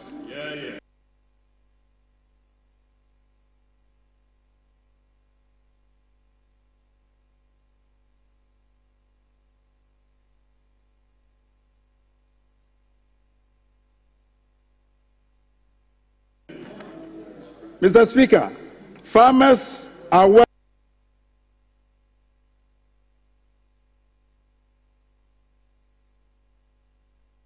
fed today because the drudgery in farming has been drastically reduced. Speaker, in 2024,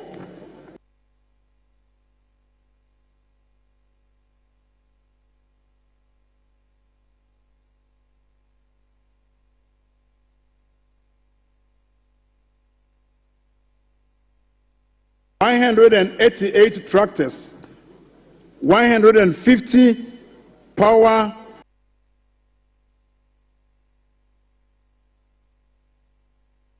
tillers, 96 maize shellers, 23 unit combined harvesters, 96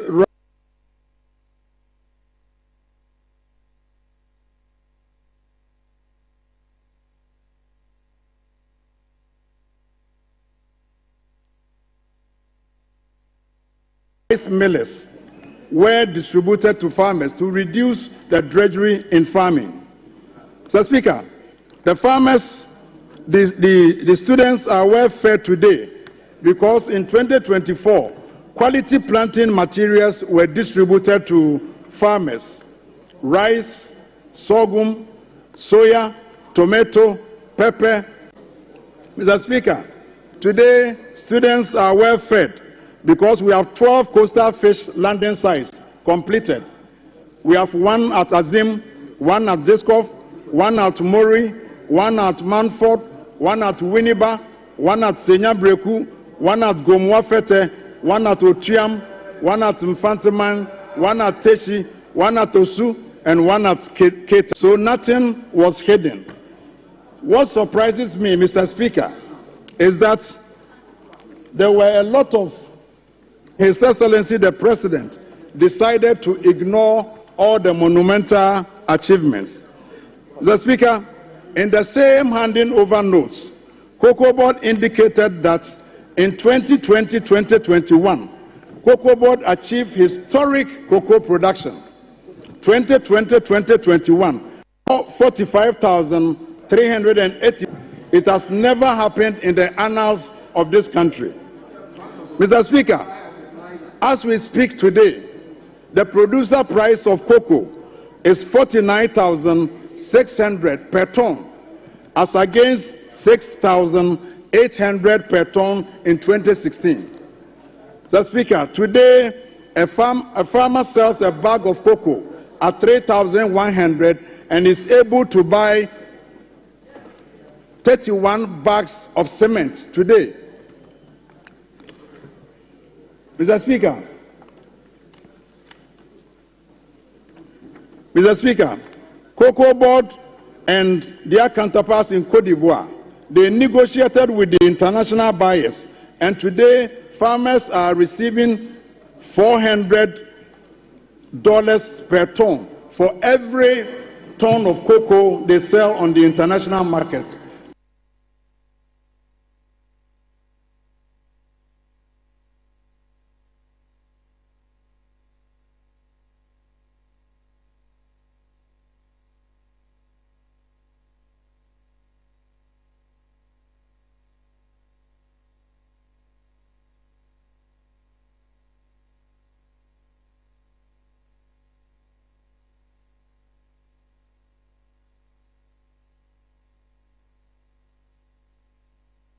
This is what they call the living income differential, and yet the president didn't find this necessary to capture in his State of the Nation address. Mr. Speaker, what is also important for us to note is that today, Cocoa Board is not looking for loan from the international market to finance the purchase of cocoa. Cocoa Board has developed what we call self-financing model to purchase cocoa. What the president failed to do was to give a breakdown of the loan. Indeed, Mr. Speaker, if the president had given the breakdown of the debts, we would have known that the loan included a 10-year loan inherited from the previous administration. Mr. Speaker, the 32.5 billion included agrochemicals and fertilizers Cocoa Board bought for Cocoa Board, and indeed they have started distributing the agrochemicals and fertilizers for this season. Mr.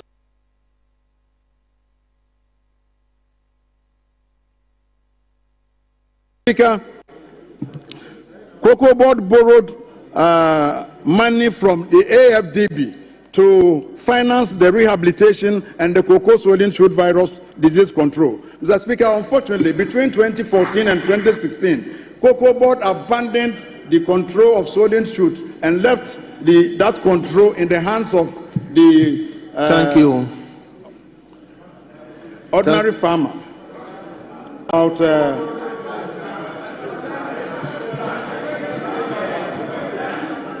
Speaker, in conclusion,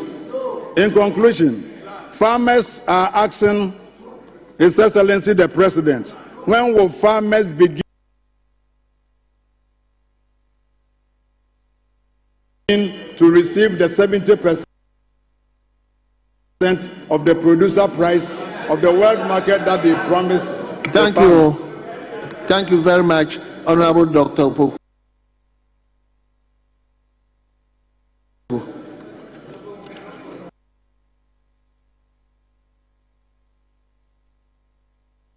Honorable member, it's now the turn of Honorable Asarobin. 10 minutes. Thank you very much, Mr. Speaker.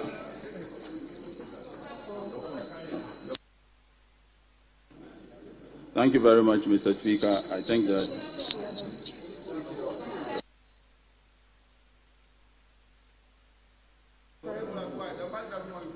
the mic doesn't want me to speak. Very much, Mr. Speaker.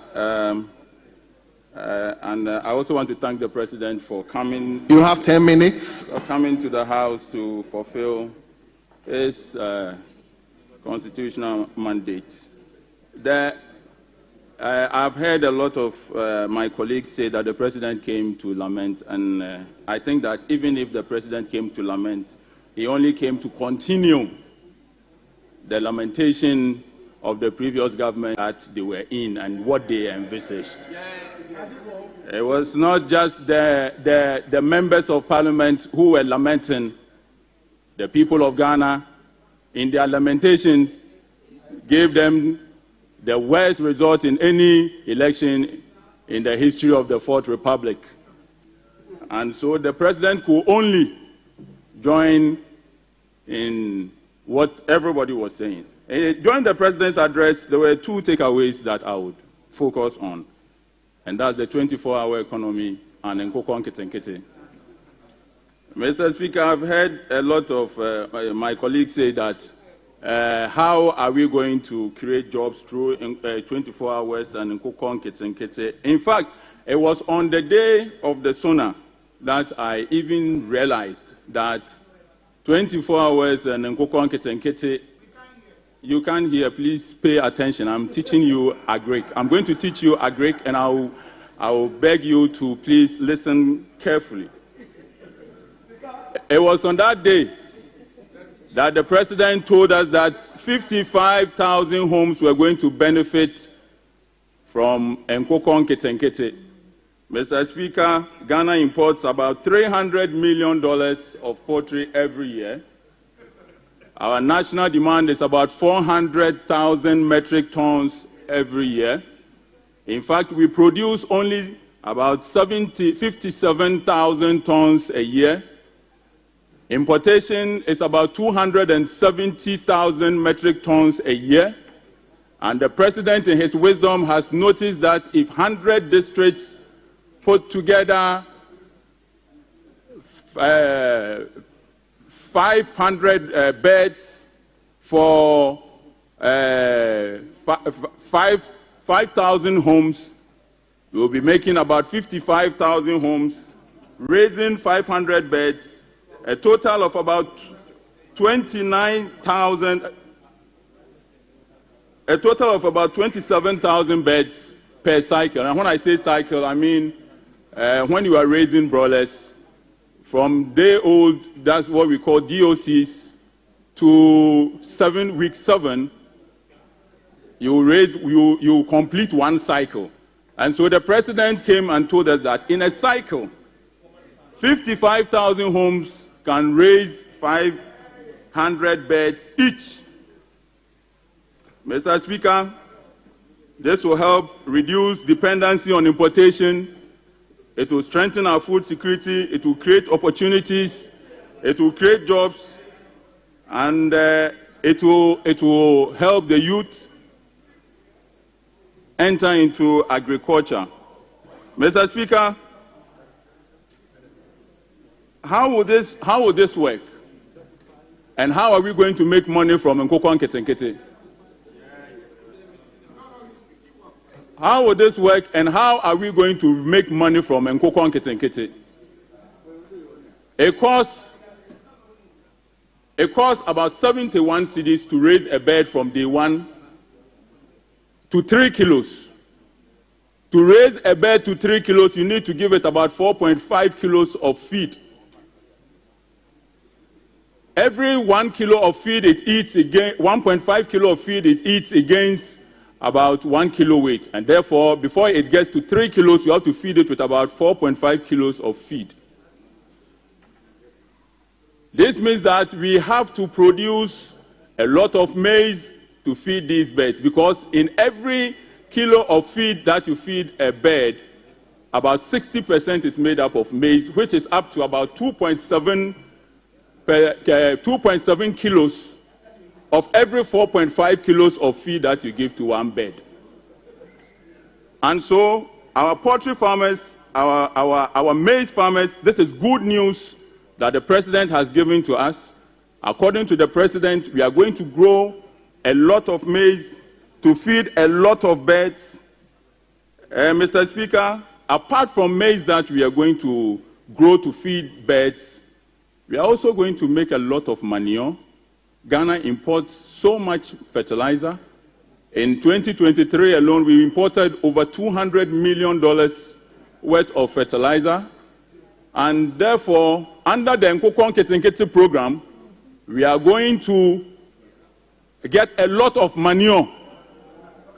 In fact, every bed, and these ones are fact, every bed that you raise at 3 kilos produces about between 2 to 4 kilos of droppings in a lifetime. And this is what we call fresh manure. And when I say fresh manure, I'm talking about 70% water and 75% water, 25% dry manure. And so, under this program, in Nkoko Nkete, we are going to be able to produce manure here in Ghana locally. If you, Mr. Speaker, I can go on and give you how much residue you make per acre when you grow maize and mix it with the chicken intestines and all to give you a certain tonnage of fertilizer every year. And this is what the president is telling us that we are going to do. Apart from that, the president is looking at putting money directly in the pockets of every household through this program. When you raise a bird, we sell it at what is called carcass weight. Carcass weight is 2.5 kilos per broiler. The weight is 3 kilos, but when you remove the feathers and the intestine and all of that, it will be left with what we call carcass weight. At a carcass weight of about 3 kilos, you can sell it for 90 Ghana cedis. When you subtract the 71 cedis needed to raise the bed, it will be left with about 19 Ghana cedis. Multiply by 500 beds every year. Every household under this program will be making about 9,500 every 7 to 8 weeks. This is putting direct money in the pockets of the people who voted this government to power. Apart from that, to be able to feed, apart from that, if every household employs 2 people to take care of 500 beds per cycle, what it means is that directly we are employing 110,000 people in 100 districts under this program. This does not include the retailers, the wholesalers, and many others. In fact, Mr. Speaker, Honorable Member, just wind up.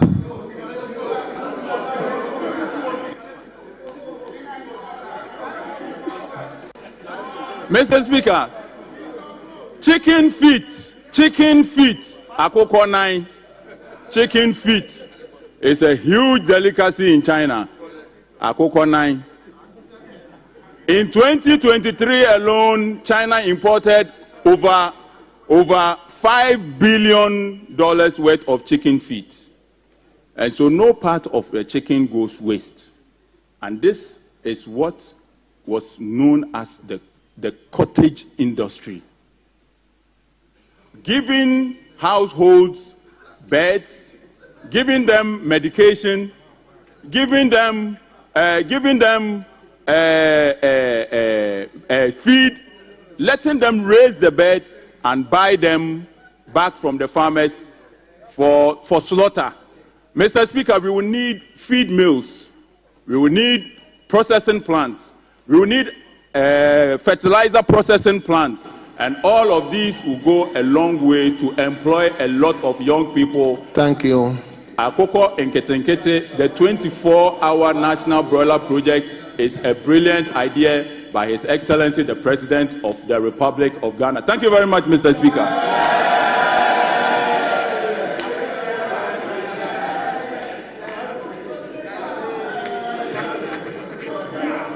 Let him now turn to Swami. Honorable John Darko, 10 minutes. Mr. Speaker, I thank you very much for the opportunity given to me to contribute to thank the President for delivering his State of the Nation address to the people of Ghana through this House, pursuant to Article 67 of the Constitution 1992. Mr. Speaker, since 1993, every president has used the opportunity to present the State of the Nation address to, as it were, give us specific actions and solutions to some problems they have seen. Indeed, the former President J. John Rawlings, in his State of the Nation address, Mr. Speaker, at that faithful day listed some of the major laws which, in his view, we needed to put the country on the right footing. So in his State of the Nation address, we saw the Forestry Commission Act, the Media Commission Act, Minerals Commission Act, Shred and District Assembly Common Fund Act being established in Mr. Rawlings' State of the Nation address. Mr. Speaker, in President John Agyekum Kufuor's State of the Nation address delivered on the 15th of February 2001, the President identified two major things. He spoke about the Job 600 and then spoke about the fact that we as a country needed to move the presidency from the castle. By the time he finished, we had the Jubilee House, and then the Job 600 is done. Nana Addo Dankwa Akufo-Addo, in his State of the Nation address, delivered in 2017, Mr. Speaker, also mentioned major flagship programs, one of them being the free SHS policy. He used that, and Mr. Speaker, at the end of his presidency, the country had seen the free SHS and its impact on our people. Mr. Speaker, when His Excellency, the President of the Republic now came to this House to address us, what did we see? What we heard from His Excellency, the President, was just lamentations after lamentations after lamentations. He did not proffer any solution to any of the problems, Mr. Speaker, that he actually enumerated. Mr. Speaker, one of the main issues we all know we have in this country was the issue of Galamsey. Mr. Speaker, the Joy FM's latest report is here by Erastus Asaridonko. Mr. Speaker, he says the article reads, NDC officials resist seizure of Galamsey equipment as government team faces hostile reaction. Mr. Speaker, the President came here knowing very well that Galamsey was a problem, but he did not proffer any solution. Mr. Speaker, if you look at the State of the Nation address, what did Mr. President say about the Galamsey? Mr. Speaker, with the leave of the chair, I will quote. He said, to combat this urgent crisis, we are implementing a proactive approach that includes robust and impartial law enforcement, meaningful stakeholder engagement, and creation of alternative livelihood programs. So I'm asking myself, what does this mean? What does this mean? This man is every day engaging in stakeholder engagement without solution. As a country, we are looking for solution. We are not looking for stakeholder engagement. What the President is doing, he's telling us that he's engaging in stakeholder engagement. He is saying that he's going to engage in impartial law enforcement. Look at this. Impartial law enforcement. Joy FM is reporting that NDC officials are right now in the bush. They are in the forest reserves. Why is the President not dealing with them? He talks about impartial implementation of law. Why is he not going after them? Why is he not going after them? The President came here to put words together without meaning any of them. Galamsey is destroying this country, and Mr. President, when he came here, he had the opportunity to proffer solution as to how this to be done. He did not. Mr. Speaker, people who are perceived to be NDC people, they are right now in the bush.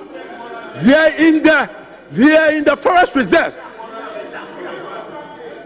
Mr. Speaker, when the president had the opportunity to address this house, he says, and I quote, that we will establish a framework that categorizes mining activities into Honorable small, medium, and large scale. Honorable John Dako, hold on.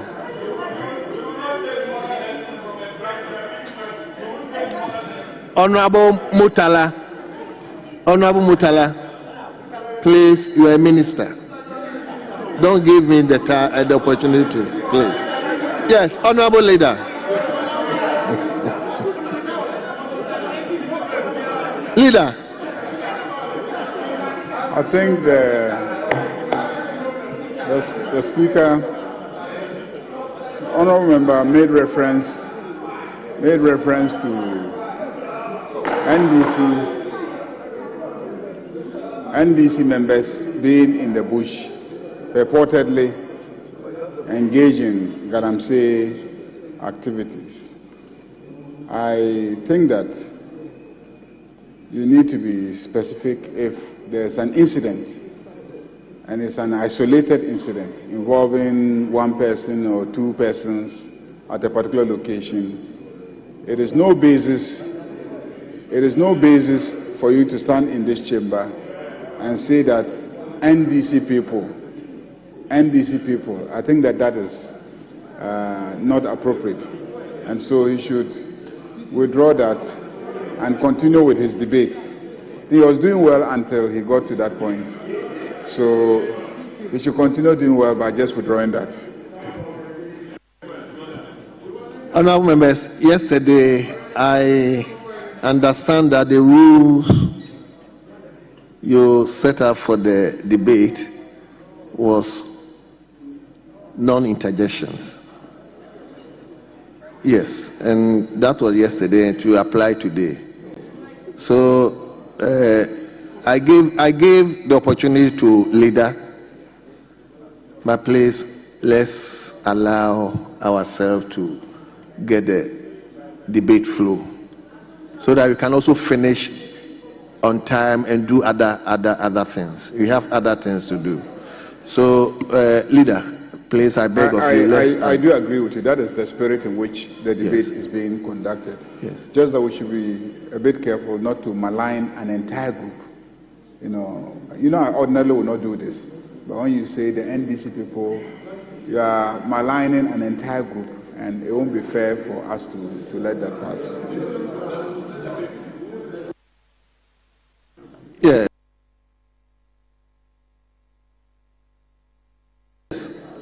Honorable.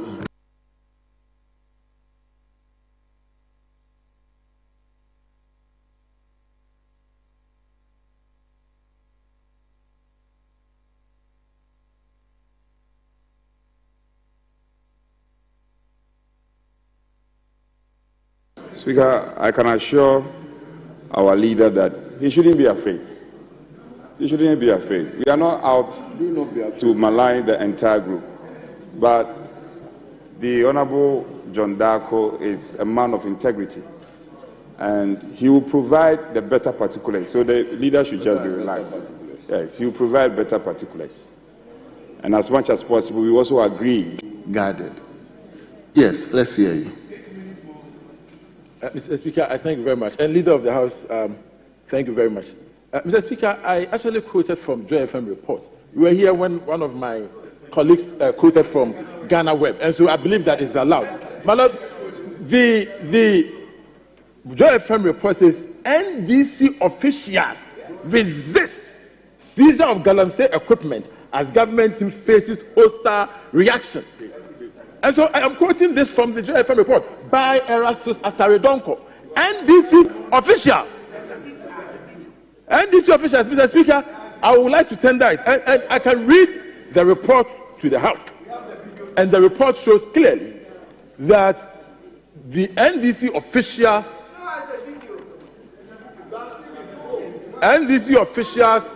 are the people engaging in this galamsey. I'm willing to tender this in as evidence. Mr. Speaker, again, we know Ghana Web, the Ghana Web report, our Wind Traditional Council accuses NDC Honorable member. ravaging Honorable member. and rainforest with Galamsey. NDC Honorable official. member, hold on. Yes. Yes. Mr. Speaker, I think we just cautioned him to be careful about generalizing and then misrepresenting an entire group. Now, you see, a journalist writes about somebody resisting the seizure of an equipment. There's a difference between resisting seizure of an equipment and actually engaging in mining. What is Galamsey equipment? What is Galamsey equipment? What is Galamsey equipment? What is Galamsey equipment? I'm saying that resisting the seizure of the equipment, even if it's Galamsey equipment, resisting the seizure of the equipment is not the same thing as engaging yourself in mining, or illegal mining. So I just want you to be factual. What are the facts? Stick to the facts. And then you don't conclude by saying that the NDC people are the ones engaging Galamsey activities. Yeah, thank you. Okay, sorry. Yes. Speaker, you earlier advised our colleague, Honorable Mutala. He's a very good friend. I heard him make a very damning comment. I wouldn't want to repeat what he said. Speaker, he should know that we are all guided by your directives.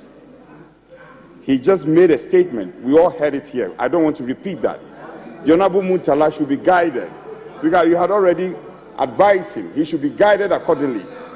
He should be guided.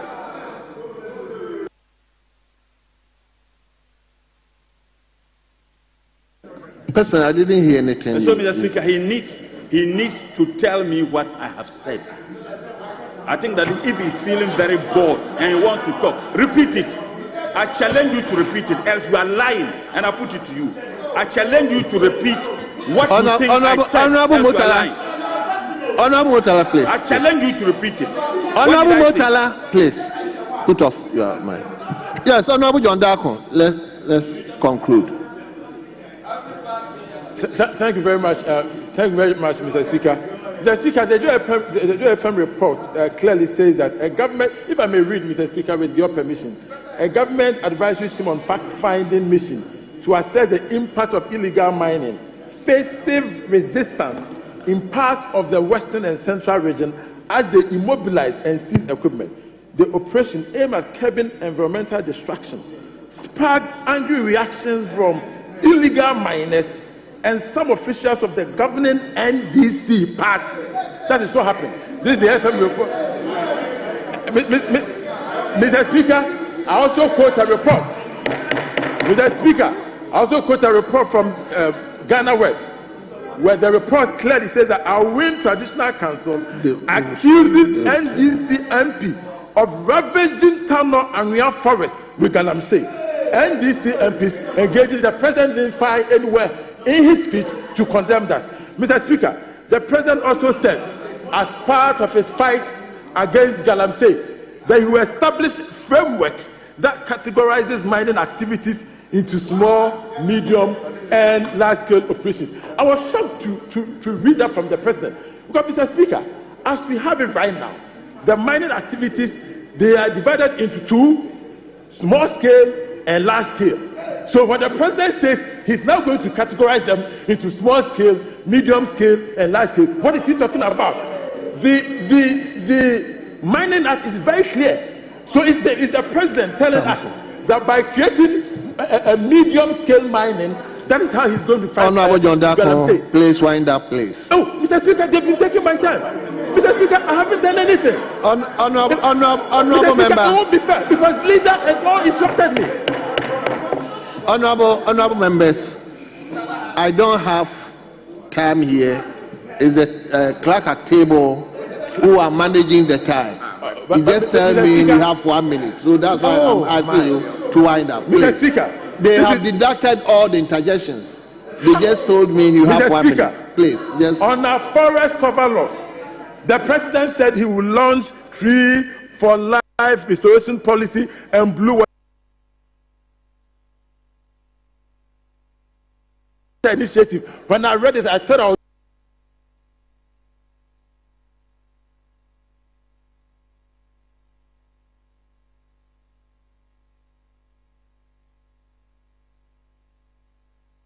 going to get some timelines from the president.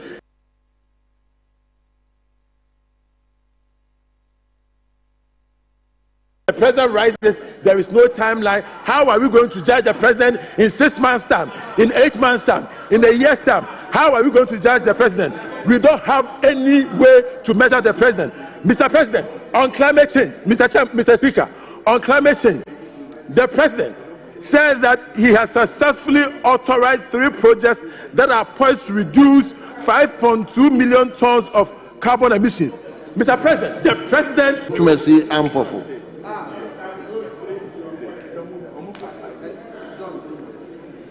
Yes, Honorable, we have the floor. 10 minutes. It starts now. Speaker.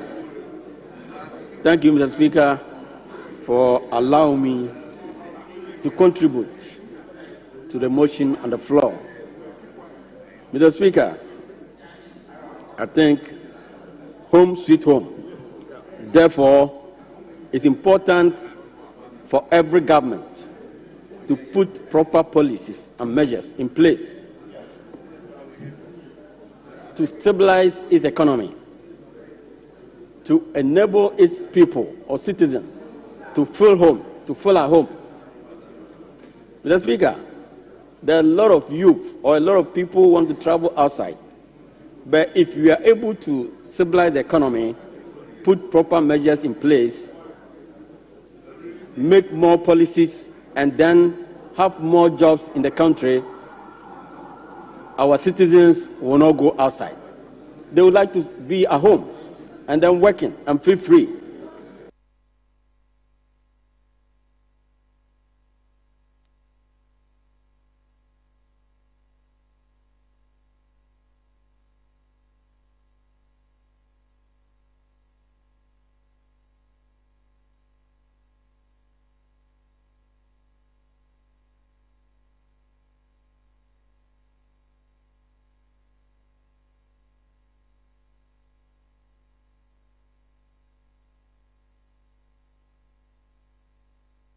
Mr. Speaker,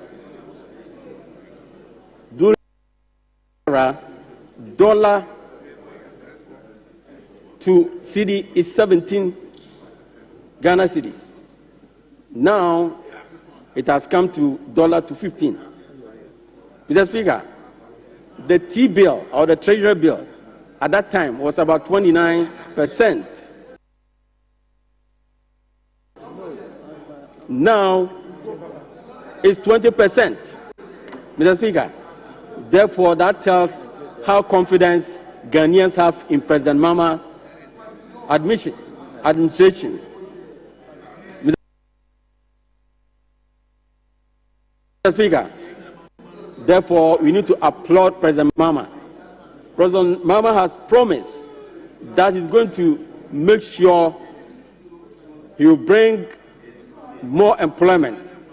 Mr. Speaker, unemployment youth poses a threat to this nation.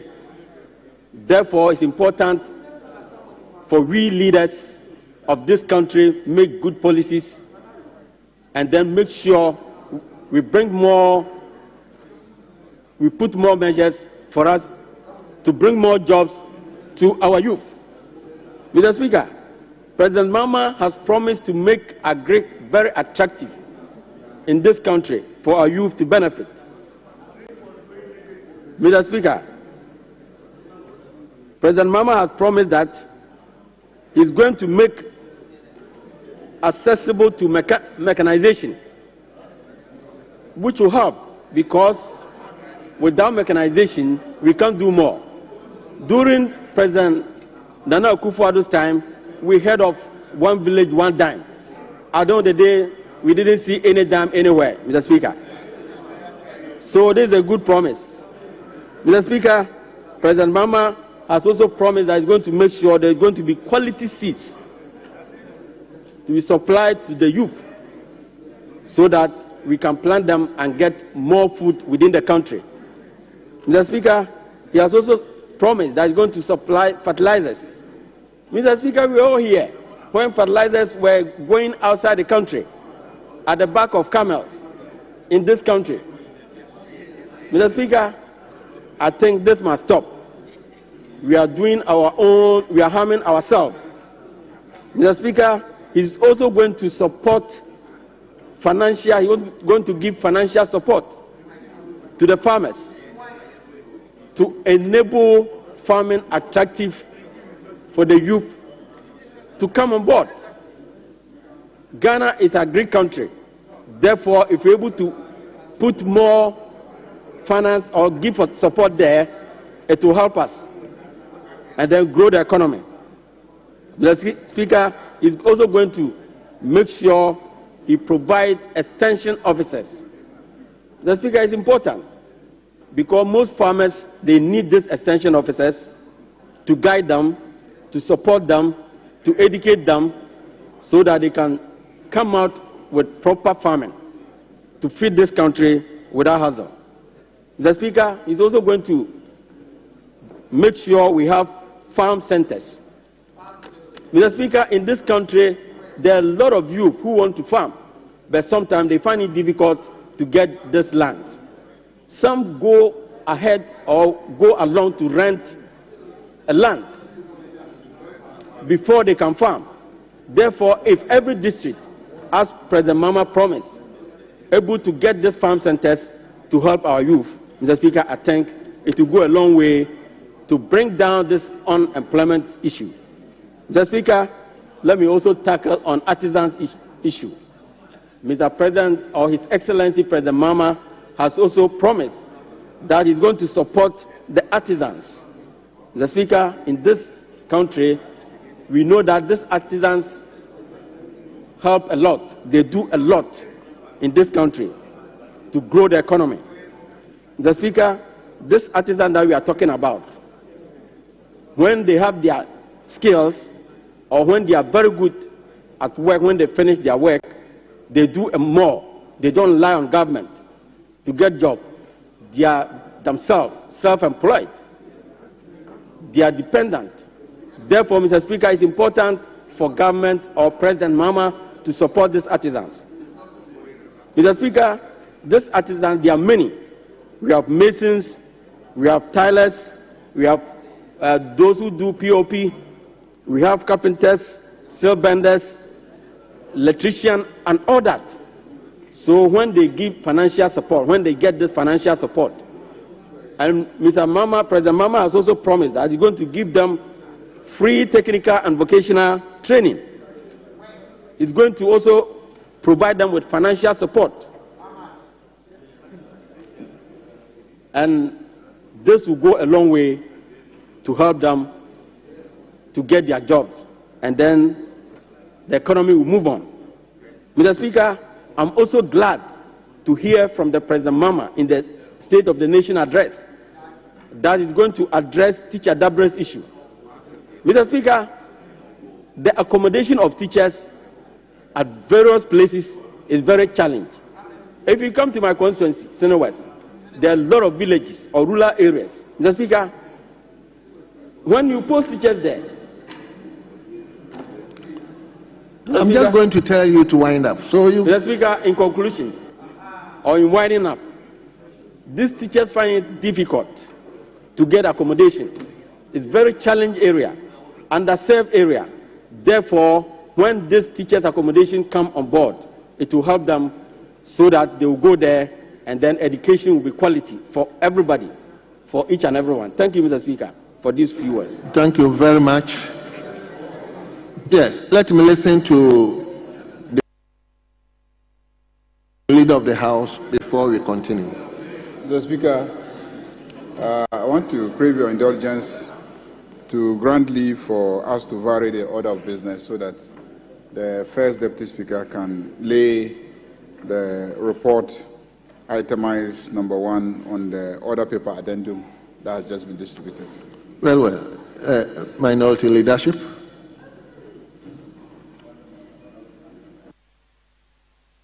Speaker, the leader is seeking the leave of the House to vary order of business and to lay a paper. No problem. Honourable members, leave granted. First Deputy Speaker, you have the floor.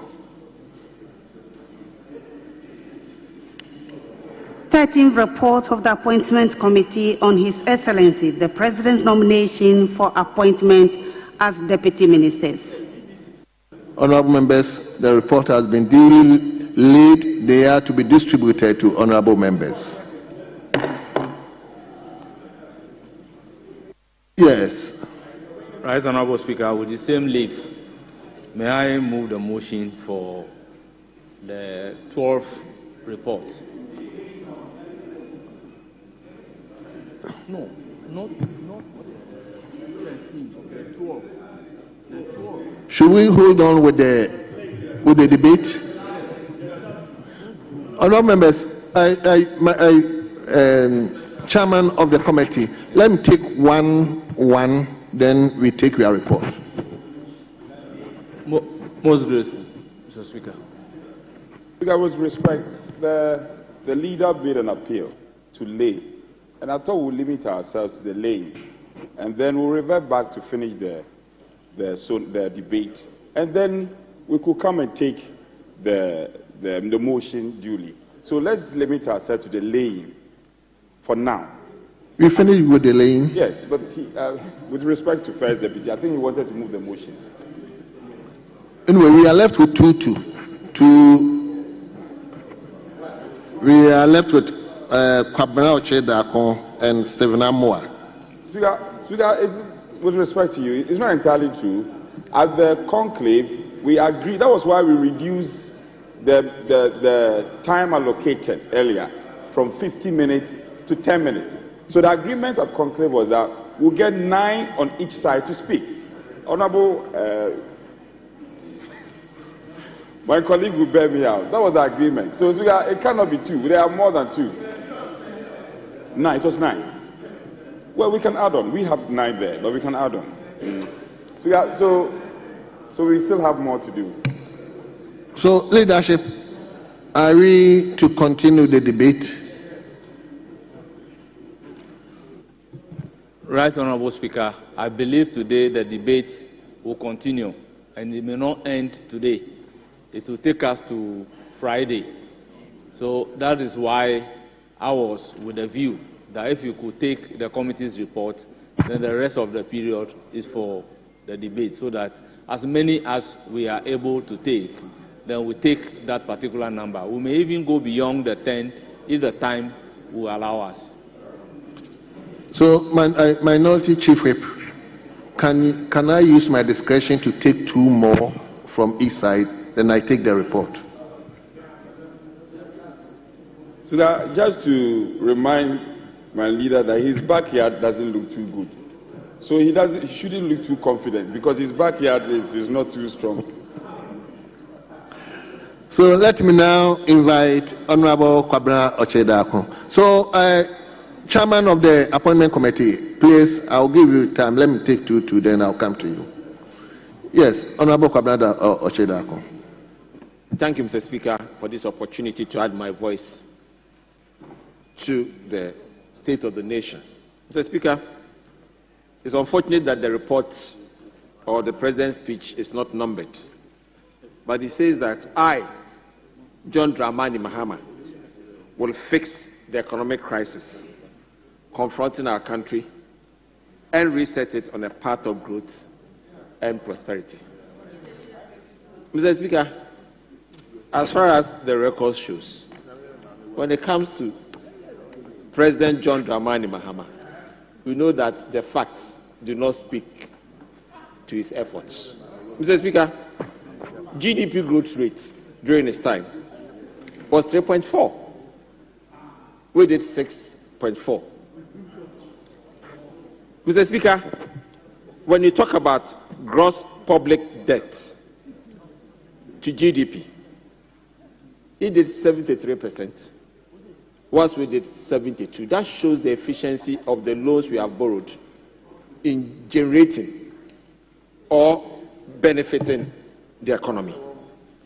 Mr. Speaker, when it comes to trade balance, we did a positive 5.9%, whilst President John Mahama in 2016 did a negative 1.8%. So clearly, the record of President Mahama shows that he just can't do this job. It is for this same reason that he tries to hide behind the sinking fund phenomenon. Mr. Speaker, the act supporting the sinking fund is not compulsory. If you take the Financial Management Act 2016 Act 921, it says in section 37(1) that the minister may create a sinking fund. So no minister is compelled under any circumstance to create and use a sinking fund. And therefore, the use of the accounts main 2 to provide for the payment of buffers during the Nanado's regime was in the right order. Mr. Speaker, if you also take the president's speech on energy, he had made it categorically clear that there was a contract between ECG and Enclave Power. Mr. Speaker, there is no contract as such. It is between VRA, rather, and Enclave Energy. And therefore, you cannot use that as a pilot to do more of such operations in the districts and in the communities. Mr. Speaker, one area that interested me was in the area about the petroleum sector, linking it to the city of Sekondi Takoradi and the Western region. And Mr. Speaker, this is what the President said, and I quote, "Ghana's petroleum sector has witnessed a precipitous decline, with crude oil production shrinking by more than 32%. This has resulted from high opacity levels, a hostile business climate, and excessive political interference, culminating in most major oil companies exiting and stalling upstream activities." This is entirely wrong. Mr. Speaker, everybody knows that ever since the world started shifting towards the energy transition, the world has not been putting up the capital to finance investments in crude. And therefore, for the president to be alluding to excessive political interference in this area is just not correct and it's wrong. Mr. Speaker, the decline in upstream activities, the president continues, is obvious to any person familiar with the Twin City of Sekondi Takoradi. Just under a decade ago, the Twin City were the bustling epicenter of fabrication, logistics, service activities associated with the upstream oil and gas sector. Unfortunately, my recent visit reveals major shutdown facilities and many businesses that have packed and left. Mr. President knows exactly that even the OECD countries were not putting up the money to finance these companies. Mr. Speaker, hundreds of workers have been laid off and left unemployed. I wish to assure the people of Sekondi Takoradi and indeed the whole Western region that we will breathe life back into the area. Mr. Speaker, as for Mr. President John Mahama, we know him very well. He was the one that promised that 10% of the oil revenues. That never materialized. He promised Hope City. It never materialized. So clearly, Mr. Speaker, we know for a fact that President John Mahama would never deliver on this promise. Mr. Speaker, the whole NDC infrastructure, under them, Ghana lost the Black Star Line. That created a lot of unemployment in the Western region. When we get to the issue of state capture in Western region, the GNTC, that was operating in those days, was captured by cronies and friends of the NDC. When you talk about the GMPC bakery at the Takrady Hebo, it was also taken over by cronies and friends of the NDC. If you talk about Bonsa size, it collapsed under the NDC. Mr. Speaker, WVLC, Western Veneer and Lumber Company, was actually taken over not by friends and cronies, by family and friends. That company used to have more than 4,000 workers. Mr. Speaker, that is the reason why our economy has been having problems in the Sekenita area. Mr. Speaker, WAMCO, West Africa Mills, also suffered the same fate under President John Mahama. It collapsed until Nana Addo Dankwa Akufo-Addo came to the scene and resuscitated it, and now it is working. So, Mr. Speaker, when they talk about things that the President and the NPP did for the people of Western region to sustain life and keep it afloat, there are so many of them. Mr. Speaker, you can talk about the Elibo Government Hospital that has been completed, the Nswayim Government Hospital that has been completed, the Bugosu Government Hospital that has been completed, the Mpoho Government Hospital, the New Takrady, the Accident and Trauma Center at Apmenim, Bukro Government Hospital, Mpoho Regional Hospital, and our Agenda 111 Bukro was completed. Yes, ours has been completed and commissioned. It has been completed and commissioned. And we have already selected the workers. Unfortunately, we are being given instructions not to post them. For the past 2 months, we've been given instructions not to post them. Mr. Speaker, if we did this project 2 weeks to election, and after 2 months, you cannot blame anybody for the hospital not being opened. So, Mr. Speaker, you know what we are doing in the Western region. Mr. Speaker, Nana Addo Dankwa Akufo-Addo gave Western region the largest naval base in this country at its level. Nana Addo Dankwa Akufo-Addo. Honorable member, please begin to. Oh, Mr. Speaker,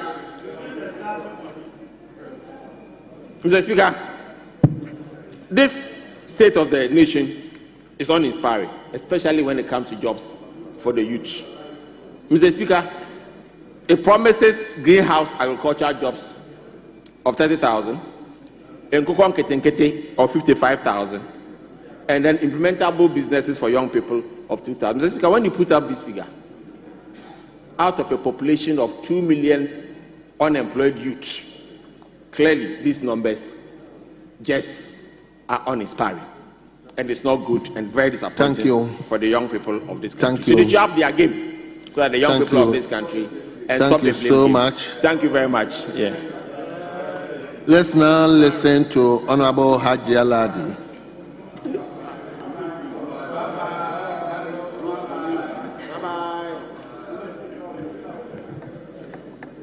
Thank you very much, Mr. Speaker, for the opportunity for me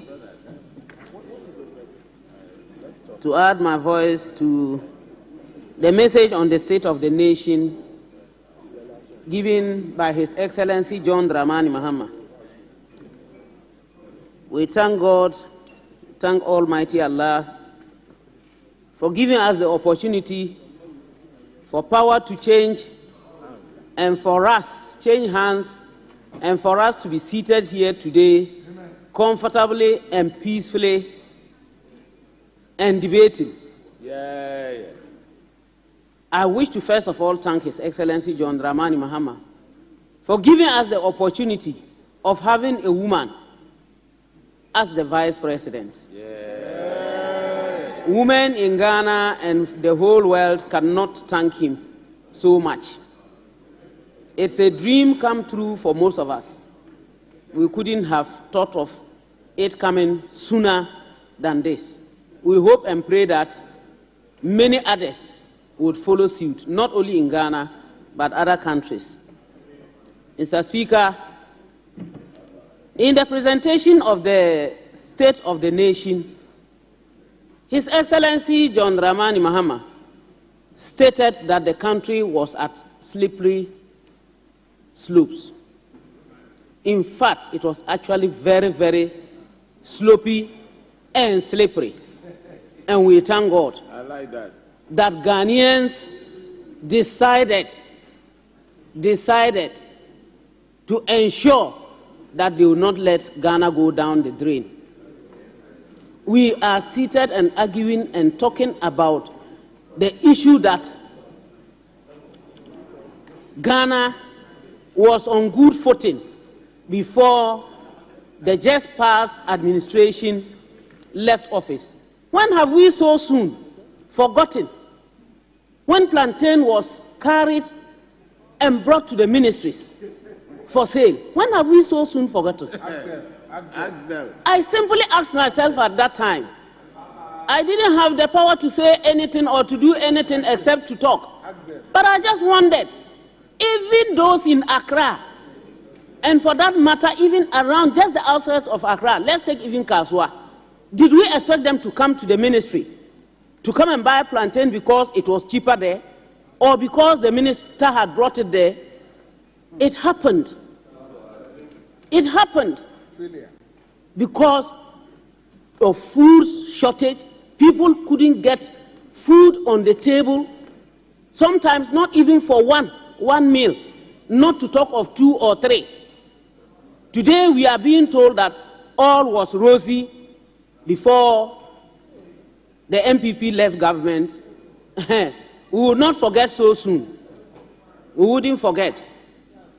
Don't let us also forget, when we talk about electrification, the simple thing I always remember, and unfortunately my brother, whom I will be referring to, is not here. We say Dumso, and that day people wanted to use it to say it was not His Excellency John Dramani Mahama that brought Dumso to an end. Have we so soon forgotten about the lies-offs that came to the extent that our brother, when he was compelled to come out and say something to the nation, said that this was not called Dumso, but it was called what? Dumsiesie. Today we are saying that we never had issues. Look, we are for the people, all of us, whether you are NDC or MPP. We are for the people, and we must talk it as it is. So we shouldn't forget about these things. We were in this country, we were in this chamber, when for God's sake the army was able to come into Parliament and to come into this chamber, as if Ghana was at war with another country. We legislators who are here, legislators, we have no problem except pen, paper, writing and thinking and talking. We had the army coming in here. And yet, when we took power, 7th January, and we gathered here, nobody saw even an army officer, one single army officer around the premises of Parliament, not to talk of them coming inside our chamber. Up until now, we haven't heard anything about that incident. Peaceful. Very, very, very peaceful. All went well.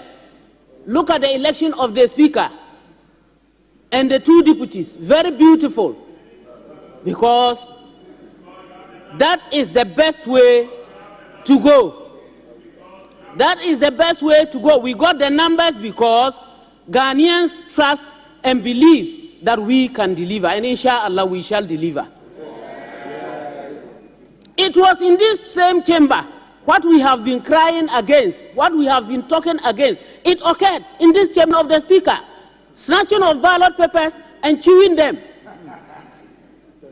which we normally cry against. We say, no, we don't want this to happen, we don't want that to happen. It happened here. We, the same people, the leaders, were here and it happened.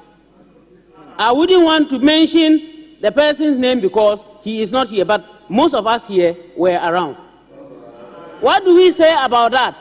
I won't give you the opportunity because when I give you that opportunity, you will let me laugh and then just sit down. No, I'm going to do it and then I will talk it as it is. Mr. Speaker, school feeding, it basically came to a stop. I won't talk of the secondary schools. It was a problem.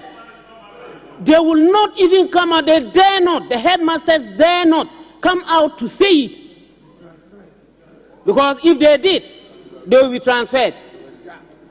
Today, everyone in Ghana has the peace of mind to talk and to say it as it is.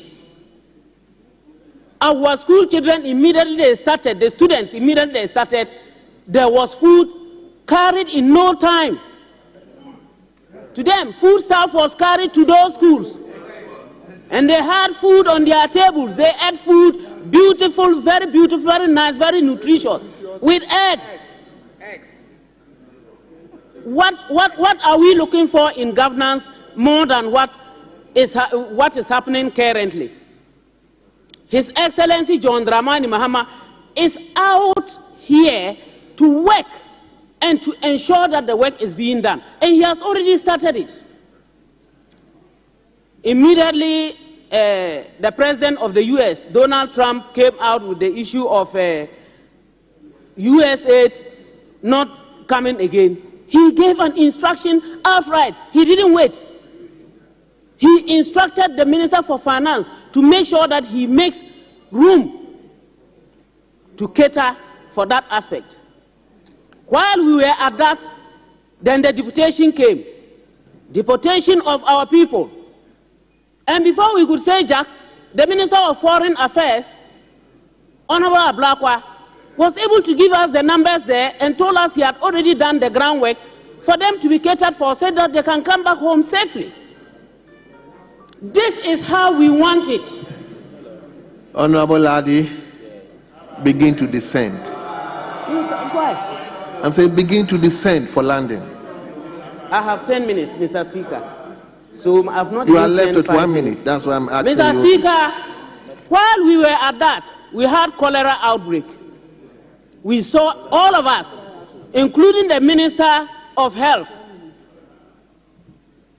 run round, send health personnel, ensure there is medication at every place that was affected. And thanks to the Almighty Allah, I believe that that problem is more or less being solved. Then we had the issue of meningitis. And because the president knows the predicament of most of our people, especially in the villages, he asked that all places that were affected, treatment should be given free. Education should be given properly so that people will be able to take care of themselves. This is what we are looking for. Thank you. Mr. Speaker. Thank you. Thank you very much. Thank you. Thank you so much. We will take the last round, then take the appointment report, then probably come back. So we will listen to Honorable Stephen Amoa. Honorable Dr. Stephen Amoa.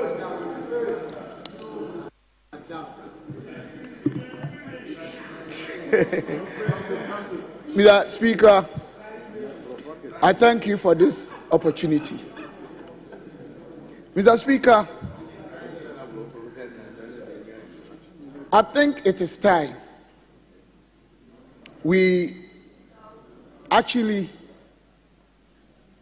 offered Ghanaians records and data and the appropriate interpretations and explanations with integrity.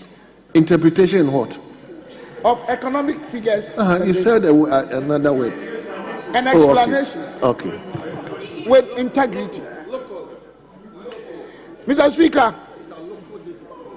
at least this issue about recycling incidents, pieces of information, just because one party wants to be in power, another party wants to come to power, in my opinion, should be a thing of the past. We can't continue treating Ghana this way. Mr. Speaker, I really got astonished when His Excellency John Dramani Mahama, our president, my president, came to this house and only stated just one out of the relevant primary macro indicators and painted a picture as if the economy of Ghana is in coma. What message are we sending to potential and prospective investors? Why are we creating panic in our country when there's none? Mr. Speaker, one thing that everyone should understand is that when it comes to the economy, it is not one having his or her discretion to give an illustration of a picture. It deals with facts and figures, numbers, numerical description. Mr. Speaker, the number one and the most important primary macro indicator to show whether a country's economy is doing well or not, number one is the GDP. You can't choose to say anything at all. 2016, I mean, God being so good, it is the same present president that handed over Ghana to His Excellency former President Nana Danko Akufo-Addo. GDP, as my brother said, just to re-emphasize, was 3.4. Mr. Speaker, we left over 6%, almost twice. Mr. Speaker, three most important secondary macro indicators all over the world in assessing any economy. Number one is the mainstay of your economy. In Ghana here, it's agriculture. They left 2.7. We left 4.5. Then you come to industry. It's very unfortunate that my senior, respectable MP, Honorable Haruna, he made a statement that MPP government destroyed the private sector. I stand to be corrected. Private sector is the key and definitional element of dealing with any industry in the world. They left industrial growth of 4.3. We left 8.9, almost twice.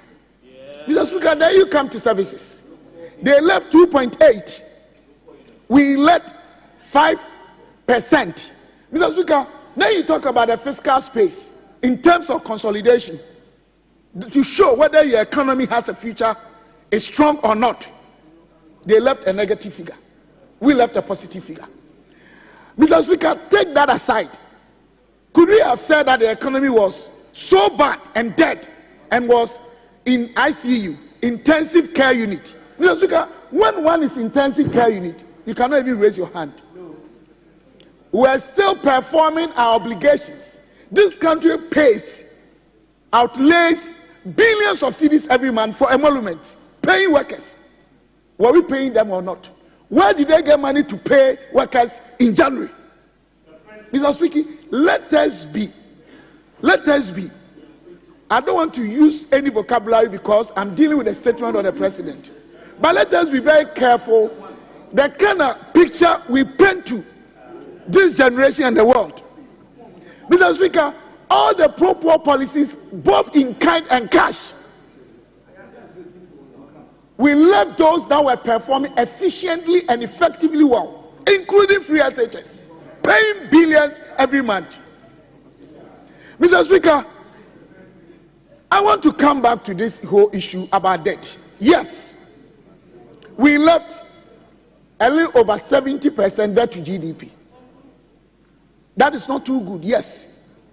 But Mr. Speaker, we need to contextualize this and explain it well. I want any professor in the world and in Ghana here swear with Quran and Bible and say what I'm saying is a lie, because we are tired of misinformation. Mr. Speaker, when in the history of this country, where Ghanaians, public and civil service workers, were asked to stay home but they were paid, have we forgotten so soon? They went through a period of some months of not working but they were paid. All of them in this country. Mr. Speaker, even after that, they ran shit for over 11 months. 10 will go 2 weeks, another 10 will go 2 weeks, and they were paying them. Mr. Speaker, private sector sacked over 40,000 people in this country, paying corporate taxes. We ran revenue shortfalls of 12 billion in this country. That was when the world grew negative 3.3. That was when the debt to GDP of the world went to almost 300%. We even did well. Had it been the NDC government, debt to GDP would have been 1,400. Because we are better managers of the economy. Mr. Speaker, all that we are talking about is that, Mr. Speaker, I want my brothers to understand. I want my brothers to understand. I want my brothers to understand. If the economy was in coma, in ICU, how come such a developing country such as Ghana, you are the social democrats. In economics, you are supposed to adopt what we call a contractual fiscal policies to roll out pro-poor policies. NDC government cannot boast of one social and pro-poor policy. The poor child's need, not even one. Which one? Which one? Which one? Tell me. You are not capitalistic. You are socialistic. But you cannot roll out one pro-poor policy. One. Even teachers and nurses allowance, you know you are running a better economy. You cancel them. Mr. Speaker, I want them to understand the fact that when it comes to managing the economy of this country, Ghanaians cannot have any hope under you. Mr. Speaker, no wonder. Thank you. Please wind up. Yeah. No wonder that when they were coming to power, they sang a nice song. Asampa is where official NDC members are torturing soldiers in order for their people to do galamsey. Asampa is where private properties and homes are being attacked. Our constitution states without ambiguity and debate, Article 18(2)(a), that no one shall be subjected to the interference of his private home and properties. So Asampa is that you are attacking poor people in our country today. Mr. Speaker. Thank you. Mr. Speaker, I want to end with this. I just want to end with this. I want to tell them today, when you have impaired productivity, when your market is not working, when you have revenue shortfalls, where you rely on is debt financing, and when your GDP is not growing, definitely. So it was an uncontrollable factor. But before they came to power, they have inherited far better economic situation. Thank you, Honorable Stephen Amoah. Even handed over in 2016. Thank you. Thank you, Mr. Speaker. Thank you.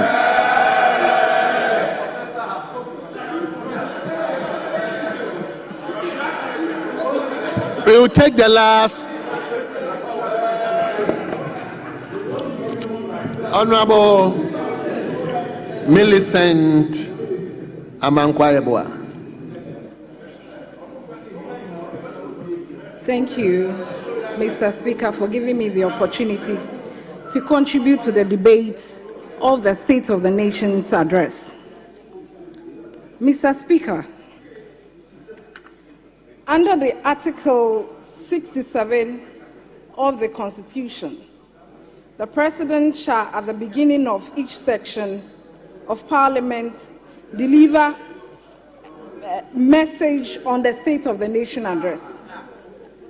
Mr. Speaker, clearly, His Excellency John Dramani Mahama has honored his constitutional rights and the oath that he swore. This is the first of his oath that he swore. Mr. Speaker, with this Article 67, that is the message. It didn't come out clearly with what the content of the message is. But if you pick the Article 34, Clause 2, the President shall report to Parliament at least once a year all the steps taken to ensure realization of the policies, objectives obtained in this chapter, and in particular, realization of the basic human rights and healthy economy, the right to work, the right to good health care, and the right to education. Mr. Speaker, on that note, let us ask ourselves if indeed the SONA contains this content. Mr. Speaker, yesterday, one of our members of parliament, our sister, the former deputy minister for finance, debated that the SONA, that it states the message that His Excellency John Dramani Mahama came about, was actually not in a right state. But I want to tell her that as a woman, I was surprised about some comment that was made. Because when she made mention of the fact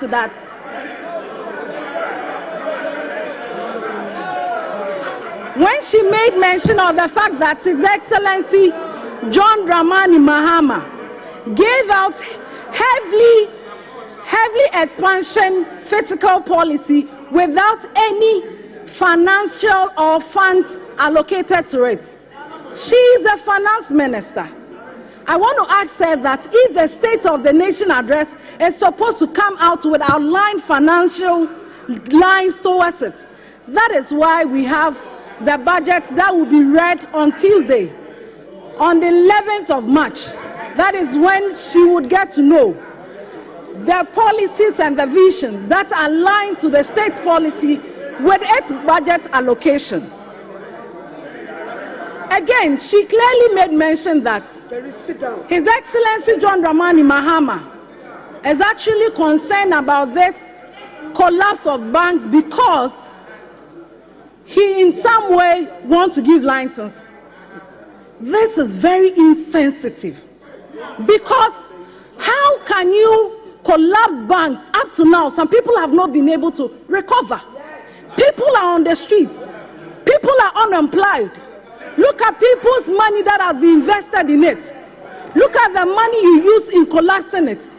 And look at the money which, if you had used to save them, wouldn't have been perfect. Mr. Speaker, now they talk about His Excellency John Dramani Mahama being a terminator. Mr. Speaker, if you want to come to the table of equity, come with clean hands.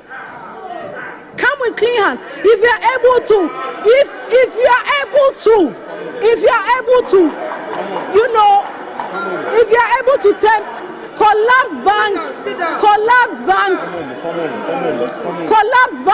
and people who was unemployed, you cannot today say that. But even Mr. Speaker, with determination, it was legally right, as Honorable James Agaga said earlier on. As I continue, yesterday, I am happy that the Honorable Oponkoma is here. Yesterday, I am so surprised. My respectable colleague, he made mention that he couldn't even hear, he couldn't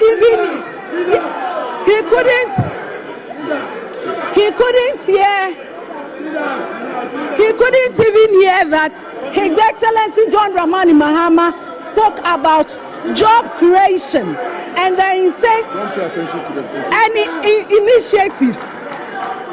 But if Honorable members, honorable members, I want to help honorable members, please, we lay down the rules. Your name is so sweet. Don't worry. Your name is so sweet. Mr. Speaker, he made mention clearly that he didn't hear His Excellency John Dramani Mahama talking about job creation initiatives. But you know, sometimes I remember when I wasn't in Parliament. When I was in Parliament and I used to listen to Sona, I sometimes do not get captured about these things. But today, per the Constitution, His Excellency John Dramani Mahama delivered perfectly the constitutional rights. And Mr. Speaker, if he didn't hear, maybe because it took like an hour or half, and so I will help him. Under the job creation, he made mention a Jumarua program, which supports 2,000 youth employment annually with training, capacity, and mentorship. The National Apprenticeship Program target 10,000 youth with skills training and setup kits. Okada or motorcycle transport reformed, introducing the electric motorcycle under the high purchase scheme. 1 million coded program, the youth training in digital skills, coding, web development, digital marketing. These are few that I made mention of. Mr. Speaker, that's why me MP, when he was talking about mining, I am so surprised he had the effrontery to talk about mining. Honorable. Mr. Speaker. Honorable. Mr. Speaker.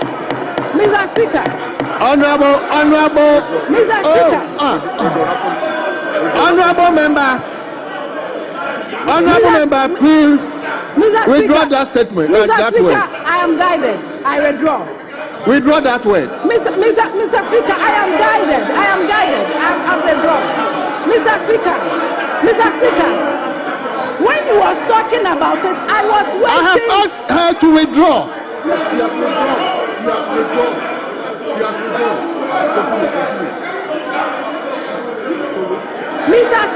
Mr. Speaker. Honorable members. I have asked her to withdraw that word. Don't worry. Mr. Speaker, I am guided. You are guided? Yes. Mr. Speaker, I was thinking that he would make mention the things that they did during their previous government. But Mr. Speaker, surprisingly, we had excavators seized. Mr. Speaker, instead of you looking at these mining communities, honorable members, I asked her to withdraw, and he has withdrawn. So, Mr. Speaker,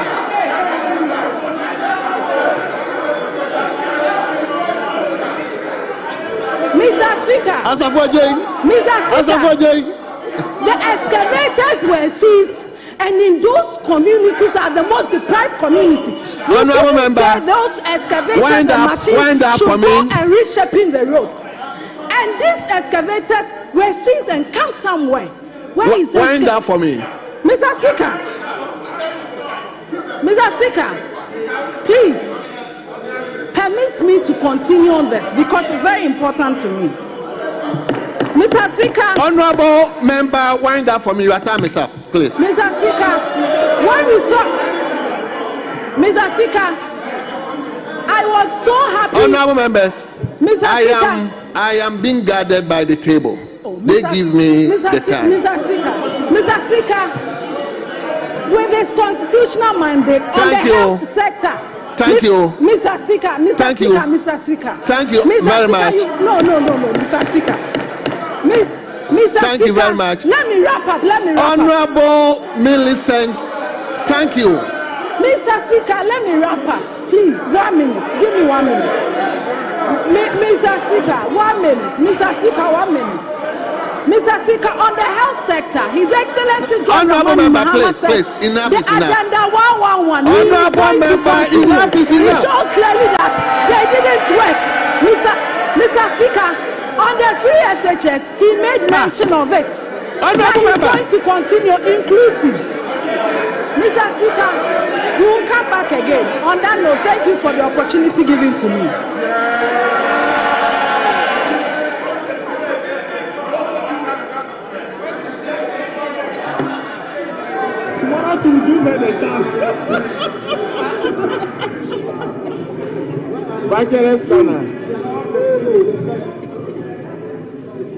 Have you seen the way the minority leader is looking at you?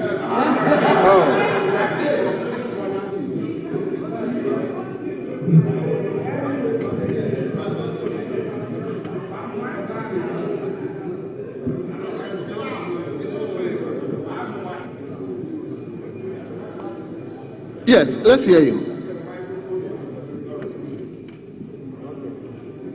Who is having his microphone on? Consult the oracles.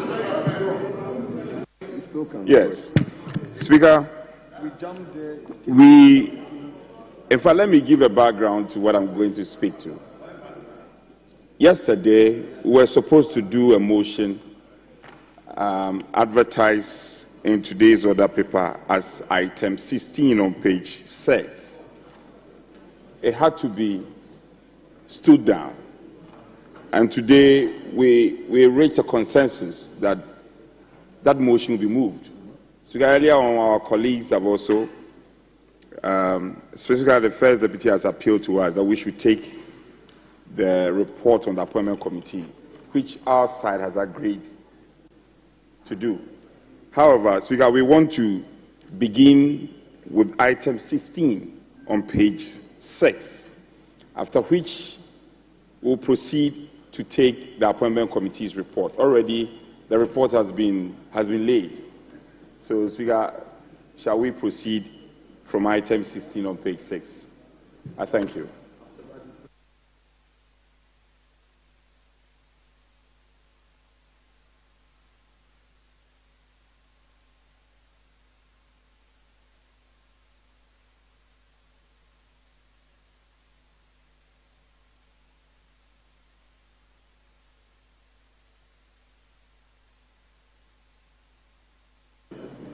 Yes, Honorable Majority Leader.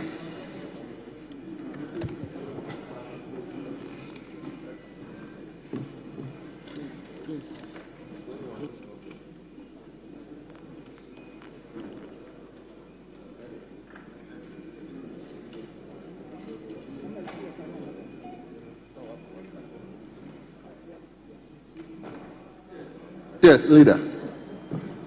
Yeah, I thought we had agreed that we will take one from each side and then we will take the reports. And I think that is why the First Deputy Speaker took his seat so that he could take the report. I don't know why the Minority Chief Whip is seeking to vary the order of business again. I thought that we were just going to take at least one of the reports on the ministerial appointments. I thought that was what we agreed to do. We will just finish with the motion quickly, and then we'll take it. There's no problem. We'll take it. Please. The problem with motions is that they can get very contentious, heated debates, and drag on for forever. So I thought that the best would have been to, because there's consensus on the nominees, at least the ones that we want to take.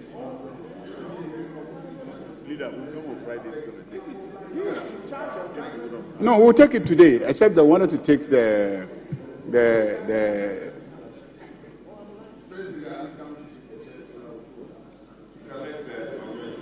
okay, let him come and take it so that he's come and take it so that we'll take it.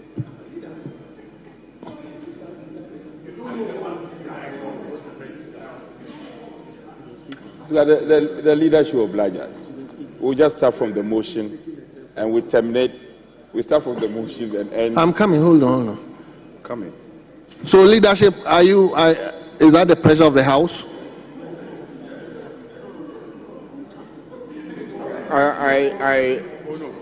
I think the First Deputy Speaker has some indications from the Speaker, and he made mention of that when we met this morning. So if the First Deputy Speaker takes the chair, he will give an indication what we should do.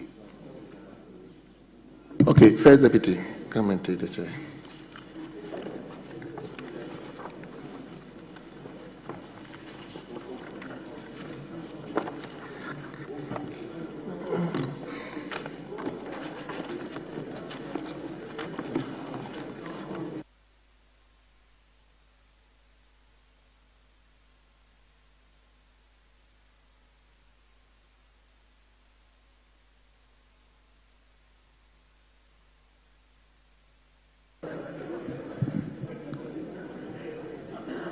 Yes. Speaker, may we move to page 6? Page 6 of today's order paper and take item 16. Item 16 on page 6, Speaker.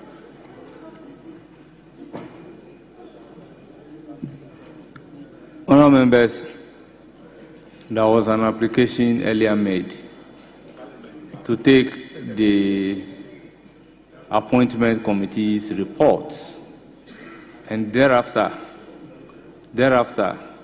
we'll take the motion. In view of that understanding, I ask that the second deputy speaker should take the chair so that I could myself move the motion. Then I can come and take the chair, and then we take the private member's motion. But I do not know what have changed. But I will be guided by the pleasure of the House. Speaker, with greatest of respect, this motion was advertised on a paper, on an order paper addendum yesterday. It had to be stood down, which we obliged. We've discussed, Speaker, application was made to us. We agreed that the item should be laid, the report should be laid. Speaker, we have obliged our colleagues in the majority. Please, for once, let's work together. Let's take this motion, after which we can do the report. The report is here. There's consensus. There's no problem. Is it the case that colleagues are entertaining some fear? We are going to support you to pass this. So see, no fears, but for a moment, when the vice chairman was even laying a report, you raised an issue that he is not the chairman of the appointment committee. I think Honorable Habib was the one who raised the issue. It is based on the issue raised by Honorable Habib that I have decided to give the chair to the second deputy speaker, so that as the chairman of the appointment committee, I could move the motions before coming to take the chair, and then we'll deal with the private members' motion. So I want to be guided. As far as I know, the two respected leaders' minds have met. There's an agreement. The two leaders have agreed. So shall we proceed from there, Speaker? Please. There's an agreement. Is that the agreement by the two leaders?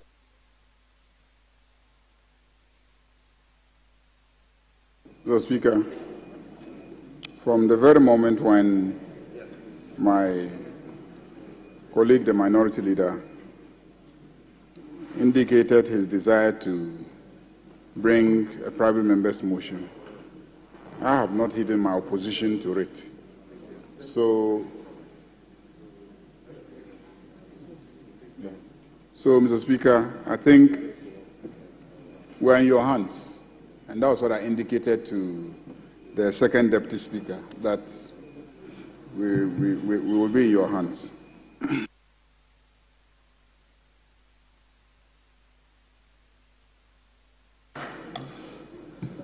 Yes, honourable members, item number 16 at page 6 of today's order paper. Private members' motion.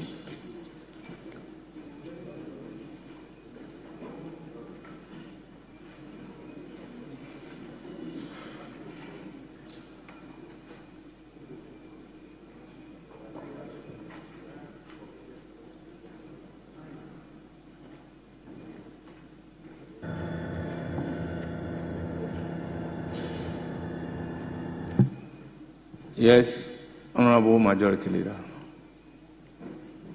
Mr. Speaker, in private, I had indicated and intimated to the Minority Leader that I am opposed to the motion advertised. Because the motion, Mr. Speaker, is to the effect that this House, this Honourable House, considers the directive by the Chief of Staff, Honourable Julius Debra, in a letter dated 10 February 2025, with reference... Honourable Majority Leader, you should... Very well. It is already the property of the House because it has been advertised. Yes. It has been advertised. Listen, it has been advertised. It has been advertised, and I want to object to it being moved in the first place. Not to oppose the motion after it has been moved. To object to it being moved. The objection is to it being moved. Very and well. that was the understanding Very between well. us. Very well. If that I should arrest it, yes, and then the Speaker will rule. Very well. And then the next step will take place. Very well. That was the understanding in Very private. well. Yes. So I said that I was going to attempt to arrest it. Yes. So, and then Majority Leader, and then leave it to let the me Speaker hear to rule. the Minority Leader briefly. Then I'll come back to you so that you can raise your objection. Mr. Speaker, I always say that I want the jurisprudence of the House to guide me. And if in this night Parliament we are setting certain precedents, that precedence would help all of us, and Hansard would be the witness. Mr. Speaker, speakers have ruled on this very important matter, that a preliminary objection to a motion can only be triggered after the motion has been moved and seconded. However, Mr. Speaker, if the new practice in this ninth Parliament is that a preliminary objection, a preliminary legal objection, or any form of objection to a motion must be raised before the motion is moved, it's fine. Because I remember in the 7th Parliament, in the matter of Kennedy Japan, when it came to the contempt matter, I stood on the majority side in the 7th Parliament at the back bench and raised a preliminary objection to arrest the motion. The ruling of Professor Okwe was that no, the motion must first be moved, seconded, and then the motion will be properly before the House. In the matter of Kenoforiata, Honorable Ayerega, wait. In the matter of Kenoforiata, then as Deputy Majority Leader, I again rose on preliminary objection to the motion. Again, Mr. Speaker, relying on precedents, said that no, the motion would have to be moved, seconded. It is only upon that that would be seized with the matter. Then my preliminary objection on the matter could be raised. And if it is upheld, then there will be no debate on it. Mr. Speaker, Mr. Ayariga himself, then in the minority, was part of those who argue strongly on this matter. However, Mr. Speaker, all we're doing is for posterity. I am fine if he would want to raise his preliminary objection for you to rule upon it, and if whichever way it goes, we'll know what to do. If the new practice is that a preliminary objection must be raised before a motion is considered, so that if the matter is considered, the application fails, you can now move. If it succeeds, the whole thing is arrested. Don't let us also forget, Mr. Speaker, in the Doe Ajaho case, Honorable Dominic Nitiwu, in the Merchant Bank's case, again, when he moved a motion, there was a preliminary objection to it. Right Honorable Ajaho allowed the motion to be moved, seconded. Then after that, the preliminary objection was raised from the majority side, and he ruled on it and sustained the objection. Mr. Speaker, there are 3 precedents from 3 different speakers on this matter. You are in the chair now as the presiding officer. If you want to vary the precedents, this would be the new precedents, and I'll be guided. I don't have a problem. Thank you, sir. Honourable Majority Leader. Mr. Speaker, the terms of the motion are captured in the order paper. So we know what the motion is. We know what the motion is. It's not as if we don't know what the motion is. So when a motion is advertised and you think that that motion, if moved, would offend a provision of the standing orders, you should be able to arrest it before it is moved. The reason is that in moving the motion, the mover will already make comments or even argue in support of the motion. So whatever you are seeking to arrest, you will lose the opportunity to arrest it, because the motion is moved and the terms in which it is going to be moved will unearth the issues that you think offend the provisions of the standing orders. So the proper thing to do is that once the content of the motion is known and the motion has been advertised and everybody can read it, if you think it should not be moved, it is before it is moved. When you give indications that the motion is about to be moved, that's when you arrest it. You seek to stop it from being moved so that it is not moved. If you rule that the objection is not well founded, then he can go ahead and move the motion, argue, and then we'll all debate the provisions of the motion. I think that's the proper practice. Well, honourable members, I think we are talking about 2 separate things here.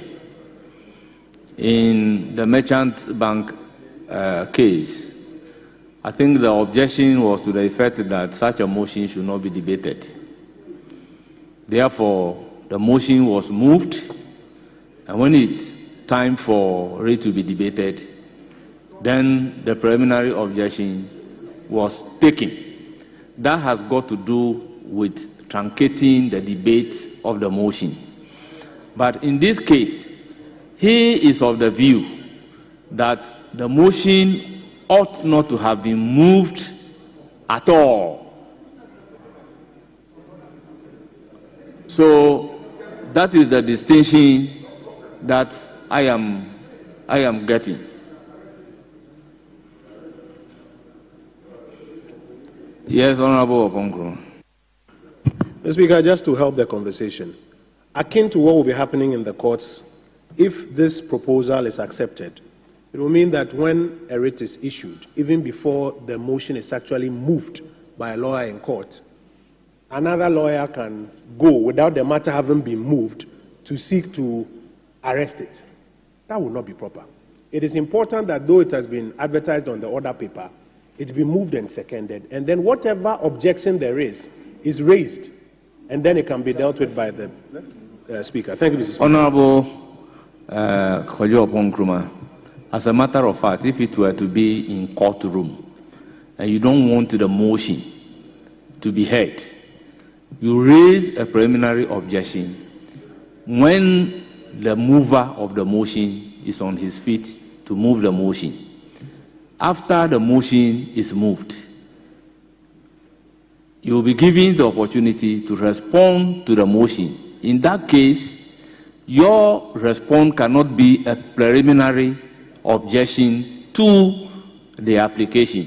That is why I'm saying that I have the distinction that one is to the effect that a debate on the motion should be truncated. The other one is to the effect that the motion ought not to have been moved at all. And I think that is what Honorable Majority Leader Mahama Ayariga is saying. So may we hear your preliminary objection.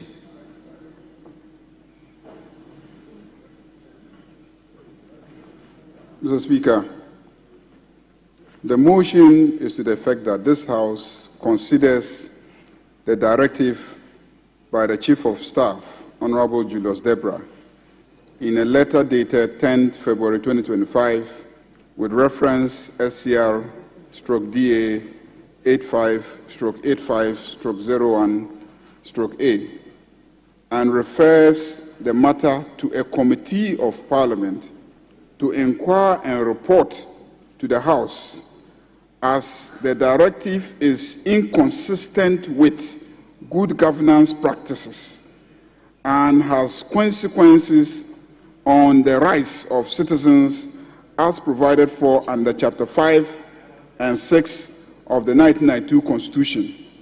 Mr. Speaker, these are the terms of the motion that he seeks to move.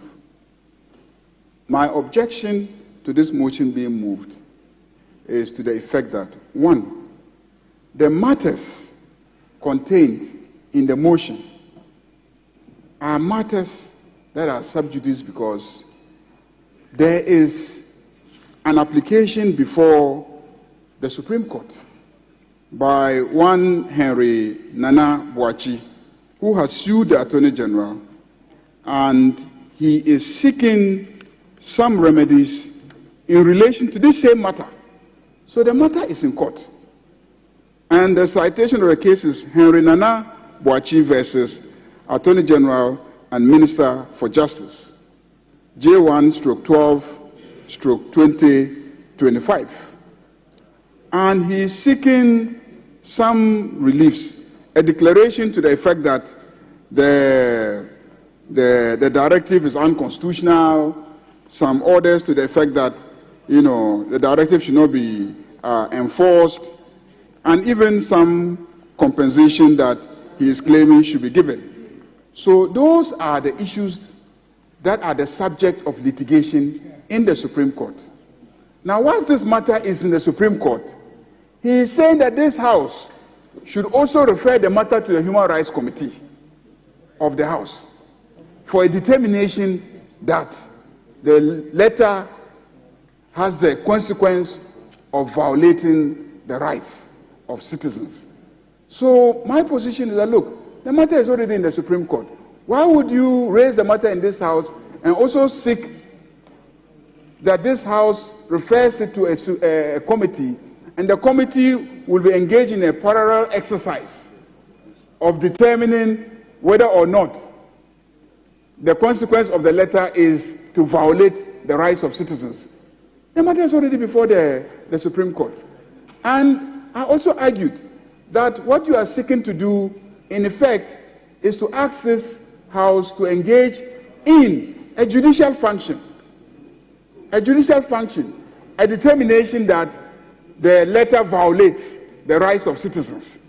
So that's a judicial function you are asking this House to engage in. The nature of the work of committees is to ascertain facts. That's mostly what committees do. Not to make a determination of a violation of rights or not. The determination of the violation of rights is a function of the judiciary. So my objection to this motion being moved is on two counts. One, that is a matter that is already before the courts. And I don't see how we are going to move this motion and debate it without violating Order 1231 of our standing orders.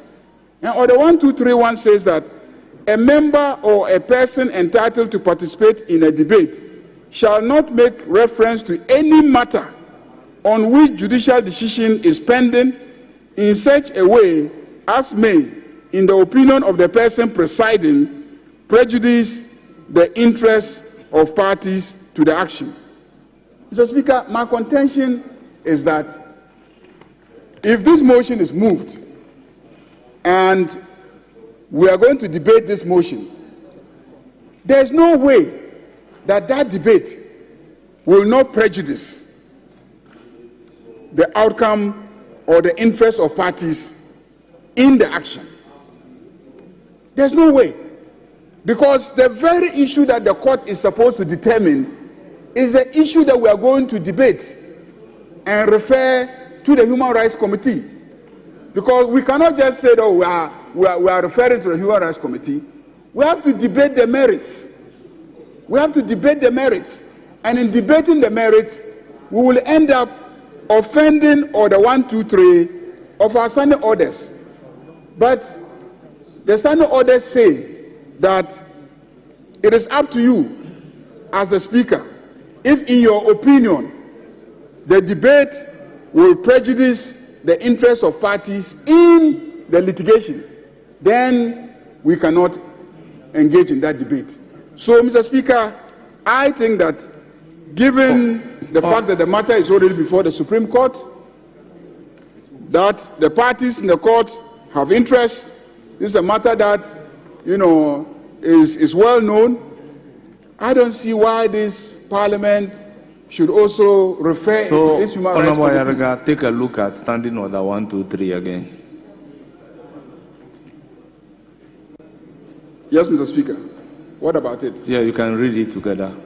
So a member or a person entitled to participate in a debate shall not make reference to any matter on which judicial decision is pending in such a way as may, in the opinion of the person presiding, prejudice the interests of parties to the action. So at what point is the matter debated? Mr. Speaker, that is the point. After the motion is moved. Mr. Speaker, that is the point I'm making. The point I'm making is that there are two grounds on which I am raising the objection. The first ground is that under our Constitution, we must not interfere with the work of the judiciary. Under our Constitution. So, if the judiciary is already seized with a matter, Parliament should not also take up that same matter and refer it to its Human Rights Committee. You will be interfering with the work of the judiciary. Under the Constitution, we owe the judiciary a duty not to interfere with their work. And my argument is that we taking up the matter and referring it to our Human Rights Committee to also inquire into will be interfering in the work of the judiciary. That's my first argument. And I'm saying that my second leg is that if we are to move the motion, it will be difficult for us to move the motion without making statements. Whether we are moving it, we are debating it, whichever way, we will end up prejudicing the interests of parties in the matter. So, if you combine the two grounds, my contention, Right Honourable Speaker, is that the motion should not even be moved. Because I know how he's going to move the motion. In moving the motion, he's going to marshal all the arguments. That is where the problem is. He's not just going to get up and stand on his feet and say, I'll move in terms of the motion paper, and then that is not what he's going to say. He's going to move the motion and marshal every argument. At what point do we arrest the statements that will prejudice the outcome of the interests of parties in the litigation that is at the Supreme Court? So it is better that we argue the grounds for the motion not being moved at all. For you to rule at that stage, then we move on. Otherwise, if we say let's move, the person moving, the person seconding, the arguments that they will put forward in moving and in seconding all those will end up prejudicing the interests of parties in the litigation. So if you combine the two arguments, even though ordinarily you wait until the person is making a statement and you think the statement is going to prejudice the interests of parties, then you object. But here, I'm saying that the very language of the motion,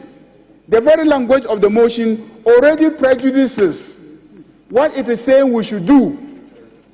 What it is saying we should do, apart from offending the Constitution, we say we should not interfere in the work of the judiciary. In moving it, there's no way that he will not say things that will not prejudice the interests of parties in the substantive litigation. Why the hurry? Mr. Speaker, he came here in this House and requested to make a statement on this same matter. We objected, but the Speaker gave him the opportunity and he made a statement on this same matter. Then somebody has gone to the Supreme Court on this same matter.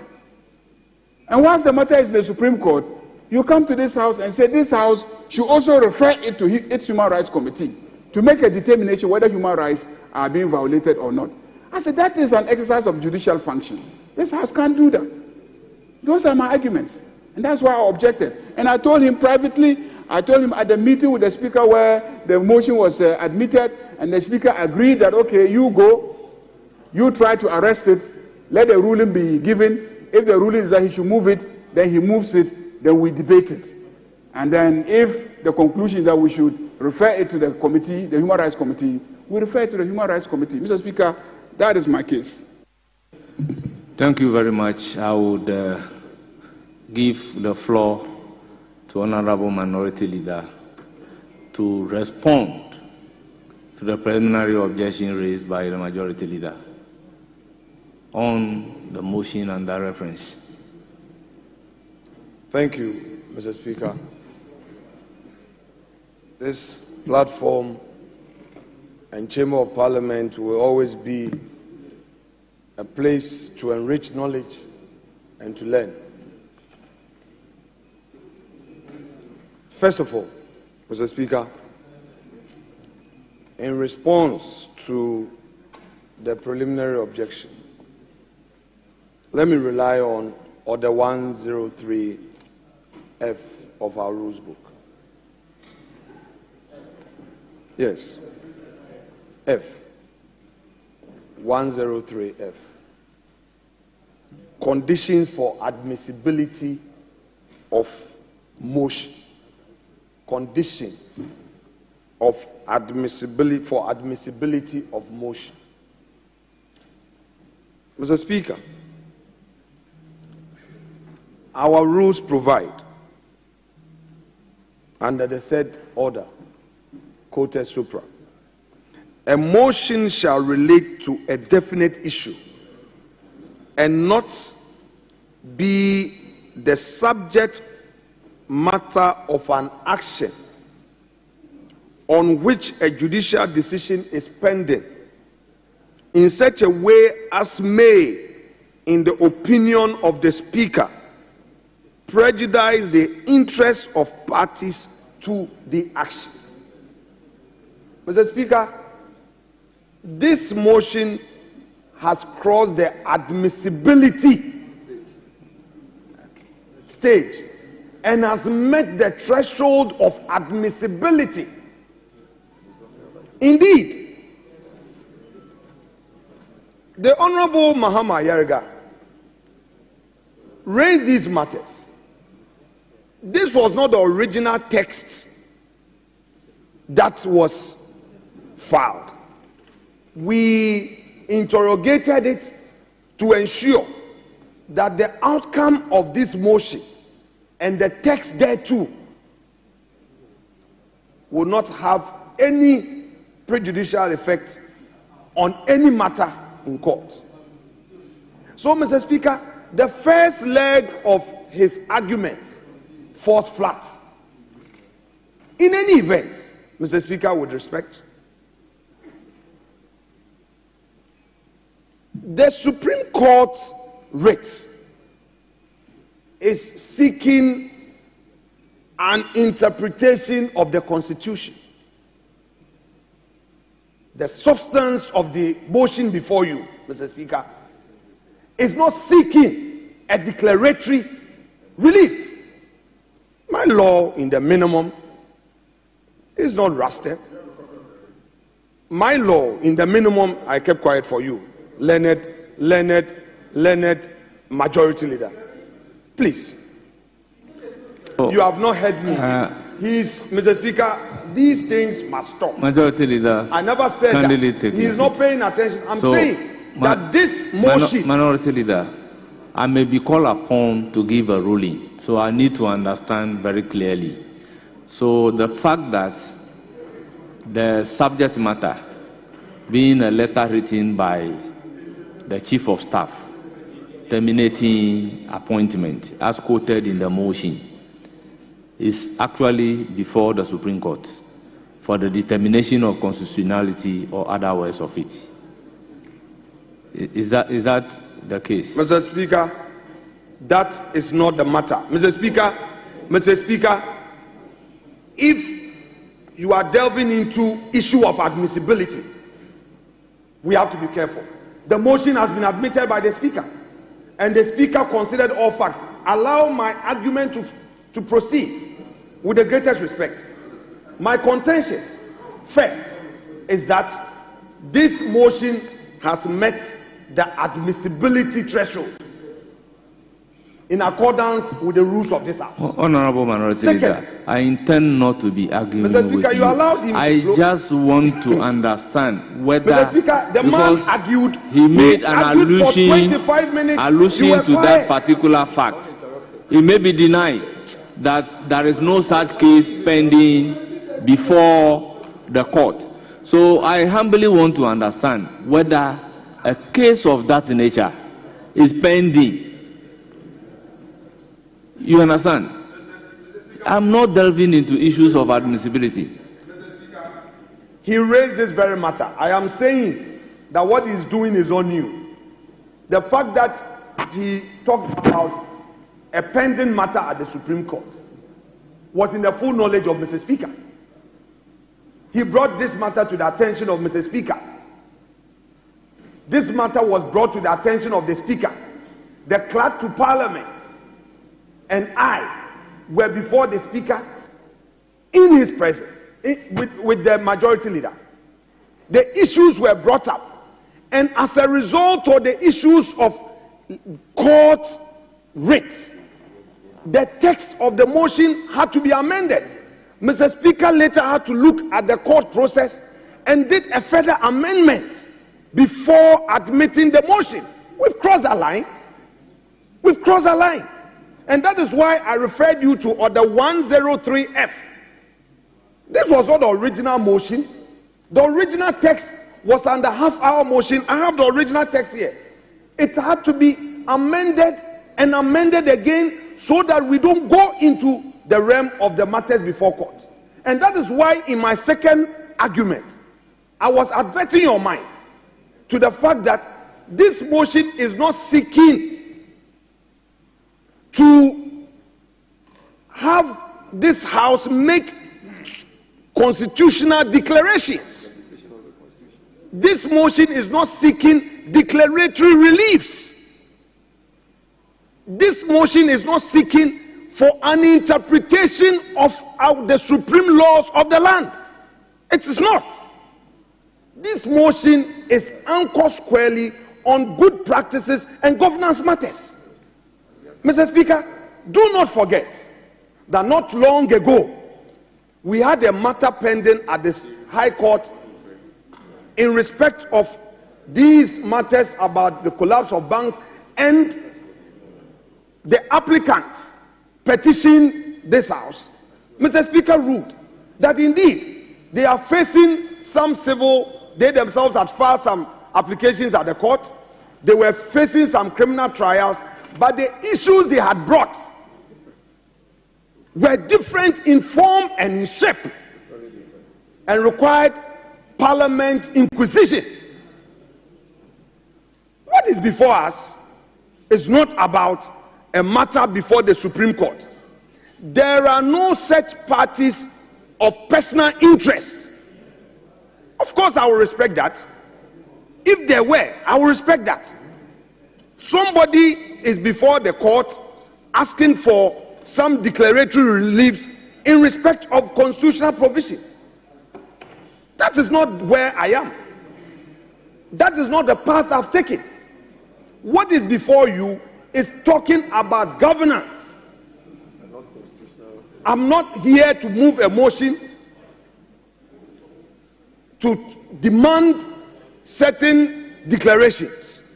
Mr. Speaker, at pre-sitting, the understanding was that the majority leader will raise this issue, will respond, and then a pathway would be given for us to proceed. This issue that somebody is rising behind and trying to this thing, it will not work. When we agree in good faith, let's proceed accordingly. That is how I understand the practice in this house. Mr. Speaker, the majority leader is also arguing that this matter, if considered, would affect the rights of certain individuals in court. Whose rights? That is not where we are. That is not where we are. The fact that we are referring to a subject matter and invoking the inquisitorial powers of this house does not mean that because somebody is also asking for the Supreme Court to interpret the Constitution, this house stands estopped. The rule of estoppel is not applicable here. It cannot apply against our regular conduct as enshrined in the Constitution. Mr. Speaker, the argument of sub judice is inapplicable here. The majority leader has expressed his own objections. I respect that. But Mr. Speaker, for the good of this Parliament, we need to proceed to move this motion. There is precedence, and I've cited the precedence at the risk of being repetitive. I shall repeat them. I shall go over and then draw the attention of the chair that we've had instances where Ghanaians were facing criminal trials. Ghanaians were pursuing the state in the civil matters, but again petitioned this very house on aspects that they felt that their rights needed to be protected by the people's representatives. What does the motion say? I will go over. The motion is coming under Order 114 of our rules. Order 114, Mr. Speaker, with respect, provides motion on specific matters of urgent public importance. Mr. Speaker, in his wisdom, within his powers of admissibility, has determined that this motion falls under matters of urgent public importance. Mr. Speaker has again found this motion worthy of admissibility. And then, Mr. Speaker, has allowed this motion to be on our order paper. And this is what the motion reads: that this Honorable House considers the directive by the Chief of Staff, Honorable Julius Debra, in a letter dated 3rd February 2025 with reference number SCRDA85/85/01/A, and refers the matter to a committee of Parliament to inquire and to report to the House, as the directive is inconsistent with good governance practices and has consequences. We are not saying that it is in breach. Please, Mr. Speaker, we are not saying that the action is in breach of the Constitution. We are not saying that the action is in breach of any enactment. We say, and has consequences. Mr. Speaker, the language used has been carefully crafted to move away from any courtroom interference. Mr. Speaker, the issue before you is properly before you. Therefore, it is at the point of inquiry that this House, through its appropriate committee, will now consider all the issues, which issues deal with good governance, and report to this House. When the committee reports, this House will now consider the remits of the report, i.e. the findings and recommendations and all. Then we take a decision. Mr. Speaker, for anybody to say that merely moving the motion to bring this matter before the people's representative will amount to interfering in a court process, Mr. Speaker, will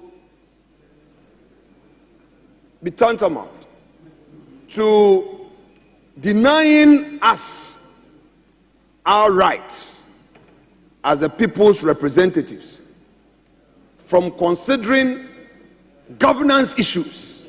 Mr. Speaker, our hands therefore will be tied that this House cannot proceed, and any busybody will then use courts to arrest this House, because as soon as the matter is raised, you say, oh, I have filed a writ, oh, there's something before the court. Then, Mr. Speaker, how will this House function?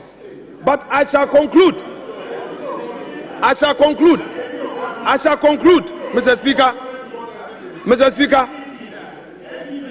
Speaker, I shall conclude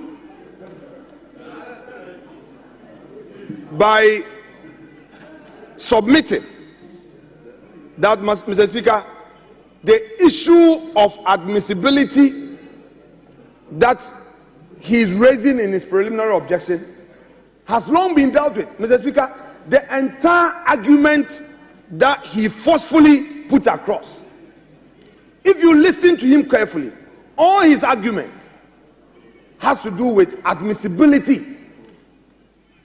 But, Mr. Speaker, we've long passed that stage. We have long passed that stage. All that he said, that it will prejudice the outcome of a case, there's a matter before court. Mr. Speaker, the law that we operate with in this House, 103, is clear. That before the motion is even considered, it says the conditions for admissibility of motion. So if you don't meet the threshold, you don't get to this level. All that he is saying, as if the motion is now being filed at the clerk's office, as if Mr. Speaker is consulting us for our opinion before admissibility. No, we've gone beyond that. He cannot, it's too late in the day for him to attempt to invite this House on issue of admissibility, unless he wants to challenge the decision of the Speaker for admitting this motion. Mr. Speaker, we cannot allow this argument to stand when there's already a decision taken. Again, for the avoidance of doubt, I will repeat, Order 103F, a motion shall relate to a definite issue and not be the subject matter of an action on which a judicial decision is pending. So that argument he raised, it was a condition precedent that we should meet that threshold. We've crossed that threshold. We've crossed. He cannot now raise a preliminary objection on the ground that there's a judicial matter pending. We've moved past there. In the opinion of the Speaker, prejudice the interest of parties to the action. Mr. Speaker has determined this matter, that the outcome of this motion, the motion in its form and shape, will not prejudice the outcome of any case. The very case is referring to, he brought it to the attention of the Speaker. The Speaker has determined it, that there's no way what is before us would sin against Order 103F. So, Mr. Speaker, he cannot. He is stopped by the decision of the Speaker and Order 103F. If, however, he seeks to challenge the Speaker's discretion on admissibility, he, as a leader of this House, knows what to do.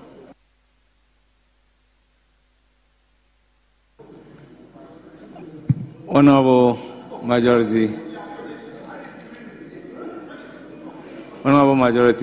Leader, I am being called upon to make a ruling on this matter. I would